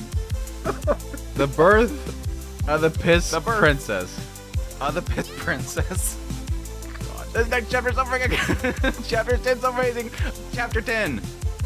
Oh, I Radius' love this, battlefield. dude. Orsted, when he went in that call this room, was chapter so 10. good. Orsted's battlefield. That was so Let's just good. go with that. Or chapter 10, Pettigoose's amusement. Pettigoose's amusement. This whole chapter and the next chapter is just freaking Pettigoose's amusement. Orsted had finally arrived. It's time to make a donut shop. It's time to make a donut shop.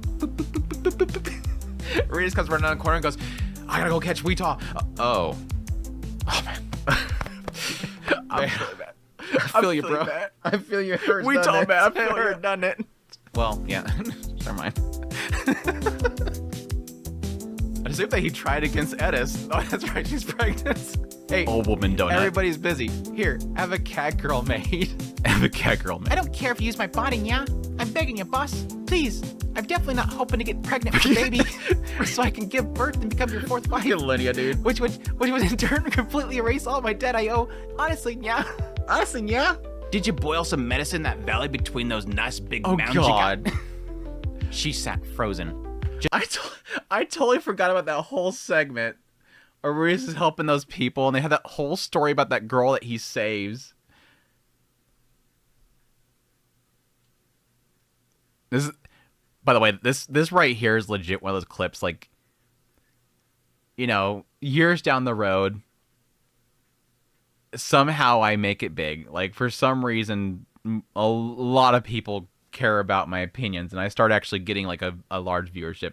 And at some point, I become like relevant to the public. That, you know, certain people that want to destroy you will suddenly you get in their crosshairs. This is the clip that people will be showing. This will be the let's cancel this guy. This is the clip. This is the clip. Just watching him in and out, he breathed, smothering his face for a whole 5 minutes. Thank you, God. Thunk. That's my cancellation clip. Is me reading Rudius calming himself down with underwear. It is perfect. His big helmet on top of his head. Yeah, when the moment they start like looking for random clips, it's just gonna be like, okay, whatever, I don't care. Let's see what happens. God, I can't wait for the comments to roll in. All right, I'm ready. Let's go. Do I smell good? Oh, it's the cursed I deodorant. need somebody to keep Linnea in check. Aisha. Aisha. She can help this be successful. No. Don't tell me. That's right, the superb items that you fear so much. Yes, the very man who's been painted as a villain by the whole world, but is actually incredibly kind and deeply loves children. Deeply The legendary loves hero children. who played a vital role in defeating Laplace. The statue of Roger Superdia. I can't believe I got that in one take. I can't believe I got that in one take. And deeply loves children. End. And that is Mushoku Tensei Java's Reincarnation. What a fantastic novel series, dude. All lead up legit. to... I have to admit, this is one of my favorite jokes that I ever did. This is, besides like the Cliff tier listing, this is one of my favorite bits. Was doing the cast scroll and everything's Andrew. Every single character in the entire series is Andrew. One moment. The biggest plot twist, Rudius was not the main hero. It was Lionheart. It was Lionheart. It was a really good call to buy all these Lionheart sunglasses was the after actual all. character. The gleam of these gold coins would have blinded me otherwise, yeah. She's so petty. Sabaro's so petty. How dare you make fun of my magnanimous man? I'm not gonna give you your map. You can't have the map. Minotona and Tersuna. Tersuna. How do you get Tersuna. that wrong? 7 C's. Tersuna? It sounds like tuna. Yeah, Daddy, no, yeah. Have you no concern for your daughter's chastity? You got it. Ah, that reminds me of the passionate night we spent together. Boss picked Linnea and Persina were some of the mainly Linnea. Linnea was some of the most annoying voices to do. Well, okay. So there's two aspects to voicing all these roles. From a literally, I've done. I am not a professional voice actor, and all of my learning of voice acting has been done through, yes, technically growing up fat. And so the only way that I could literally not have myself bullied on a regular basis was to become the class clown. And so I did a lot of voices. Like Arnold Schwarzenegger is one of my favorite ones. Get to the chopper. Like I do like all these voices just for the sake of like being a comedian. And anyways, that's hype. My only like professional experience is literally just voicing this in a content creation format. There's two elements to the struggle through my experience with Mushoku Tensei. Besides the fact that I never knew who the hell's talking at what time because Refugin refuses to say who's talking. The biggest struggles for me was speed. Speaking in a different voice than your own at a higher speed, for me anyways, is very difficult. Edis was extremely difficult because Edis for me was very like tsundere, and so I have to be like talking fast. What about it? What are you doing? Huh? What are you doing? Reese, what do you go next? Huh? What do you want me to do that for? Like, she talks very fast. So I'm reading text. It's easy for me to do it with just off the top of my head, but reading text quickly with a higher pitch is very difficult. And the other struggle was, of course, certain voices that irritates the throat, which, again, oddly enough, was not Orsted. I thought Orsted would be very difficult to do, but he was not. Oh, yeah, Hitogami. I love my man god voice. Rudius, you will do it, or you regret it. Like, I love doing his voice. So, Kalman II, Man God, Zenoba, and Orsted. Those are my 4 favorite voices to do. Body Gotti, too. I love Body Gotti. Body Gotti was fun. Geese was okay. I liked Geese's voice. Geese actually, if I remember correctly, Geese was difficult for me to do. Geese's voice messed with my throat. That Dede Andrew. Kishidika and Atafe and Kishidika was difficult because they were fast, yes. Atafe and Kishidika were fun, though. I loved doing them. Like, especially when they're in the same room. They were technically kind of close to each other. But, like, Atafe, I kind of gave more like a coffee smoker voice to Atafe. Yeah, gross. Get away from me. And then Kishidika was more like just high pitch. What? No, what are you doing? But no, I love doing Atafe because, again, she was like a goofball. And again, I love, again, going back to the thoughts on Atafe, loved how, like, she makes sense as an idiot. Her desire to be like her father. Anyways. Picked me up and carried me out like a princess in his arms. I like the Death God voice, too, because he was always bored. Like, it gave an impression when he first meets him that he just didn't want to be there. and he looked bored. So the guy just go with a bored voice. Oh no, I can't share any more details than that, Meow. Just know that Boss made Meow weep that day. That can't be. Boss said that he wouldn't be doing dirty by fits and That was one of my favorite parts too, was them meeting Priscilla back in the cage and Linnea just like gloating about how she's like the new mistress or whatever. It's great. Roxy, so he wouldn't give us the time of day. I'm apologizing. I'm all over the place with his voice. I should have thought about it more. I was an Oba. Kermit the Frog here. Let's just go for Kermit voice. Go for Kermit the Frog voice. Their beds. Where my daughter sleeps. You Oh, that promised- was right. That was the dude that made the little boxes for the dolls. And it's like, well, these are the beds that I make for my children.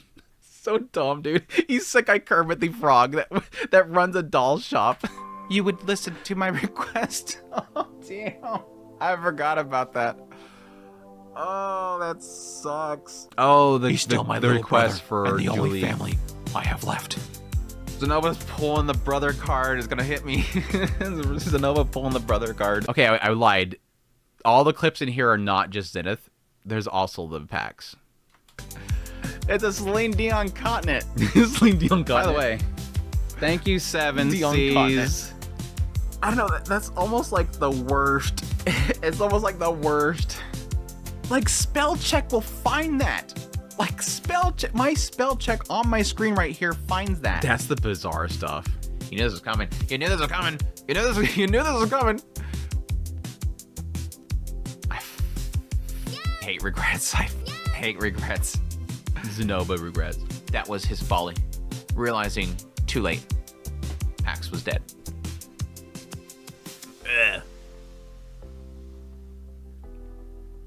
I did not think that was gonna hurt. Again, it's Zenoba. Can you imagine that? Yeah, the whole It's not Pax, it's Zenoba, but it hurts. scene where Pax is flipping out and he's just talking and yelling at Roxy, and then suddenly out of nowhere, I come in with a bang. Relax, Max. Relax. Back my drink. Let's celebrate. You're being overthrown. Let's celebrate. You're being overthrown. I'm so happy to finally have happiness for Zenova right now. Oh, it's Aw. so good. I said I was gonna cry. It was I said so I wasn't sweet. gonna cry. I still want What to is a display knight that. doing cuddling a stuffed animal, Nya? What is she? A bit, Nya? Boss, what's the big idea? Nya, The wait ginger just a bear. second. Reese gave Linnea the boot, tossing her outside. This is my mother. She's not a. I'm already gonna do it already. Oh, back to Claire again. She's not a oven to make your babies. She's not just an oven you stick buns in. That was the other That's right. That was the other infuriating thing, because it wasn't just an aspect of like curing her, which like, yeah, a mother wants to save their child, but it was so much around the idea of like carrying on the bloodline. Oh, it was so freaking annoying, dude. I hate it. Oh yeah, just pain. Fucking hell, dude. Tranquility, Andrew. Like Radius said, tranquility is middle name. Tranquility. My middle name is Andrew Tranquility. Not in your head. It makes me hurt for Zenith. And if she could possibly know what she's saying, it's like, it sucks I don't know what Zenith can understand. Sycamore-chan. This is the only part that got. It's like, it's so funny that Rias is so. I'm because I'm reading it. I'm so. There was so many nyas. This could not go worse. I mean, it could be worse. But I'm. Rias. And then. Aisha just pops up and says, Sycamore-chan. And then Rias says, that brought me back some of my senses. Because, yes, it's funny the thought of, like, Aisha that, like, get him. She's like, yeah, get him, Rias. This is what I want. Get him. This is what I've been waiting How for can ever I since get I was them back back at to Millis having a before. life? Can they have a job again? Can they have a future? No. Her mind is the family lineage. Her mind is, at least Zenith will have a lineage. She'll provide me a grandchild that will be a Latria. fucking frustrating, That's dude. all she cares about. That's all she cares about in the scenario. I'm not mad at Aisha. Yeah, I forget how many we had. I want to say it was like 50 something on one of those videos. It was like 50 something nyas. I'm not mad at Wendy. Geese. It's all Geese. about geese. That was a bit too far. Chill out, Rudius. Yeah, that's true. They just proved to me that I'm not really thinking that clearly. All right, let's go talk to the Pope. Hey, what's up, Pope? Can you help me out? Yeah, it is asking you to kind of step out there quite a bit, isn't it? I'll still a blessed child for you. Pope. I forgot what that clip was about for a minute there. I legit forgot what that clip was about. Like, what is this rundown for? Yeah, it was literally, that was Rudius's mindset. Is he goes to this back room and he's talking to the Pope and he's like, yeah, that didn't work out right there. We're like, hey, I'll get a blessed child for you. It was so left field. Like, okay, let's do that. Pope. It's the Pope, dude. It's the Pope. I was so dead set on it being the Pope. I was like, watch, it's gonna be some stupid betrayal thing for Cliff. And it's gonna be like, it's gonna make everything extremely complicated, and then Cliff's gonna have to replace him or something like that, but no. Sorry, it's gotta be the Pope. I mean, I see those not of the Mill's faith have rather extreme, that is to say, different rituals to ours. You just saw the core of my soul. I see. She flattened the hem of her skirt and drew back from him a little. She's like, don't take my underwear. She's like, don't take my underwear. Oh, man. Good old boy Cliff. Too pure Cliff over there going, Rudius, what the hell are you doing? Rudius. I love that because if I remember correctly, Cliff has this whole thing here, and it's like he's almost trying to, clear the air and get everything kind of situated, and then Rudius keeps pushing it, and Cliff's just like, dude, Rudius, stop. Like, you're all about family. You're always about family. I'm trying to fix things for you. What the hell, dude? Cliff is, Rudius, the hell, dude? What are you doing? Chill, dude. If her grandson won't do it, Xanath will. And I'm so conflicted. I am so conflicted by this, by the way. So conflicted. Either way, like, for me right here, it's like the moment this happens, if I'm Rudius, I'm over there. Woof, woof. I forgot about this. Again, Lucy never has any positive reaction or moments with Rudius. It absolutely fears Rudius, but here we go. Are you hungry too? Fine, I'll feed you. Here's your dinner. It's a secret, okay? What you guys are doing is politics. What you're doing is sacrificing and destroying a family right in front of my eyes and my friend's family. You're ruining Rudius' family. He doesn't realize it yet. You're ruining his family. He's gonna try to get Rudius to understand, but you're ruining my friend's family. Rudius is making the wrong decision. Family's more important. Rudius is not stopping this. He can do this. Everybody's looking at Rudius because he has the decision, but he's not doing anything. He wrapped his arms around her before fondling her breast, at which point she beat him to death. As his consciousness faded, everything was clear. This was Geese's plan all along. The end. Just don't punch her, please. Please don't punch her. Aisha stroked Lilia's back as she wept. Then when her tears subsided, Zenith came over and like, Right back into it. I'm gonna knock something off the wall. Okay. Well, if he keeps doing this and talking me up, and now he's firing back at me, you know who I am. The death loop number Forgive 2. me, my goddess. They have all the officers try assignments, taking turns. I think it's Roswell. I've been recently rewatching ReZero, so it's like Roswell. I randomly turned to Roswell. I remember that one because it was just I was watching ReZero at this time. Like ReZero is airing, and I'm like, I don't know where I'm going. Roswell. All voices in my head. That's what it is. Subaru. What do you like about this Subaru?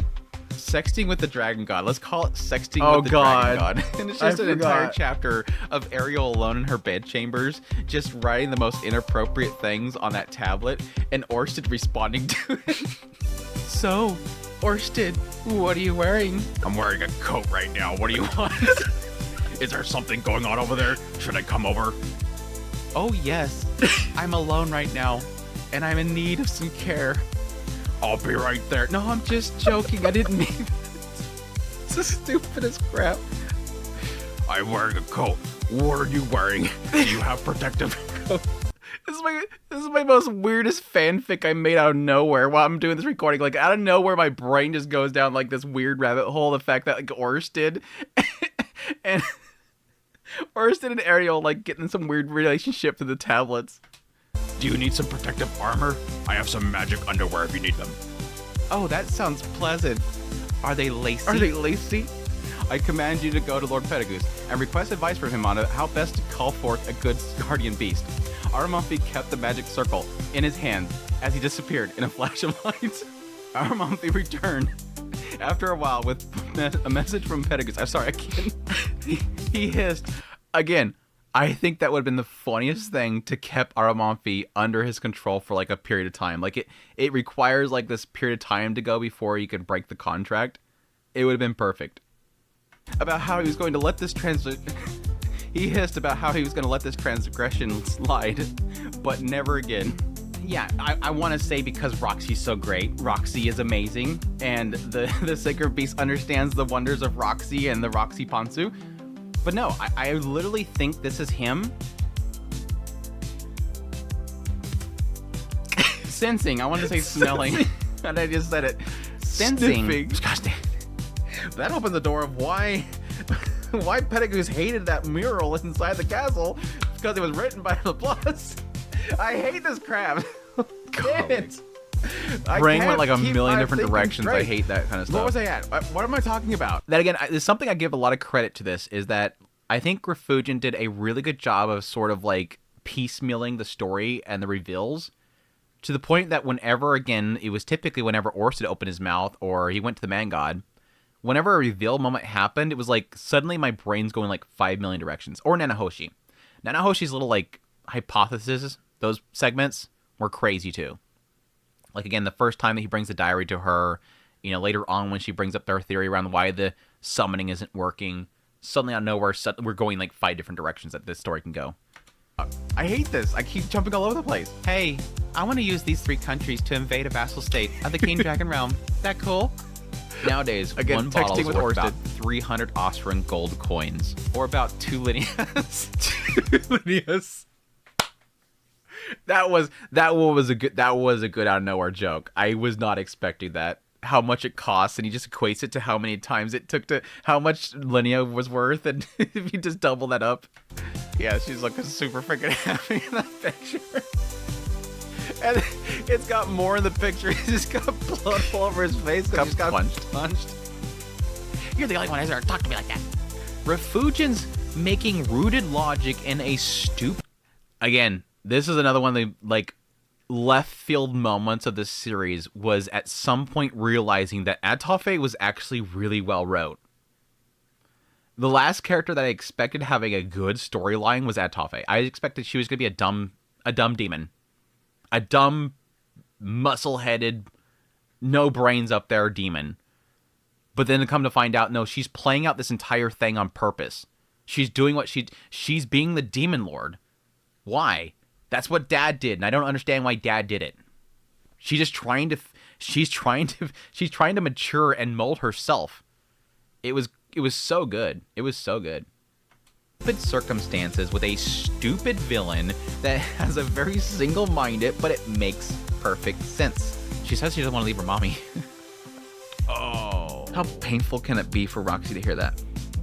It's okay. I'll never leave you. It was just a mistake. God, flawed characters are great, right? God, flawed characters are great. Roxy's parents stood at the entrance to the village until they were out of sight. I wish she would connect with them somehow. Never had a connection, even to the I end. hate It that sucks she doesn't connect with them. so much. People, appreciate what you have. Zenova, he snuck in that bedroom. But no. Breeze, Oh God, I was trying to remember where that joke came from. It was around seeing Zenova snuck in there one night with Sylphie. And find out. But no. Breeze, this is what you call around and find out. Go around and find out. But she's forgetting one major thing. She nurtured and created a ecosystem in that home. One of the things that she put together, again, this was is a the big point for structure Sylphie, of the wives. Did Galfalion tell you stories of his exploits as you lay in his bed? What? It was so funny that I called that joke, and it just absolutely came to fruition. I was joking about this idea of like Edis and Falion, and then out of nowhere, Orsted uses that as a way of like baiting her. I was like, no way did that turn out to be like canon. Orsted gone petty. I made a joke in the Discord to the mods that when he laid out the swords, he laid out 4 swords, and Edis said, "That's not a sword. That's not a sword." And he goes, "Oh yeah, sorry about that." I made mentally a stupid joke like that, and then I go down here and I read that, and I'm like, holy crap, me and Orsted are getting way too close. It's like it was Orsted-brained. it was absolute proof that I am completely sold on Orsted, and that Orsted has become part of my own like best of favorite characters, is because I literally made the same joke. The same joke. It wasn't as big as I thought it would be. But there is one cool thing in it. There is one cool thing in it. Hey there, give us your punts, yeah. We'll give you some fresh new ones, yeah. What does Master Fitz think? I can use it again. Thanks for inviting me to the party. Have a dildo. Hey, finger runs. Look at it. Finger runs. There it is. There it is. Rudius. Relax, Rudius. What? in Yeah, the we're world finally is to this the actual creature? trailer. Yeah, that thing. That's why it's in the letter to you. Isn't it great? Master. Fuck. That's a succubus. That's a succubus. Oh, I hate connecting this. I wanted Zenoba to go with him so bad. I wanted Zenoba to go with him so bad, cause he wouldn't have been. Zenoba of all people would not be affected by succubuses. He would just be like, "Wait, is it made of stone? Then I don't care." Fuck, Rudius, that's a succubus. Oh god. You're all excited about this stupid chapter in this He's so volume. goofy. It says We had son way of too much fun with this entire series, for sure. Father is killing me. Stop typing that. A reminder that everything you've done at that point had meaning. Like, I was right, there was something in there. Father, I was a terrible son.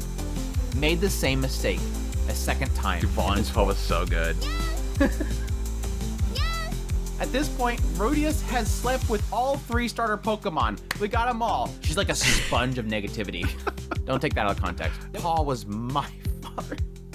Later and again, chat. You don't have to chat. No. What the f, Rudius? It's like, all right, celebration time. Order What was everything that on one? What the f, Later and again, chat. You don't have to chat. No. What was the WTF moment for Rudius? I don't think that was with Orsted and Nanahoshi. I can't remember what that one was for. I don't remember what that. There's so many moments of Rudius making me crash out. I don't remember what that one was. What the f, There's so many. Rudius. Yes. All right, celebration time.